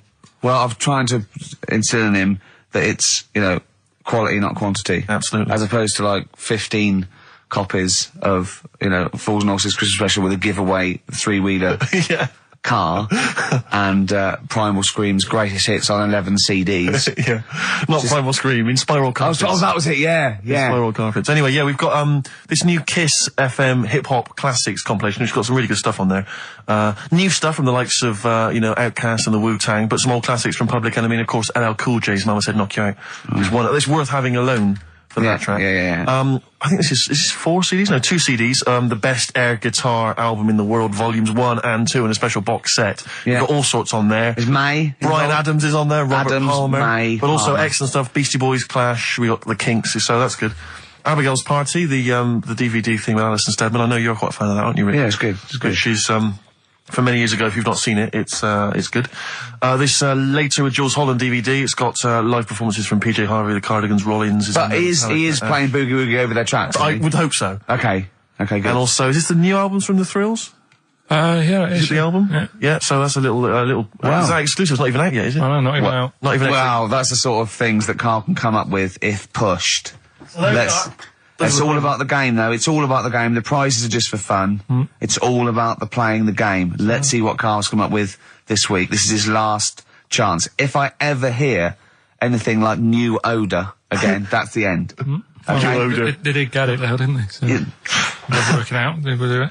Just let's have the jingle again. All right. Oh, Rockbusters. Right, if you haven't heard it before, cryptic clues that make up a band and some initials to help you on your way as well. Right? So, Well, you'd never get it without, but go on. first one, that fella likes sucking on iron. Right? That fella likes sucking on iron. Yeah, the initial M. Right? Okay. That fella likes sucking on iron. Right, that's the first one. Second one, the Jamaican fella spots a boat. Oh, God. Say that again. The Jamaican fella spots a boat. Spots a boat. Yeah. Right. The Jamaican fella spots a boat. Yeah, that's right, yeah. All right. Initial D. D. D. Okay. D. All right. And the last one, do you want a game of tug of war? Well, it's up to you. You own it. Right? Interesting. I've just got number 2. Right. Do you want... Oh, God. Right, the third one, do you want a game of tug of war? Well, it's up to you. You own it. And what's the initial? E. All of them again, quickly. Right, so the first one, that fella likes sucking on iron. That's M. Second one, Jamaican fella spots a boat. Right, that's D. And the last one, do you want a game of tug of war? Well, it's up to you. It's, you know, you own it. Right? This is it like it's a whole story by the end. That's E. Ricky.gervais@xfm.co.uk. Please don't phone Email in. only. Email and we cannot be bothered to answer the phone. Ricky.gervais@xfm.co.uk. Brilliant. White striped. Excellent. Karl Pilkington with the answers to Rockbusters, the biggest quiz on radio, probably. Do you want to remind us the quiz? No, you mean the crappiest quiz on radio? Yeah. Right. First one was, that fella likes sucking on iron. Yeah. Right. The initial was M. Yeah. What was the band? It was Metal Liquor. Alright. What's Metal Liquor? No, wait, I've never heard of a band, Metal Liquor. Metallica. Metal you Liquor. you said Metal Liquor, I don't understand. Yeah, Metal Liquor. Metallica. What? No, say it again. Say it again and try and make Metallica sound like Metal Liquor. Metallica. Metallica. Metallica. Is he having a fit? Say it again. Make Metallica sound like Metal Liquor. Metallica. Metallica. Okay, next one. Right. Yeah. Second one, the Jamaican fella spots a boat. That was easy. That was D. That was Debage. You got that? Make it sound like the band. Debage. Make it sound like a Jamaican fella saying, spotting a boat. Debage. Right. So you got that one. Okay. And the last one, do you want a game of tug of war? Well, it's up to you. You own it. Yeah. Right. That was E. That was your rope. Right. Europe. Europe? Right. Who did the final countdown? Yeah. So that's the... No, what? We've let that go? That's the 3 answers for this week. Who's the winner, Steve? Well, again, I mean, there are lots and lots of people who got it right, Rick. So I don't know if it's just us that think this is rubbish. Right. But, Who's the winner? well, you know, I'm always a fan of people with just something, a name, I don't know, that maybe tickles me. Yeah. And sadly, I did want to give it to, I wanted to give it to Daniel Jowett. Because I just, for some reason, Danny People are Jowett. going to stop. But sadly, I just realised he got it wrong, so I'm going to give it to a different Dan. So not only did you ridicule his name, He's not even getting the prizes. But better luck next time, Danny Jowett. Instead, I'm giving it to Dan Mason of Ilford. So he got them right, and he wins those prizes. All right, well. okay. More of that next week. I mean, what do we think? We'll do it next week then. Yeah. Do it again. Okay. What are you doing now? Got a record or what's that? Hoople. But I'm not the Hoople. Oh, it's a Hoople. Yeah. The Hoopsters. Monkey News? Next. Right. Rockbusters. Yeah. Well, last chance. Definitely your last chance this time. You actually improved a little bit last week. You did a couple of good ones. Yeah. Same again this week. Wow. Up to the modern day, the newest game show around, Rockbusters. Whee! Isn't there a jingle?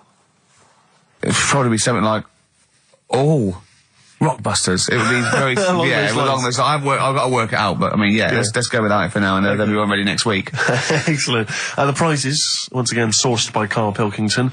I think it's been in the prize bag before, Karl, but good to see it back. The best air guitar album in the world ever. Do they keep sending it back? Is that just fun? Is that it comes through the window, tied to a brick? Actually, there's a lot of good stuff on there. There's the Kinks. Knopfler? Is there Knopfler? Knopfler, I believe, is on Is there. Clapton T-Rex. anywhere to be seen? Definitely Clapton, I would have thought. A Deep Purple. We got Quo, Skinnerd, Mac, Snake is there, Straits, excellent. And, yeah, there's all sorts on there, obviously. Yeah. This is always an odd choice, but fair enough. This is the current album by the Yardbirds, their first studio album in 35 years. So the new music station XFM giving away that. Excellent. I suppose it's new music in some ways. A Smash Hits compilation. We got stuff on there. It's Aha, it's Curiosity Killed the Cat. It's all the old favourites. Plus 2 DVDs. Columbo. What Columbo? It's got a couple of classic Columbo episodes there. Suitable for framing. One of the best TV programmes of all time. Why do I get... You can always tell immediately who the villains are. Suitable for framing. I'm assuming that's some kind of art dealer. Yeah. Maybe an artist. Candidate for crime. Presumably some kind of presidential or political candidate. Yeah, no, that'd be good, I'm sure. Columbo. I mean... Stab Woman. That was my favourite episode. Stab Lady Wife. I mean, to be fair, I'm not sure why... Who would buy a Columbo DVD? Like, you can't find it on TV. On now. It's on now. It's on- I guarantee, because someone could maybe email in, is there an episode of Columbo on now anywhere that got cable or digital? I think it will be. Almost certainly. But it is great. And the other DVD here is Cruise of the Gods, which was the one-off TV kind of film, comedy film that was on at Christmas, featuring Rob Brydon and Steve Coogan. It's good. Williams. So, yeah, there's a few gifts there. Not bad. Not bad. Right, now we get to the real deal. Okay, this is what everyone tunes in for. This is Monkey News, I think. Not the music. Go on. Well, here we go then. Yeah. 3 cryptic clues now, and just work not it really out. cryptic, but- Easy as that. Email in. It's, email in. Right. Well, what's the email address? Ricky.gervais@xfm.co.uk. Well, don't say that I know it or care. I think. So the first one, he's got American coins all down his spine. Right? He's got American coins all down his spine. What band's that? What artist is it? Email in. What does it begin with? What? N. I know it, I've got it already. Right. That's rubbish, too easy. Yeah, Right, go on second next. one. Jeremy Beadle has got arthritis. Right? Jeremy Beadle has got arthritis. Yeah. That's the second clue. The initials there, SLF. Right? SLF. Jeremy Beadle's got a little bit of arthritis. And the third one, Foxy, Shipman, and a country western singer on a merry-go-round. SB. Right? So Foxy, Shipman, and some country western singer having a go on a merry-go-round. The initial SD. Right? So email in. Ricky.gervais. I'm intrigued with that one. I'm genuinely intrigued with that one. I like the fact there's a certain whiff of controversy about it, because Shipman is mentioned. I know, yeah. Oh, A little bit edgy, that. So that's the 3. He's from your neck of the woods, isn't he, as well, Shipman? Yeah. Yeah. I think my mum's mum used to use him. Okay, let's play a record. Well, you want to play a record or play some adverts? Do you fancy some ads? Oh, I'd rather adverts, Well, yeah. Rob's got some for you. Well, just get Rockbusters out of the way, right? Because I've got to put these prizes in the post bag now, because I'm shooting off. Yeah, because you got to go early. So I don't know how you do your job. You went to Manchester. You went to Madeira. You had a day off because your trousers were wet and you had a cold. And now you're shooting down to Cornwall. You're leaving early. How do you get your work done? And you've got one job. Me and Steve have got loads of things to do. The man fast let me work. Like I said, the prize is ready and packed up. Here. No one's being affected by me shooting off early. Right? Okay. So, Rockbusters answers, got to get them out of the way a bit earlier. Right? So, here they are. First one.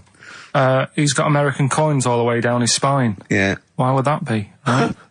Initial was N. Nickelback. I got all these. I got all these this week. Right. Second one, Jeremy Beadle has got arthritis. What's going on there? Stiff little fingers. SLF, stiff little fingers. Yeah. And the third one, Foxy, Shipman, and No, and a country and western singer, you said. Now, what's the initial? SD. Yeah, so Spin Doctors. Yeah, I got that. And then I said to you, why is it a country and western singer? And you said Dr. Hook. Why is it Dr. Hook? Why does that give anyone the clue Dr. Hook? A country and western singer. It's just what was in my mind. Well, there we are. There you go. So we'll change this to Rockbusters, or what am I thinking? You could have had Dre. What's in my mind? You could have had And the Medics. All right? Yeah. Just think it through. Who's the winner? The winner, very lucky, Sandra Cassidy of Leon C. She gets all those great prizes. You know, we've actually had people emailing in saying, this is the worst Rockbusters ever, because it was too easy, it was boring.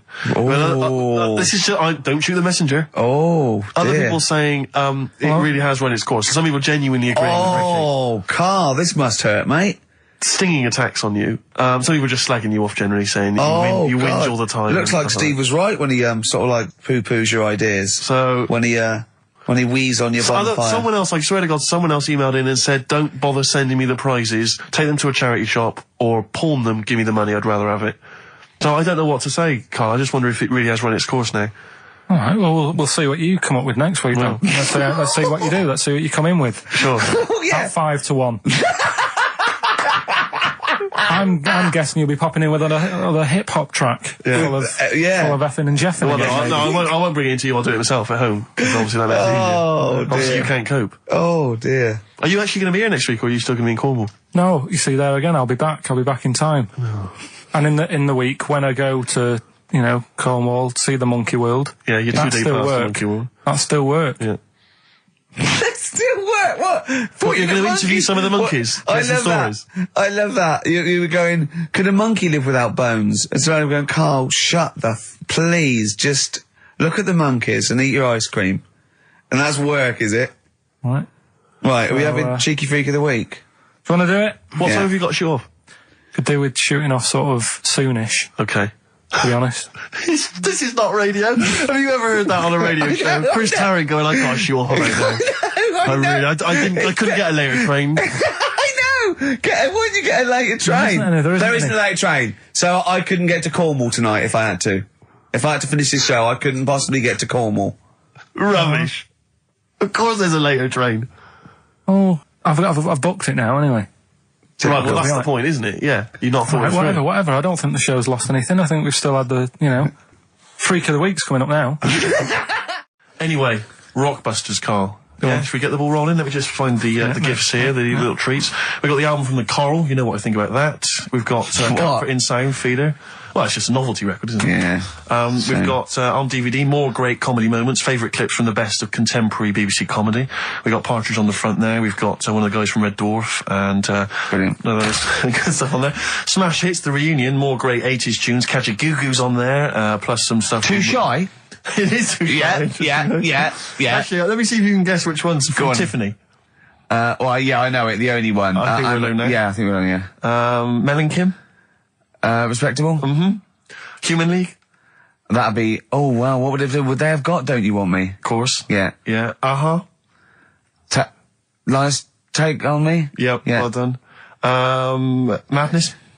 Baggy Trousers. Of course. Kim Wilde?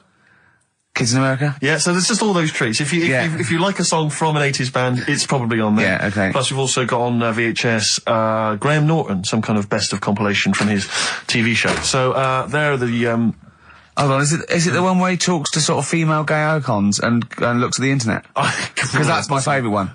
Right, there you go, let's do Rockbusters. Right, email only, of course. Yeah. You email in ricky.gervais@xfm.co.uk if you know the answer. Right, first one. Bit of a cryptic clue, if you haven't heard it before. Well, not cryptic, go on. What is Karl thinking? If you go into France by boat, I'd get your fags on there, because it's a lot cheaper. Imagine Bob Holness. Sorry, we're out of time. Sorry, your minute's up. You've won nothing. I was reading that question out.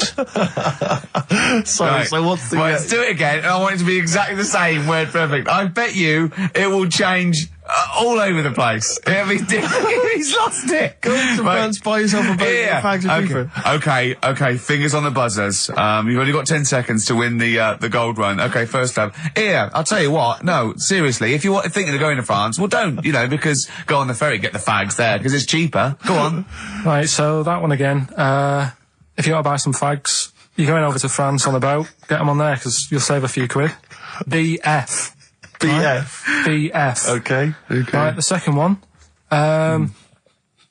This little, foreign cafe's growing its own steak. This little foreign cafe is growing its own steak. Yeah. This little foreign cafe's growing its own steak. Go on. D.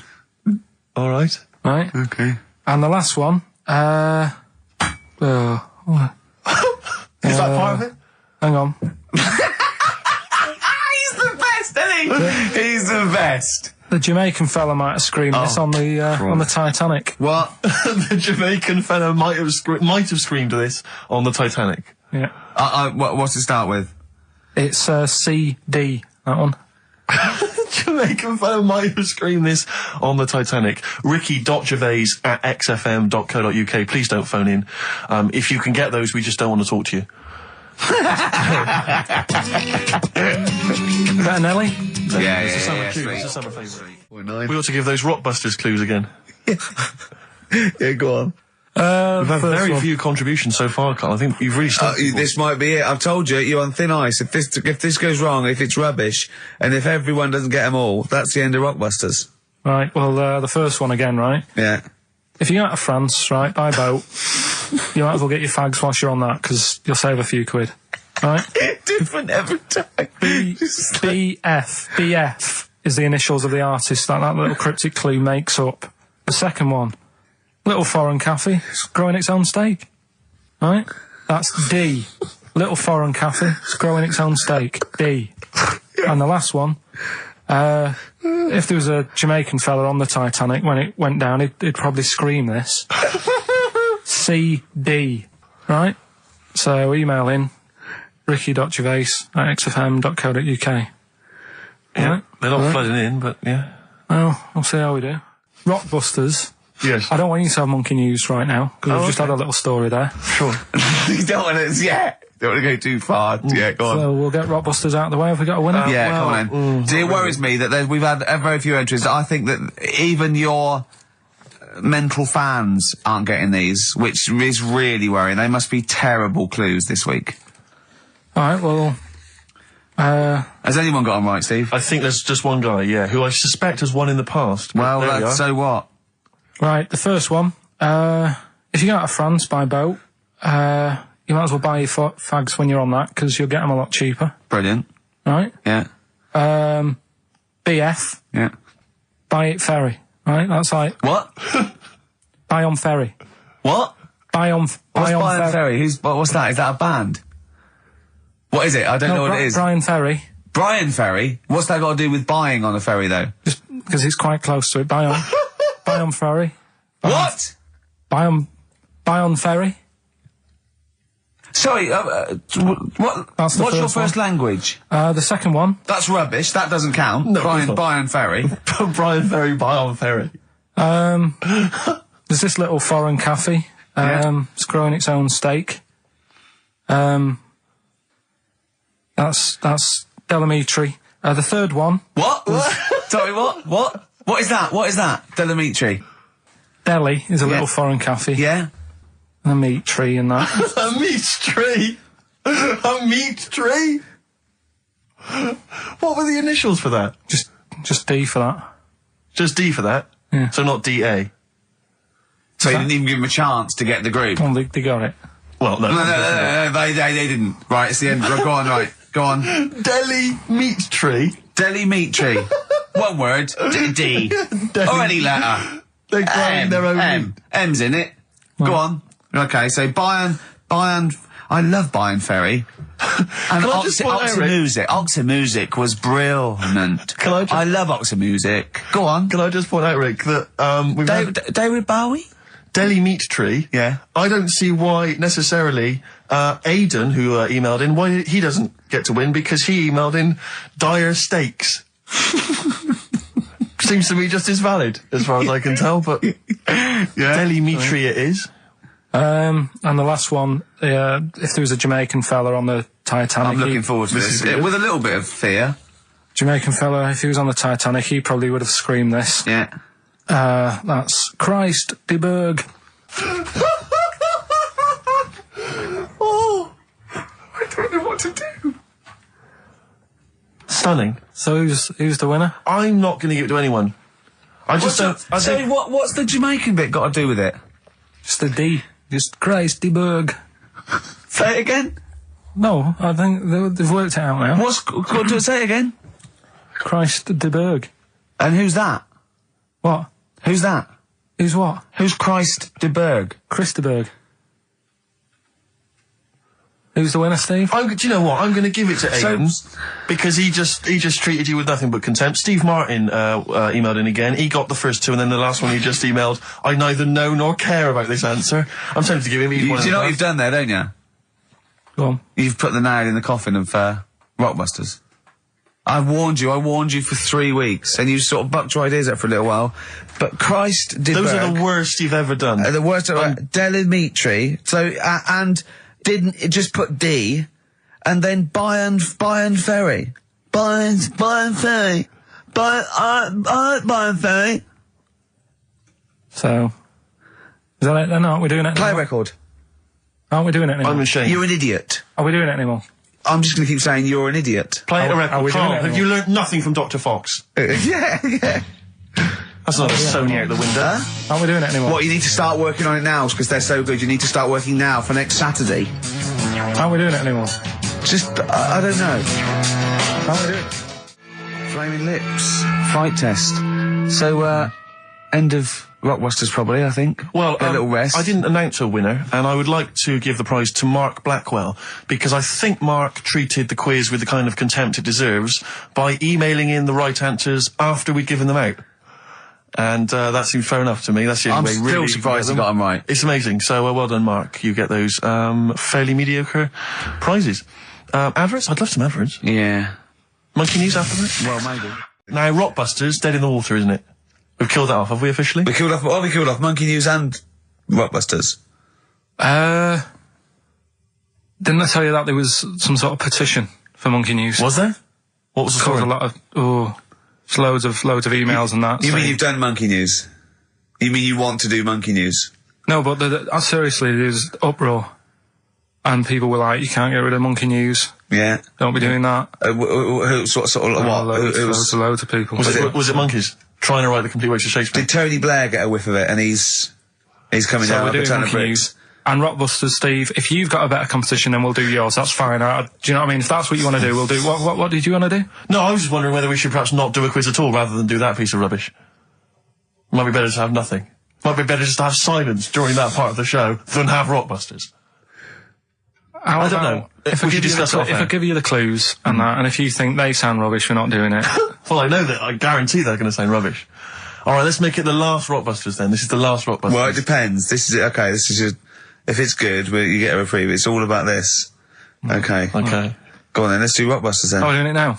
Should we play a record and do it after that? Do it after. Well, I'll tell you what, I'll tell you the prizes and then we'll come back with the clues. Because I've dug up that REM track. Excellent. So it's an interactive show.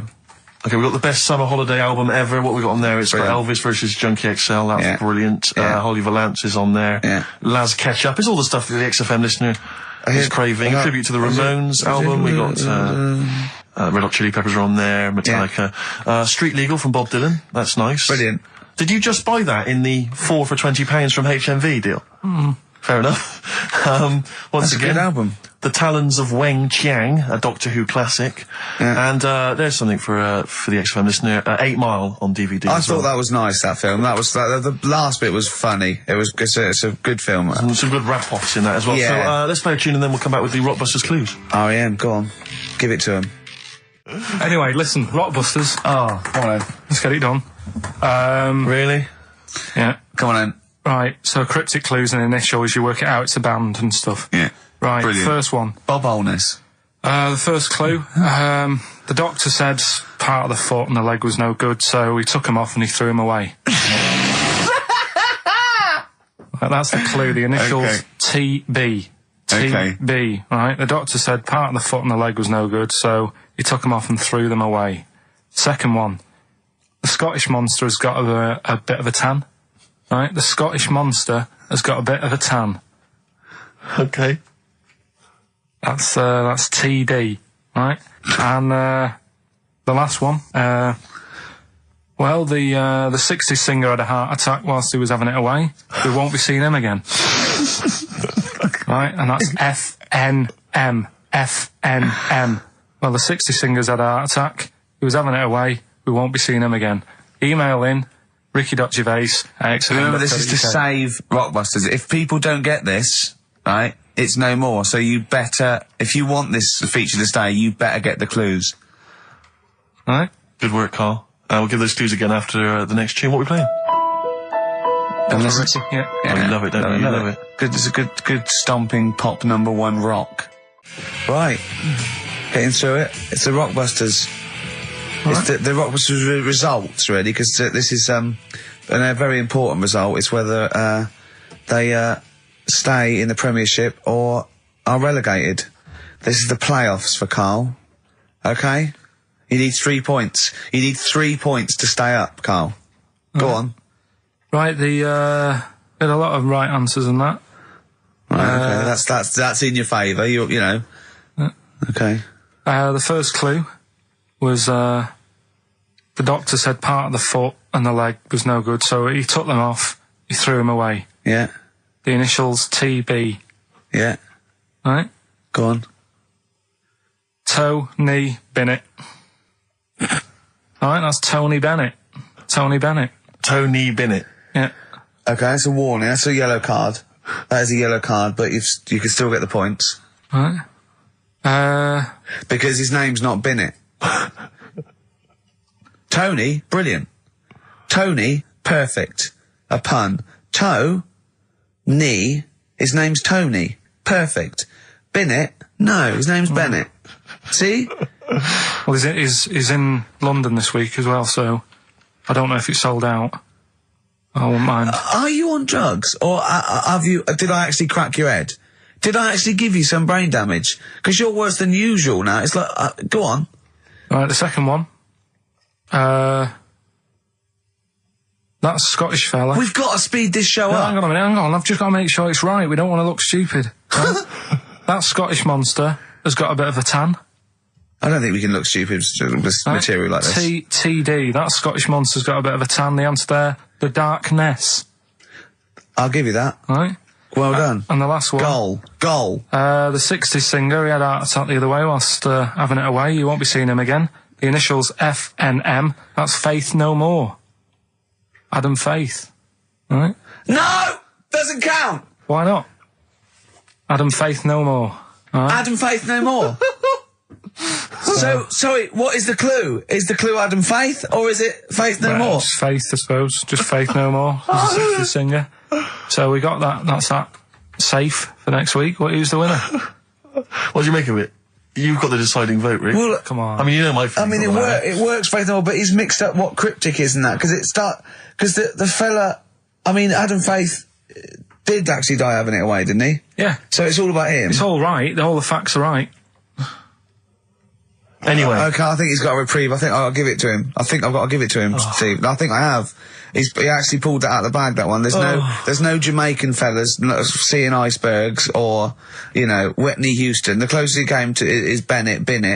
And let him off that. I've got to be a fair ref here. Well, fair enough. And well done to, you know, I'm always a fan of names that for some reason just strike me or tickle me. Yeah. And this week the lucky winner is, Dave Suckling. There's nothing amusing about that. Oh dear. So well done to Dave Suckling. Okay. Suckling wins it. Suckling takes the prize. He takes the prizes, and well done to him. I guess there's more of that next week, and we're fast approaching the end of the show, Rick. I know you are excited about that, as am I. I know, but the best to come, because we've still got Bruce Springsteen coming up now, followed by Monkey News. All right, Monkey News. It's amazing. What an amazing show this is. I'll tell you what, we should get rolling. Rockbusters. No. All right? No. Well, he has done it. He just said that he was worried about it because we said it's the last one. What do you think, Carl? I just don't think can I just say now, Carl, seriously, I'm only responding to what we're getting on the email, which is people do not want Rockbusters. They really... There's one guy here he says, it's James Pooley, he says he's preempted Carl by giving my answers to this week's quiz. I don't know what the clue would be, but his answer is No Van Ear. Nirvana. Yeah, good. Nirvana, yeah. That sounds like one. Number 2, he's just guessed. I don't know again what the clue would be, but the answer is Kid Creosote. Yeah, that's good. That that's a typical Rockbuster. That is brilliant. That's a better game. And the last one is Harry Seacombe. Yeah. Yeah, that'd be good. So, maybe we should reverse it so people and we have to come up with the clue for them. And we win the prizes. Yeah. Have you got prizes ready as well? It's all there, but... Oh, I feel sorry for him now. What the prizes would have been. I'd rather just give them away to the first person to email in, frankly, than have to go through the torrent of Rockbusters. Oh, God! Look at Carl's face! I wish you could... Oh, can't we get this on telly just for Carl's face? Hey, I'll tell you what we could do, Steve. You know, like Smiley Miley and that used to take the Radio 1 Roadshow out? Oh, man, that would be amazing. Come on. Should we take it out? Hello, Bournemouth. Yeah, how many miles have I done? Don't care. No, should we do this? How many miles have we done? Well, XFM's down the road. Yeah. 1. Yeah. Should we take it out the road just so they can see Karl Pilkington? To be fair, though, you're not really keen to leave W1, are you? Oh, we wouldn't. Right, so where exactly would we take the roadshow? We'd do it outside. Outside the building? Yeah. Right, okay. And what would we do? It's called a roadshow because it's in the road, and I imagine, isn't it? And we'd give away T-shirts? Throw in T-shirts, and then we'd have a band. We'd have band playing. What was that band playing tonight? I forget, something Diesel, was it? Yeah. See, instantly forgettable. That was my point, really. we could have them on. Yeah, great. Yeah. Get a couple of celebrity pals down. Someone from Big Brother 2. That would be ideal. Well, Josh, the other little gay fella. Yeah. He'd come on, just wave. Yeah.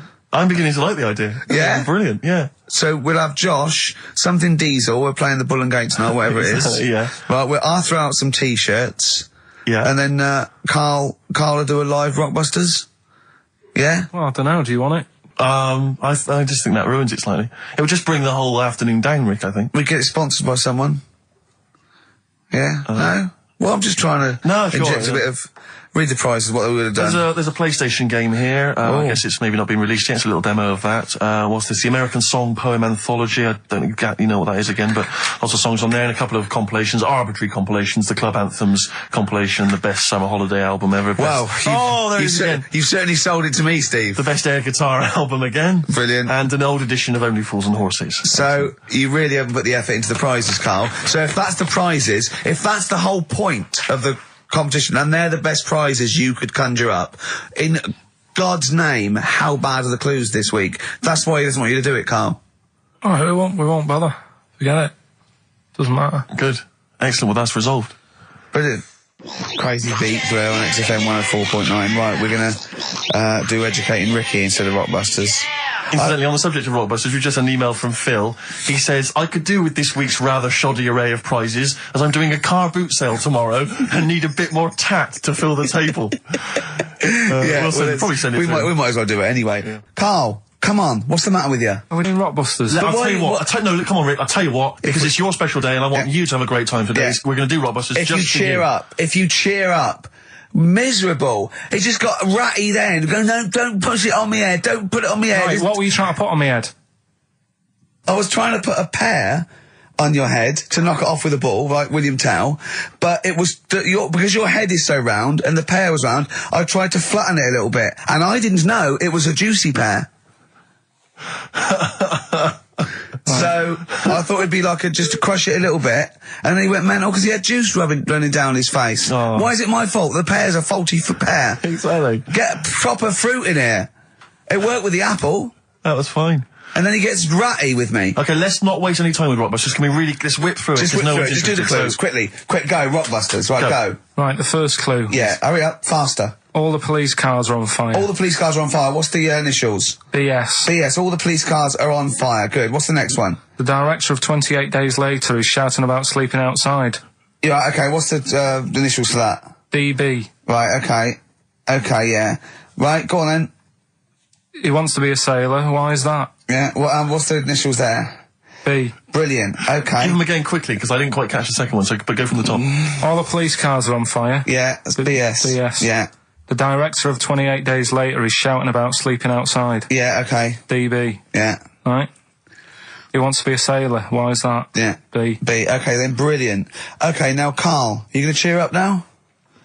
Email only, Ricky Gervais at virgin.co.net. Radio 1 Roadshow. Smiley Miley. So, have we got a recap on Rockbusters? No, just do the... Has anyone got the right answers? Has anyone got the right answers? Let me just check here. Here's one from someone who just says, he's given an answer. Answer to number 1, I. Number 2, don't. Number 3, care. Right, okay, is he close? Has anyone got 3 answers? I can't find one with 3 answers. So, again, you've done something wrong, Karl. No, no. This isn't radio, play a record. There you go, someone's got it. Give it to them. Fine, okay, give us the clues again, we'll give the answers straight away. Yeah. No fanning around. Yeah, Right. it's really pointless. Number 1, Yeah. all the police cars are on fire. BS. BS. Yeah, what was that? I can think of something. Go on. Blazing Squad. Brilliant. Okay. The director of 28 Days Later is shouting about sleeping outside. Yeah. That's Dan Yell Bedingfield. Right? Danielle We're never- Bedingfield. Right, we'll never let him do this again. I told you I washed my hands of it. I know, but I Why just did you thought... let him? Why do you... Because he was grumpy. But this is what happens. Look what's happened. Danielle Bedingfield. That's what happened. The director of... So Danny Boyle, so Dan, right, all that for Dan, but shouting about being... Dan Yell Bedingfield, right? What's the last one? He wants to be a sailor, why is that? Yeah? Beyonce. What does that mean? Beyonce. He wants to be on the sea. Play record. You're never doing it again. You just signed your death warrant. What have we done? You're never doing Rockbusters again. And if Monkey News is back, they would ban that as well. And we're serious this time. So Joe in Catford, stuff off to you. Oh, I can't believe what we've done. He's even doing the shout out. There you won. Well done on that. What have we done, Rick? What have we done? There's a little sailor fella. He wants to, join the Navy. Why? Beyonce. Knowles. Is his surname? Yeah.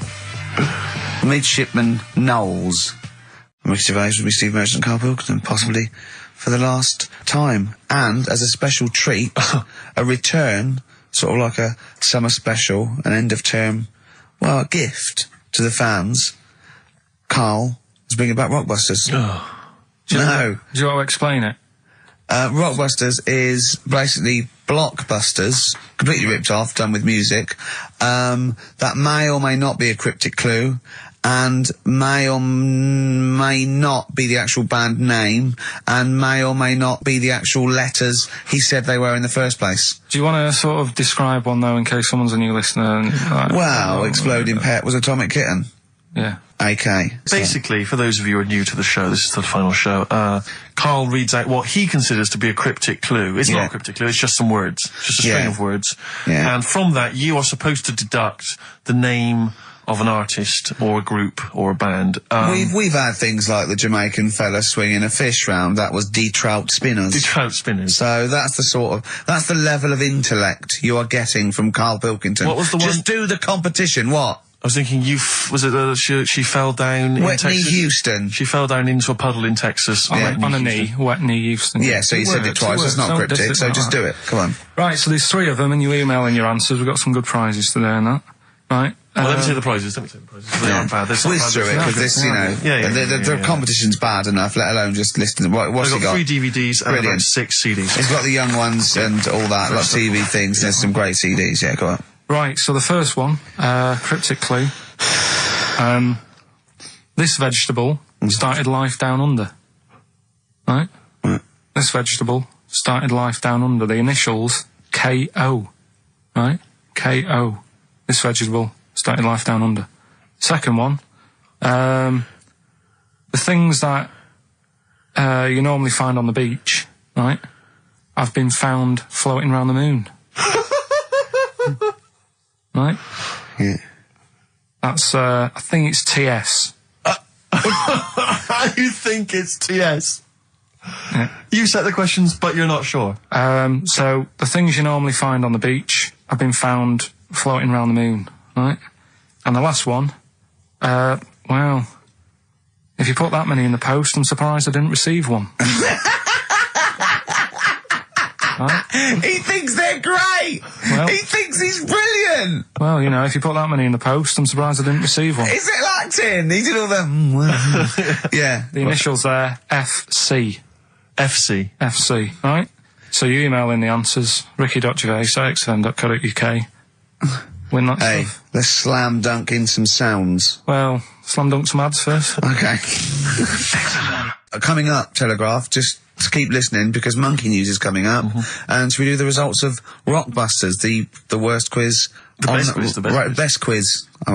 On radio. Do that shortly, although, Are we doing Rockbusters or what? Yeah. Oh, she sent you in there to read up on Einstein. She comes in and finds that. Oh, brilliant! Anyway, Wait a minute, can I just check? A final question. What did the woman across the way... What happened? What was her I reaction? didn't look again, I just thought you've seen a bit of action as well, we're both happy. Let's leave it. Brilliant. So were you waddling around like a penguin with your trousers around your ankles? I just was walking about and Suzanne said, what are you doing? I said, I'll explain to you in a bit, but don't look out the window because then it's Excellent. obvious. Then he sees, she calls her husband to look at Carl walking around naked. He goes, oh, she's got a... Quick, Suzanne, get him out. There's only one we can do. Get some more friends. They've gone one more. Anyway. Brilliant. Right, play a record and come back to Rockbusters. And Monkey News. We haven't got enough time. Do Rockbusters. Oh, God almighty. Hanging around off Transformer. A little bit of Lou Reed. Nearly finished. 12 minutes until We Are No More. But don't forget, Monkey News still to come. Well, yeah, don't forget that. Monkey News still to come. But now the answers to Rockbusters. Right, do the clues. Alright, the first clue was this vegetable started its life down under. The initials were KO. That was Collie Osborne. Alright? Collie Osborne.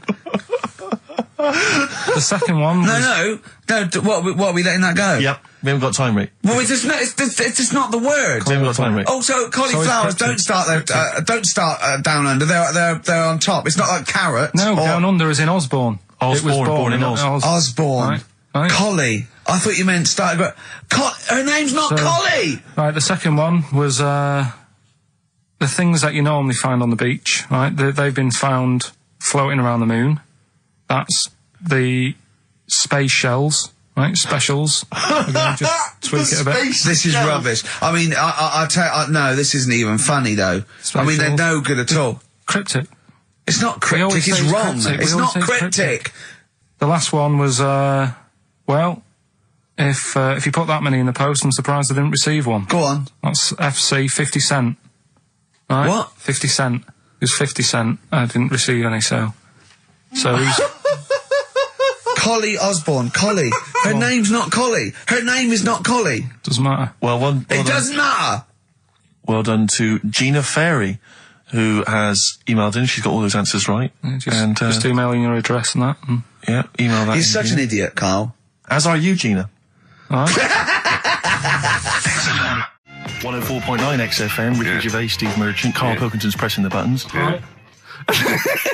We're playing some great moments from the last 3 weeks. And some great records, Steve, from the last 2 weeks. That's true enough. Yeah. We're not actually here today. What are you up to today, Rick? It's 8 hours earlier, so this is about 2 o'clock probably. Mm-hmm. So it's about 6 o'clock in the morning. I'm still in bed, mate. I'm asleep in me hotel room. Now, where are you? We're in LA. Los Angeles. Yeah. City of Angels. Rick. Yeah. City of Angels. Yeah, and so that's what we're doing. We're doing stuff like that. That's why we're not here. We're not here next week either. So next week is the best of this week. All right, so here's the first bit. You were going to tell us a little story about Just a Volvo passed my estate? test. Yeah. My parents had a big Volvo estate, and it's quite a big Oh, I car don't to show drive. off. My parents didn't have a car. But I know you don't drive cars, Rick, but it's got a big car to drive if you've just passed your test. It's safe though, isn't it? It is very safe, that was the thing. Yeah. And I come from the West Country, obviously. There's quite a lot of windy lanes. No, you're joking, do you? They have cars there. Well, here he comes. Blimey, Carl. Learned on a tractor, automatic it was. Do you want me to tell it or not? Oh! Don't give up the accent! Oh no, I'm not worried. Oh, go on. Go on. So I went to this party. You have a go at him being from the north. Not when he's telling an anecdote. He's never told an anecdote. Oh, yeah, fair point. Yeah, go on. So I went to a party, and I was quite excited because I had the car, the motor, and there was a chick heading down to the party that I was like, I had my eye on.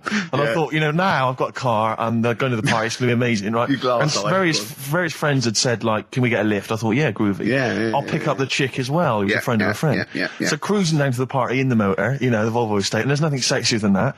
Slipping a little bit of Billy Joel on the stereo or whatever. Oh, something classic. Go champion. Exactly. And maybe it was Billy Ocean. I think maybe it was quite a Billy. Maybe it was thing. get out of my dreams, get into my car. Ideally. Yeah. So I get to the party, and inevitably it was one of those house parties where the chick that I had my eye on, she kind of was chatting to other guys, and she wasn't really paying attention to me, and I was sort of... Find out to get, was she again? Same old story. Oh, they make me They laugh. know how to tease, don't they, the ladies? Laugh. Who are they kidding? So I'd follow her like a dog, from room to room. Yeah. And watch her Quite while... literally, sometimes he was barking. Yeah. Go on. And while, just watch her while she talked to other blokes. And then, obviously because I was driving, I wasn't drinking, so I was not really enjoying myself. And then somebody said, should we go and pick up Vera? And I thought, right, okay. And they went, Steve's got a car, let's all leap in there, we'll go pick up Vera. And this girl was like up for it as well, so I thought, brilliant, I'll be back in the car with her, away from all these lads. Yeah. One guy she had her eye on, he came as well, I was a little bit annoyed. Yeah. But anyway, he was in the car, so I'm driving down these country lanes, just driving along, and they're directing me, they're saying, go left here, go right. And then suddenly we stop, and one of them goes, just drive into that field, this pitch black field, right? And I'm sort of, well, it is my parents' car. Just drive in the field, Steve. I'm thinking, well, I don't want to, not seem like I'm a hard, cool, crazy kind of guy, because the chick's in the car. So drove the car into the field. They all leapt out, started running off into the darkness, shouting, Vera, Vera, Vera, where are you? So I'm just sort of sat there in the car waiting. Wasn't Vera Lynn, was it? Because she likes to hide in fields. Bizarrely, it wasn't. Right. It was just, I was just left in the car on my own with Billy Ocean, and suddenly, at the darkness, they come back holding a Vietnamese pot-bellied pig that they had stole from a nearby farm, and they knew that the pig was called Vera because someone knew the farmer or something. Anyway, so they got this pig, so now they're going, I'll put the pig in the back of the car, we'll take it back to the party, it'll be hilarious. I'm thinking, well, I'm not sure I want a pig and all its, piggy crap in the car, right, crammed in there. But they say, yeah, so obviously I'm thinking again, I don't want to look like I'm, a nerd. I'm terrified of that, Rick, ever happened. Yeah. So, yeah. So you go, hey, bring the pig into the car. Exactly. I'm no nerd. Exactly. Yeah, go on. So now we drive off again. I got this pig kind of squeaking in the back of the car. And, they say, stop again. Let's do some cow tipping. And they do that old thing, about the fact because cows sleep standing up, don't they? So you can push a cow over and stuff. Yeah. So they're having a wild time, hilarious. So this time, now we get to a sort of dead end in the road. And, they say, well, turn around, let's go back to the party. And I'm thinking, fine. Try and do a 3-point turn in this very narrow country lane, right? Get the Volvo estate wedged horizontally across the road. Can't get it out. Just can't seem to sort it out. I don't know what. I'm panicking because there's a pig in the car, right? And, local disgruntled farmers, right? People drunk, partying, probably off their head on some kind of weed, Rick. Was it loads of blokes with, pitchforks and flaming torches Exactly. going, burn him. He's playing with our pig. Exactly that. And so that, do you know, I was so terrified that all I could think was they're going to have to send a helicopter to lower a magnet onto the top of the car to lift the car up and put it the right way around. You used to read a lot of comics, didn't you? Yeah. So, do you know what I started doing? What? Crying. Did you really? Yeah. Why? Just started crying, just very slightly, started getting upset.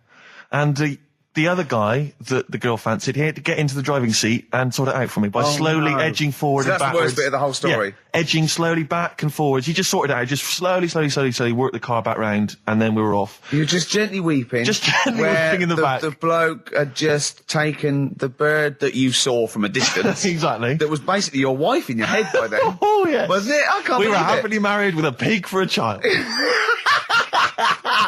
Don't joke, that could happen. I know. The pigs come, if you like. Sorry? What did you say? What did you say? What did you say? When you do what, Carl? What?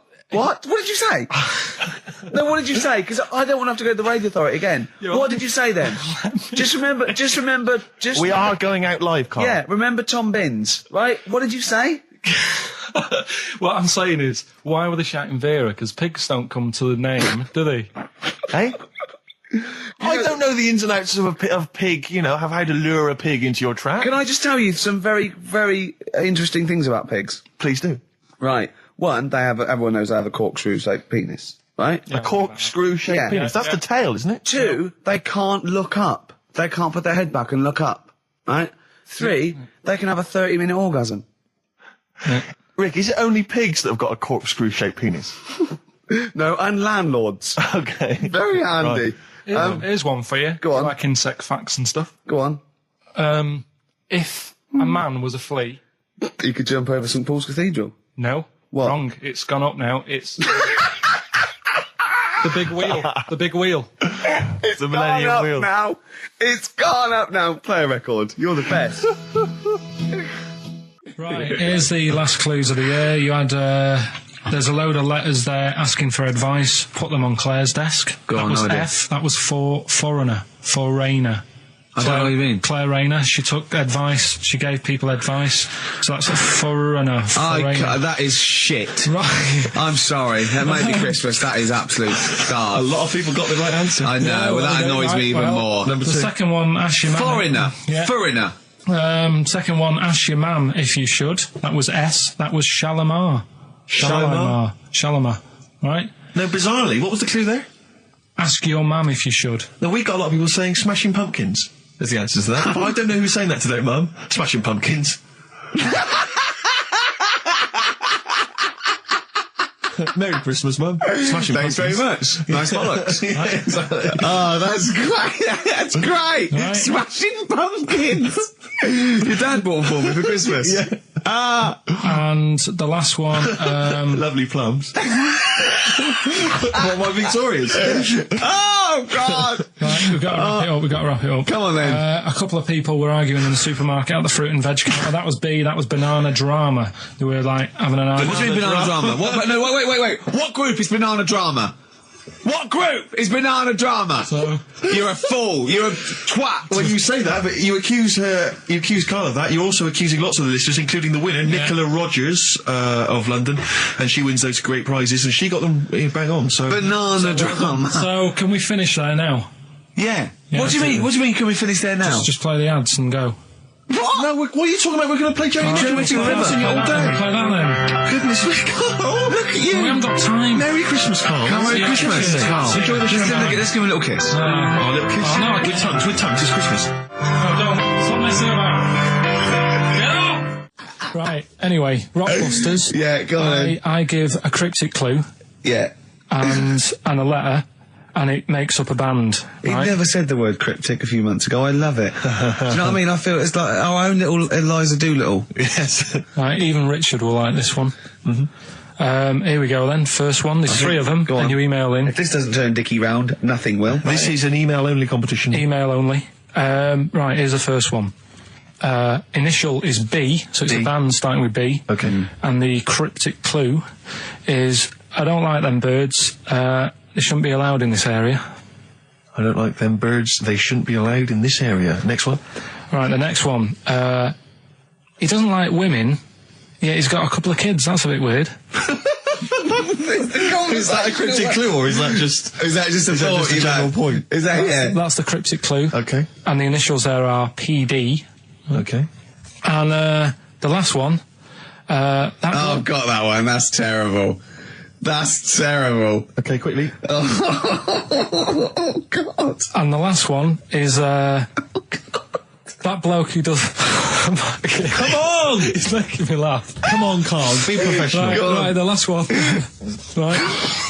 I can't do it. It's making me laugh. Oh, come on. I'll come and read them then. No, hang on, Come on, Carl. Right, here we go. They don't do this on Blockbusters on TV, do they? No, come on. Right. That bloke who does sport on telly. He's got a little kid, right? Initials DC. What? Is that I'm the completely clue? confused by that. Was that the clue? Yeah, that bloke who does sport on telly. Yeah. He's got a little kid. Initials DC. Okay, is that a band? Or an artist? It's well, I'm not A gonna tell you. cheese. I'm not This is gonna a tell you. well-known sandwich. Is it? What is it? Is it a band or an Right, artist? so just quickly recap. That's, Okay. it's a Come B. on, Carl. Right, Come on. quick recap. The first one is B. I don't think them birds should be around in this area. Right, that's B. Right. Second one, he doesn't like women, yet he's got a few kids. It's a bit weird. That's PD. And the final one, that bloke who does sport on the telly, he's got a little kid. Right. DC. All right, and it's ricky.gervais@xfm.co.uk if you want to enter for Hellraiser. Oh, I'll And all tell you those what, other continue quick to do a little theme of like some old stuff people haven't heard of. If you're under 30, you probably never heard of this band. It's also a new thing I want to introduce. It's Show Up Camfield. Camfield talks the talk, he doesn't walk the walk, he doesn't play some rock classics on his show because he's scared. I'm going to play the tracks that Camfield's too scared to play. This is Kansas and Carry On Your Wayward Son, alright? Placebo. Bitter End on XFM 104.9. This is pre-recorded. We recorded this a couple of weeks ago, before Christmas. I hope you had a great Christmas. If you didn't, not our fault, really, is it? Nothing to do with us. Wouldn't have thought we'd have. We're of time because we've got plenty of cash now, thanks to a lot of you who probably bought the Office DVD. Yeah. Probably got And that if you in haven't stock. yet, and you've maybe got vouchers or money, still available. Still there in the shops. Still available. You can still make it the best-selling DVD of all time. Please. Please do. Yeah. Please do. I'll tell you what you want to hear there before you make your mind up. I'll tell you what, if you like this next clip, go and buy the Office DVD. I think you will. It's a brilliant clip. It's the one where we talk about, well, it is self-explanatory. Yeah. Badly Drawn Boy on XFM 104.9. I'm Ricky Gervais, with me Steve Merchant and Karl Pilkington. I'll tell you what, the Sony's then. Oh! This Thursday at the Grosvenor House Hotel. Yeah. Everyone in Radio's Anyone has entered their show in different categories saying, they get it down to, Winners this year included the brilliant Dominic Mohan, former showbiz editor of The Sun. lots of people won. Lots of people won gold. Lots of people won silver. Lots of people won bronze. We didn't get a sausage. Nothing. This show was deemed not worthy of anything. I mean, not a look-in. The panel looked at it and said, well, no, definitely is not. not radio. Didn't get a vote. See, that annoys me on so many levels. Let me tell you one, right? I've never complained about losing an award, okay, ever. Yeah, mainly in TV. I know we've won a lot, but we've been beaten by Peter Kay. Good luck to him. He's brilliant.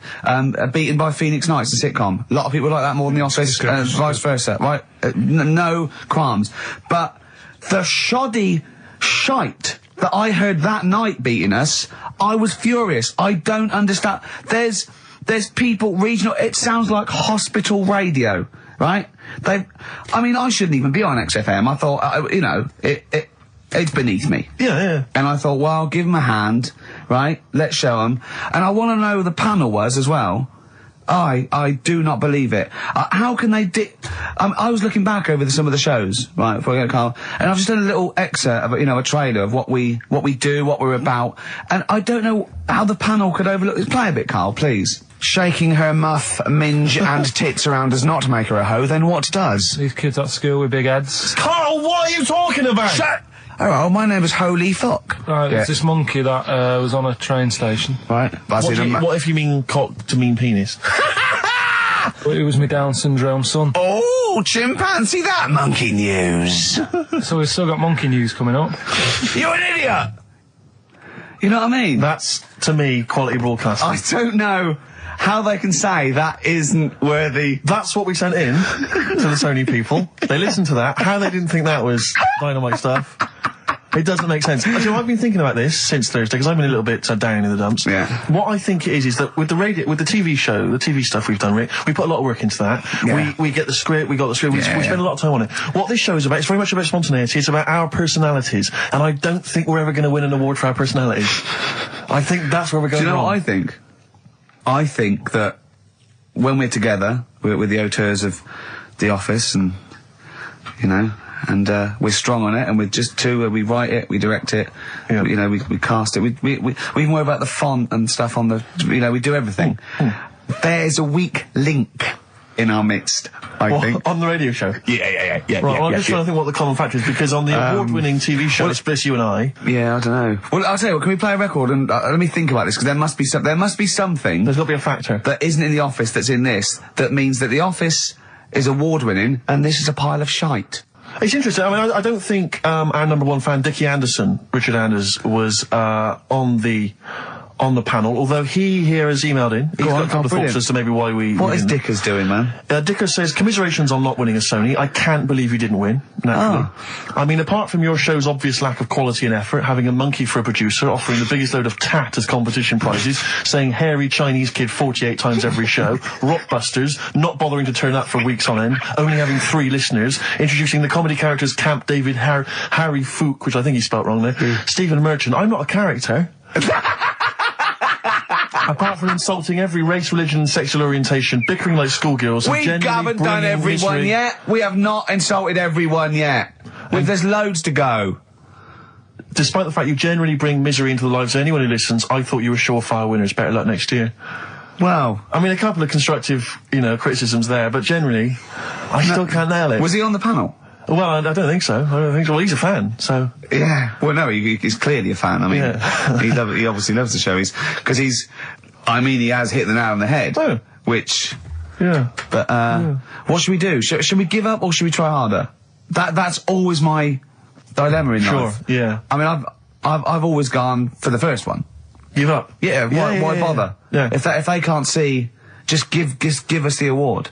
Yeah. And then worry about it later and we won't let them down. Yeah. Now they've got blood on their hands. We're gonna... Yeah. What should we do? Give a couple of months notice? I think so. Okay, well, there you go. I mean, seriously, I think... I'm being serious. I'm not being wacky now. We haven't told Andrew, but... I think we've won our course with this show. Yeah. So let's... Okay, we'll give it a month, and it's because the Sonys didn't give us anything. Play a record. Yeah. There you go. You got to do a bit longer than that. No, we haven't. Got to give a month's notice. No, you got to work till about September if you're gonna... No, we haven't. No, we give a month's notice. Whatever they give the money back, something like that.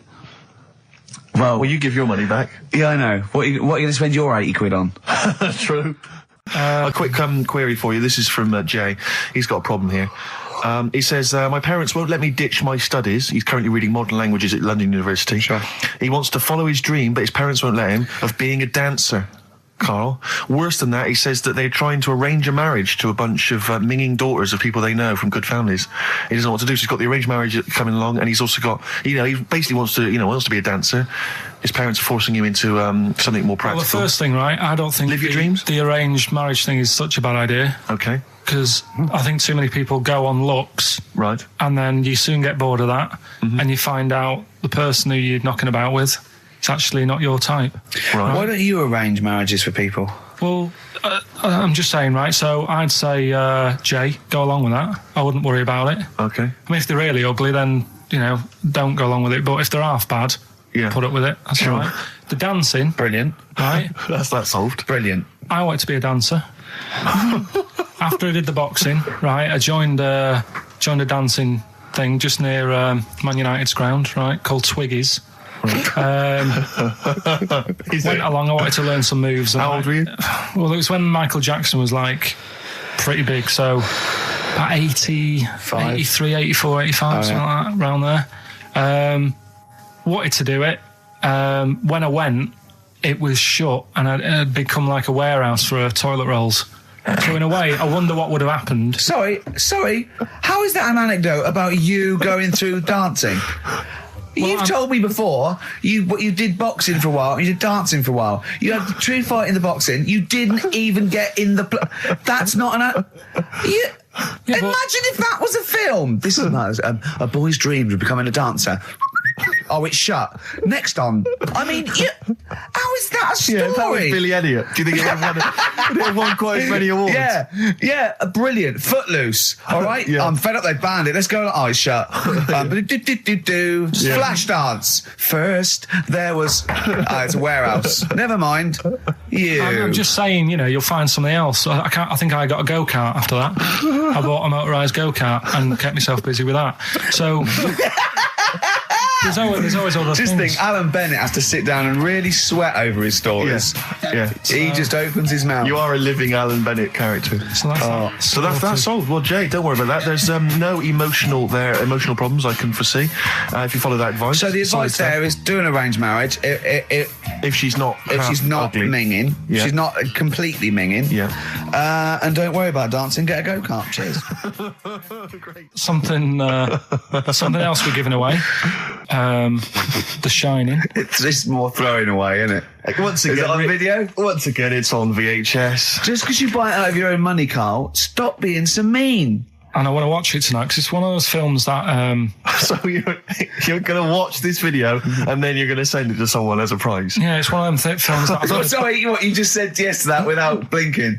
Well, yeah. You don't think, like, Les Dennis doesn't have a quick go in the car on Family Fortune before he gives it away? It costs Jim Bowen $5.99. has a go at those his and her towel racks. It costs $5.99, Carl. Okay, this is Carl in the classic The Shining. And what's the question? Well, we might ask that afterwards. Okay, then.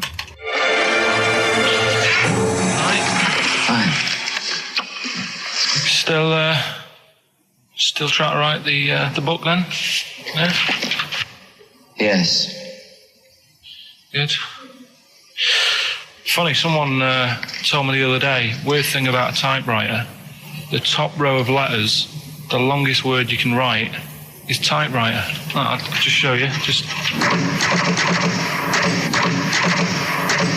That's weird, isn't it? It's just the typewriter being... You're not in the mood, are you? You're in one of those grouchy moods again, like you get into when you're writing. I'm not being grouchy. I just want to finish my work. Yeah, just being a bit funny, a bit offhand and that. Let me explain something to you. Go on. Whenever you come in here and interrupt me, you're breaking my concentration. You're distracting me. And it will then take me time to get back to where I was. Understand? Yeah, but I just was coming in to try and cheer you up, you know, if you... I mean, I'm full of ideas as well, you know, if you're having a problem coming up with stuff, got loads of ideas you could write about. The other day I read about this airy Chinese kid. What do you want me to do about it? No, it's just that it could make a good book. Do you know what I mean? Sort of following round. That's swell. Well, I'd buy it, you know. But if you don't want to know, don't bother doing it. But do you know what I mean? It's just airy Chinese kid. It's weird because they're not normally that airy over there. Yeah, this kid caked in it. But if you don't care, I wouldn't touch one hair on his goddamn little head. You don't have to touch any hair on his head. Like I say, he's covered. Leave the head alone if you want. Touch his hands. He's totally covered in it. But I love the little son of a bitch. Oh, don't go that far. You haven't met him, but I can sort it out. I'd do anything for him. I don't think you'd expect that much. Just take him to the barbers 3 or 4 times a week. You know, he's a good little kid. In fact, I'll do it. I think I'll write a book on him. Yeah? How do you think you can handle that? Yeah. You're not too busy, are you? Well, yeah, I'm pretty busy. I've got to sort out some monkey facts for the show this Saturday, but I reckon I can still... Why don't you start right now and get out of here? All right. I will. You're going to be like that? Couldn't borrow a pen, could I? See you later. There you go. Haunting stuff there. Karl Pilkington in The Shining. You know, in the film, Jack Nicholson goes crazy because the suggestion is he's maybe possessed by demons that maybe are in the hotel. But, you know, if I was stranded in a desolate hotel, removed from all human contact with Karl, I'd go mental with an axe without being possessed by demons. That's more chilling to me, trying to get some work done and you keep wandering in. I'm trying to get Karl to spend a couple of days in the caravan with me, just for the head of it. And he won't. I've offered him money, won't I? I think it'd be a great laugh, wouldn't it, Karl? Oh, yeah, great. That would be terrifying. No, I want to film it. I just want to film it. Like a little video diary. There's Karl there, he's just waking up. Well, if I was stranded in that would be like being... I may as well be with Freddy Krueger and Jason Voorhees. That's more scary. The thing is, Ricky doesn't mess you about as much as he messes me about. No, you see, you've given him an inch. You've given him an inch and he's taken a yard. 12:30 you got in today. In 30 minutes between 12:30 and 1. The old bin lid on the head. He wanted to do that again. Yep. Squeezing my head. Think he had a go at. And karate chop on the back of the neck. Yeah. All in 30 minutes. Yeah. Who else can say that? That was Bowie and Waterloo Sunset. Love that. Love the original. Love Bowie. Bowie was my gig of the year. These are my singles of the year. These are our clips of the year. I'm Ricky Gervais, with me Stephen Merchant. We're just picking some lovely little bits and pieces. Do you remember when we talked about this? Look at Karl. I love that look at Karl. Karl is looking back and forth. You know when you sort of you go to a cat and it looks back and forth between two people? That's very much like Karl's looking at us now. Or when, like, a child sees a midget or something in the street. They're just transfixed, aren't they? And the parents go, don't stare. When we were pushing Ash, as our producers, in a wheelchair, and we were pushing him through the He's not a VC. midget, we should make that No, he's clear. not a little midget. He's not tall. But we were pushing him through the VC, and this little kid just came up and just stood in front of him and looked at him. Yeah. I just laughed. It was funny. Do you do that? I imagine you get caught staring at things. Yeah, do you go up to people with problems and go, Mummy, is that a monster? Well, I was telling you one about when I used to go with my dad in the taxi. Oh, yeah. What Tell us happened? this story. Well, Your father was a taxi driver? my dad he had loads of jobs, which he did back then, and they don't do that anymore, do they, people? They don't Have a do variety of loads of jobs? stuff. Sure. But at one point, he had a black cab, and I used to go with him. Used to get a beer crate and put it in the front of the black cab, and sort of sit just next to the meter. And anyway, we got this call, and the guy on the end of the radio said, "Oh, you've got your son with you, haven't you?" So he said, "Yeah." So it's just like, we've got to pick up at number 11 Village Lane or whatever. And I said, all right. And it was this woman. It was like a woman version of the Elephant Man. Wow. The Elephant Woman. Yeah, it looked like... it was really strange because I was in the front of the cab, and when you're a kid, if something looks odd, you're a bit scared of it, aren't you? Yeah. And my dad was like, look, be all right. And we're driving towards her. Look, don't worry, son, I've got loads of buns. And just to I think I'll just throw one down the street if it lets you run after You're it. being mean, right? I am a little bit, So yeah. how old were you, 18? No, I was about 12 or something like that, 11, 12. And as we got closer to her, it looked like she was holding like a bag of spuds on her shoulder. For a snack. Right. And her head was all a bit mangled and messy and that. And my dad said, whatever you do, don't stare at her face. Yeah. And she got in the Because back. you turned into stone. Well, she got in the back, and I had like the mirror, the driver's mirror thing, and sort of having a look, trying to work out. And he said, don't stare at her face. I couldn't work out where her face was. It was that weird. Oh, God. So I'm not sure you're from Manchester. I think you're from, like, Narnia or something. Yeah, you got frog boys walking around. The Lord of the Rings. That got like the claws of a lobster and the head of a toad. Yeah. And you got women getting in with spuds for heads. I mean, what This is not the place you grew up. This is mad. Oh, you can't believe it in London, can you? You come down and go, look, symmetry. It must be amazing. It must be a thing to do with upbringing, though, mustn't it? And because, again, do you know, I've said to you before, years ago, when I was a kid and didn't have any worries, good-looking lad, you go through it a bit, have a few more worries, and you look knackered. Now, back there's a lot more worries and stuff, so you get a lot more freaks. Whereas in London, everyone's like happy, aren't they? I love the fact that stress can cause your fingers to fuse and your head to grow. No, but if She must have been really stressed to have a head. Yeah. She was she an accountant or something? You know what I mean? But what did she do? What did she say? Where was she going, by the way? She couldn't speak. London Zoo, please. I think she was going to like a the pet fair. shop. Seriously, honest to God. On my mum's life, she was. Because at the end of the day, that's a good thing with animals. They don't judge you, do they? She's not She an was an animal. animal. She's a human being. She's not actually an elephant. No, but you know the Elephant Man was not actually an elephant. You understand that? He's got no elephant genes in him at all. No. That was just a cruel name people gave him. Yeah. No, it's the name of the disease, isn't it? Elephantitis. Look, so listen. So this woman, why was she going to a pet shop? She was going to a pet shop. What, to find a husband?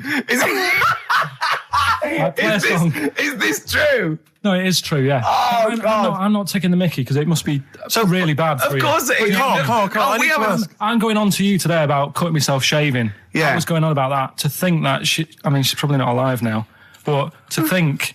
But you're saying that you're going to say this is a worse problem than a little cut shaving, aren't you? Yeah. Yeah. Do you know what I mean? I think you're right. Carl, there's a couple of key questions I need to ask. One, if she couldn't talk, how did she tell your father where to drive it? Did she have it written on a note? Did she point with her nose? Yeah. Right, this has got silly. Pick your song. But also, finally, where did you say she lived again? It was like in a village, a little small village. Right. Just hidden out of the way. All I'm saying is we could maybe get like some sort of coach, book some coaches, get a coach party up there to have a look at her. Make some photos. And now you can make some lemonade. The offspring of a woman and some spuds. Yeah. Just animal facts. I remembered one in the week. Go on. There was, do you know them two gay American men who have tigers? Okay, the two gay ones, Those yeah, are go the on. two possibly gay guys. Yeah, let's not worry about libel law anymore then. Yeah, if you shave a tiger's head... Whoa. Right, okay. You've got to treat that sentence with a lot more reverence than you did. Think what you're saying. If you shave a tiger's head... Not just its head, its whole body. Oh, sorry. Sorry, yeah. So I thought you were getting weird. Go on then, if you shave a tiger, yeah, go on. It's still stripy underneath. The skin's... Is it like rock? It goes all the way through. Yeah, that's amazing. Where did you hear that one? I remembered that. Like, was that a drunk just shouting it in the street? I shaved a tiger and it's still stripy. Get out of here. Yeah. Well, you know a polar bear?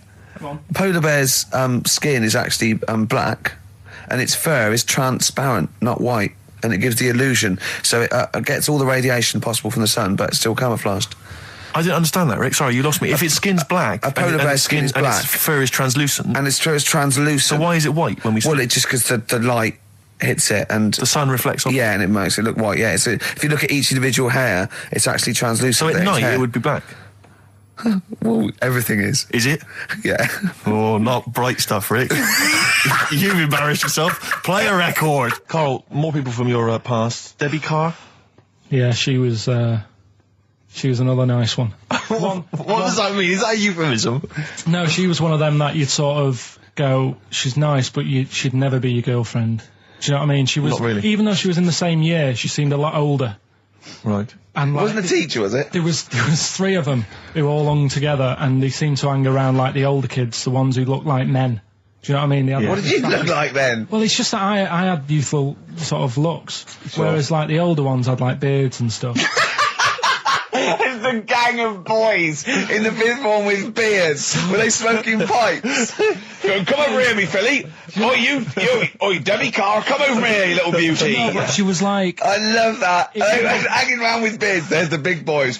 Oh, fishing. Lovely beards. What do you I mean? just see a whole row of George Bernard Shaws.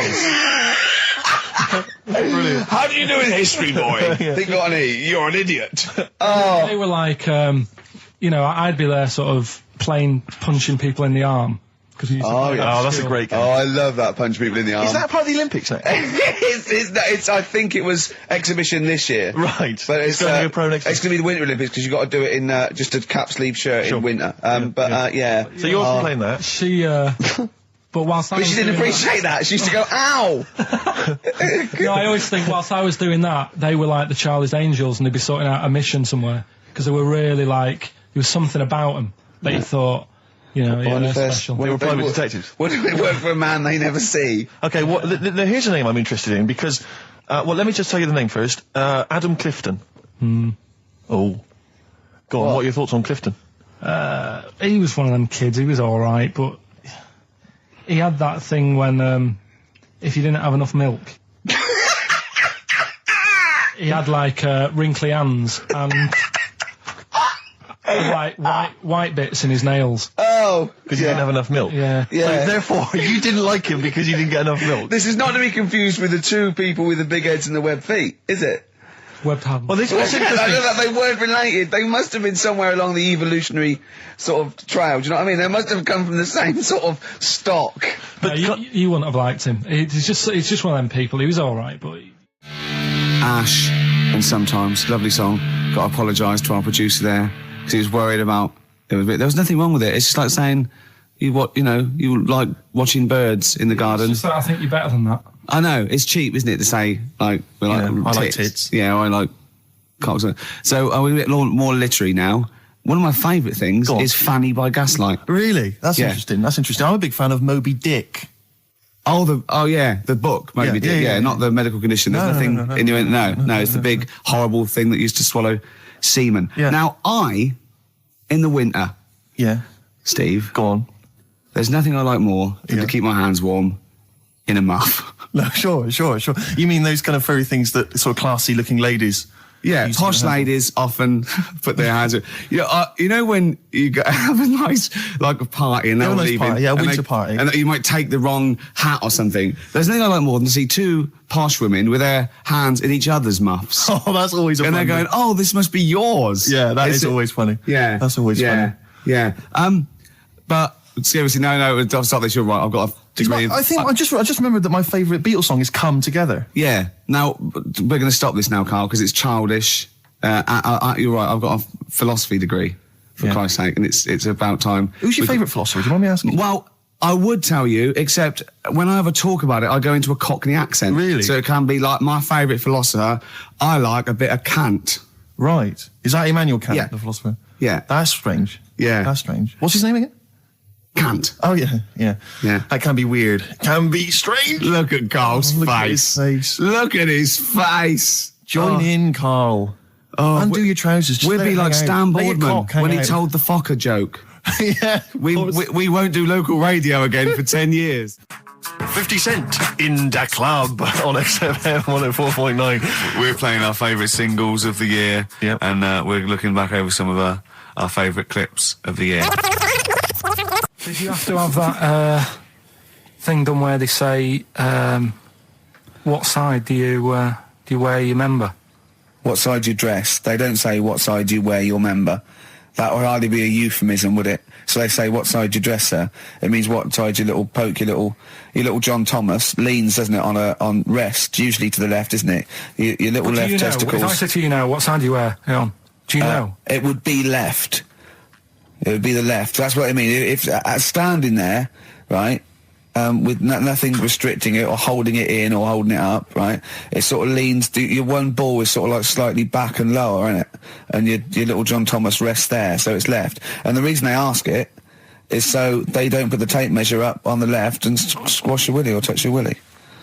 So it's nothing to do with like, well, you'll need a bit more room of sort of more material on that side, or... Well, no, I don't think they compensate. It's just when they put when they stick that up into your groin, they don't want to come in contact with your little... The thing is, I don't know what side I wear stuff on. I just sort of pull my pants up and wherever it wants to go that day. But maybe it's not big enough to sort of make any, real decision. But, like now, I'm sat here, right, with my jeans on. I don't know where I am. Well, that's clear from hearing you talk. No, but what I mean is, if a fella said to me, what side are you, what side's your member on? Member? What is this the use of the word member suddenly? I'd go... Well, it's usually not appropriate, and also, I imagine in the old days they had big baggy pants that used to sort of like hang down, and now, like with those stretchy boxers and briefs, it's sort of held up in a nice neat little parcel, isn't it? So it's probably not appropriate. It doesn't come in contact with your little snake. So, did you ever, have you ever heard that? Are you telling me a tailor has asked you that and you went, what do you mean, mate? No, I've never, I've not really had one made to measure. I had one made when I was a kid, but since then I've sort of bought a suit off the hook. But when you were saying about buying a suit, I know that question sort of crops up and I don't know what the answer is. It just annoys me the way I don't know, there's no surprises anymore. Do you know what I mean? People know. What do you mean? He's going to go, right, I'm going to measure you now. Which side shall I measure? Go, well, pot luck, go and have a look. Right, there you go. Oh, you got it. You check me now. What do you mean there's no surprises anymore? What are you talking about? Everything you say is a surprise. Everything you say, every opinion you have is a surprise to me. What I mean is, why aren't people just happy just to go, well, depends, doesn't it? I'll just pull the pants up wherever it wants to go. I'm happy. What do you mean? Why is this such a big issue? But Carl, when they ask you this question, they're not making a note of it somewhere. It's not statistical research to find out what the kind of common leaning is. It's a question so he doesn't touch it when he's using his tape measure. Just be careful. But But he is being careful by asking the question. But what's wrong with him touching it anyway? If he's, I mean, it's only like a slight. Fair enough. But if he just sort of, you know, knocks it a little bit, you can just go. Do that again? To me, it's the same as the prostate thing. It's just happening all over again. It's But the doctor doesn't go, oh, what side's your arse on, sir? Trying to avoid the arse. He wants to go, he knows where your arse is and he's aiming for it and he wants to get it up there. He's aiming for it for a good cause. This little fella's going, well, I've got to measure his leg. I don't want to touch the knob. I'll just ask him, sir, do you mind telling me where your cock is so I can avoid it? It's a big difference. But like I'm saying to you, I'd have to have a look first to let him know. I don't know where it is now. I don't know. It could be the left, could be the right. Are you telling me you don't know where your knob is without now? looking? Well, what do you mean without looking? How could... Well, you're saying it as if like... Should we have a guess? Well, have a look and tell us where it is. What are you wearing? What sort of pants are you wearing? I've got my jeans on. But you got pants on underneath them? Yeah. What are they? Briefs or boxer shorts? Boxer shorts. Boxer shorts. Well, it's probably free, but the jeans are probably strict in it. I think it's probably either in the middle, dressed in, or just slightly to the left. Have a look. We'll tell the listeners after the break where's Karl's knob. It's a good competition. Oh, brilliant! We've got to send this to the Sony Awards people. Well, big question. Where was Karl's knob? That's what people have been hanging on for. Yeah. Where was it? Well, I can't believe people have been texting in. Hey, what, guessing where it is? People saying, is it in the middle? Is it in the left? It cost them 10p. It cost them 10p to find out. Just wait, I'm going to give out the answer. You don't win anything, right? Like, strike it lucky. Right? Bottom or middle? Right. It was to the left. Oh! Yeah. I went with the right. That's annoying. See, I thought it would be to the left. If not, maybe if it was all scrunched up, sitting on your lap right, it might just pop up to the middle. Just pop out, like, you know. Well, next week we'll be finding out where yours is. Where's Ricky's bollocks? So we're looking into animals that we get rid of. I've spoken to someone about snails. I've spoken to someone about jellyfish and that. And looking at cockroaches today. She's an expert. She's just not just some random person. No, she works in a museum, a good museum. I said I'd give it a plug. It's the one near Knightsbridge. It's got dinosaurs and that in it. It's worth seeing. Natural History Museum. Yeah. So, It's not sure. He's not sure. This is what happened.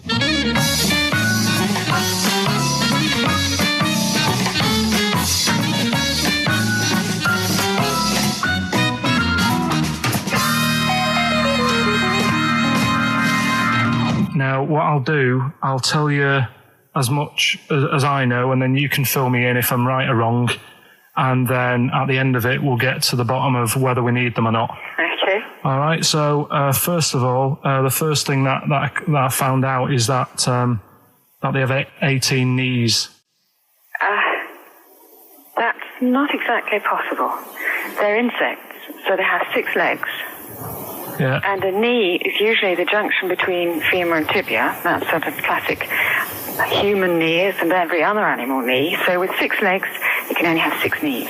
Could somebody sort of got mistaken for seeing one that was a bit double jointed? I think you're grasping at straws or something. All right. Well, we might have to come back to that one then. Okay. They can hold the breath for 40 minutes. Well, they don't do that because they don't breathe in the same way as us. They breathe through little spiracles, holes down the side of the body. So, no, they're not a very apt simile because the method of breathing is so different. What do you mean? Because insects have a totally different system. They don't have lungs in the way that we do, just breathing through one part of the body. They're actually breathing through every segment of the body all of the time. So even though they've got their mouth shut, they might be able to slide. Nothing to do with breathing. So only just feeding. So you see, maybe that's where someone's gone wrong. Someone's got hold of one and sort of taped its mouth up or something and got bored after 40 minutes and said, well, we'll call it right. It's a unkind thing to do to an insect, even to a cockroach. Yeah, but it's all... Can't do that. Yeah, but... No. Pretty unkind thing to do anything, even a cockroach. Something else I found out. Yeah. They can live for a week without an head. Well, that's true if they don't bleed to death in the process. But the weird thing is, when I told you that they had 18 knees, you seemed a bit sort of like, don't talk ridiculous. But then we're talking about an animal that can live without an head. So there's a little bit of truth in that one, yeah? Yes. Why, when it was invented, has it got that facility? Say if someone said to humans, we could do that with humans, and, you know, if you lose your head in some accident, it gives you a bit of time to sort of go back to your family and maybe write them a note. You won't be able to have a chat, but write them a note saying, it was my own fault, and it was nice knowing you. Well, that would be a useful facility, I agree, but cockroaches are great survivors. I mean, they've been around for over 300 million years. They're one of the most primitive insects. All right. Well, I've also... is it true that they do a lot of resting? Apparently they can sort of rest for 75% of the time. Rest? Yeah, they just sit about doing nothing. It's probably true of a vast proportion of the world's fauna. I mean, maybe the 25% that they are working, they're really giving it some, so it might make up. They're probably searching out food, and they can slow down considerably. You can chill insects in the fridge, and they'll become very, very quiet. You might think they're dead. Yeah, but I'm sure, you know, if we were sat in a fridge, you know, we'd go a bit quiet, wouldn't we? You know. Well, you might not know much about it, of course. Yeah, but not quite reading the right sources. Well, I've been using the internet. I'm sure there are many useful sources that you could find there, but some of those seem to have been a little misleading to you. So you don't agree with a lot of what I've told you there? No. So cockroaches, can we get rid of them? No. So we're keeping them then? I would say so, yeah.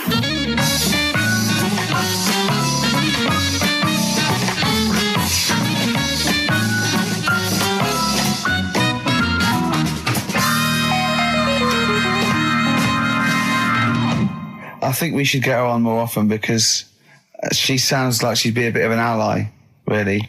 Because she knew immediately that you were talking nonsense. She even said, I think you should be more concerned about your sources, which I've been trying to tell you for a year, right? The fact, I mean 18 knees, where did you get that from? It was on the internet. They can hold their breath for 40 minutes.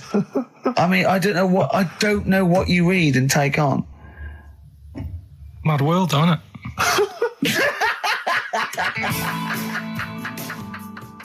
And there was also a fella in the week who said that women shouldn't be wearing trousers. Why? Because they don't look good in them. What do you think? What do you think about that? It's rubbish. Yeah. These are the only things that have caught your eye over the last couple of weeks. This is the entire news. Galileo did something with light. A French fella said women shouldn't wear trousers.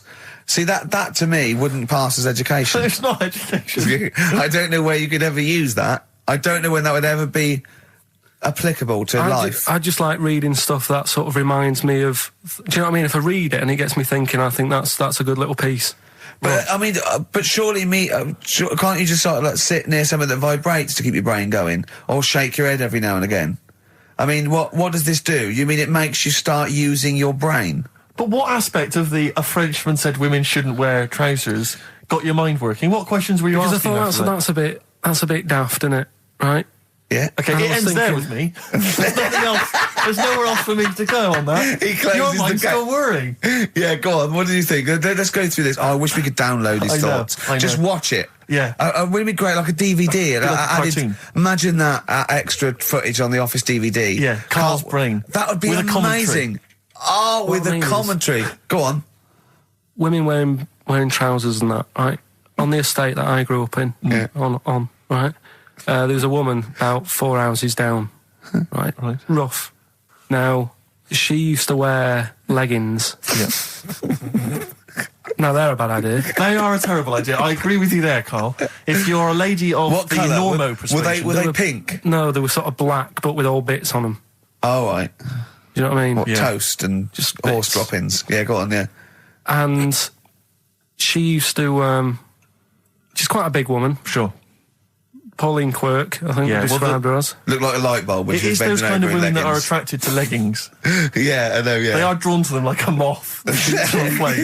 Yeah. She used to wear them, and that's what I remember when I read this piece. And she used to work on one of those sex line things. Right. She used to do that. But what was she, an engineer? The weird thing with her was, she had big eyelids. Right. Go on. That were too big, and this is what I was thinking. What do you mean she had big eyelids?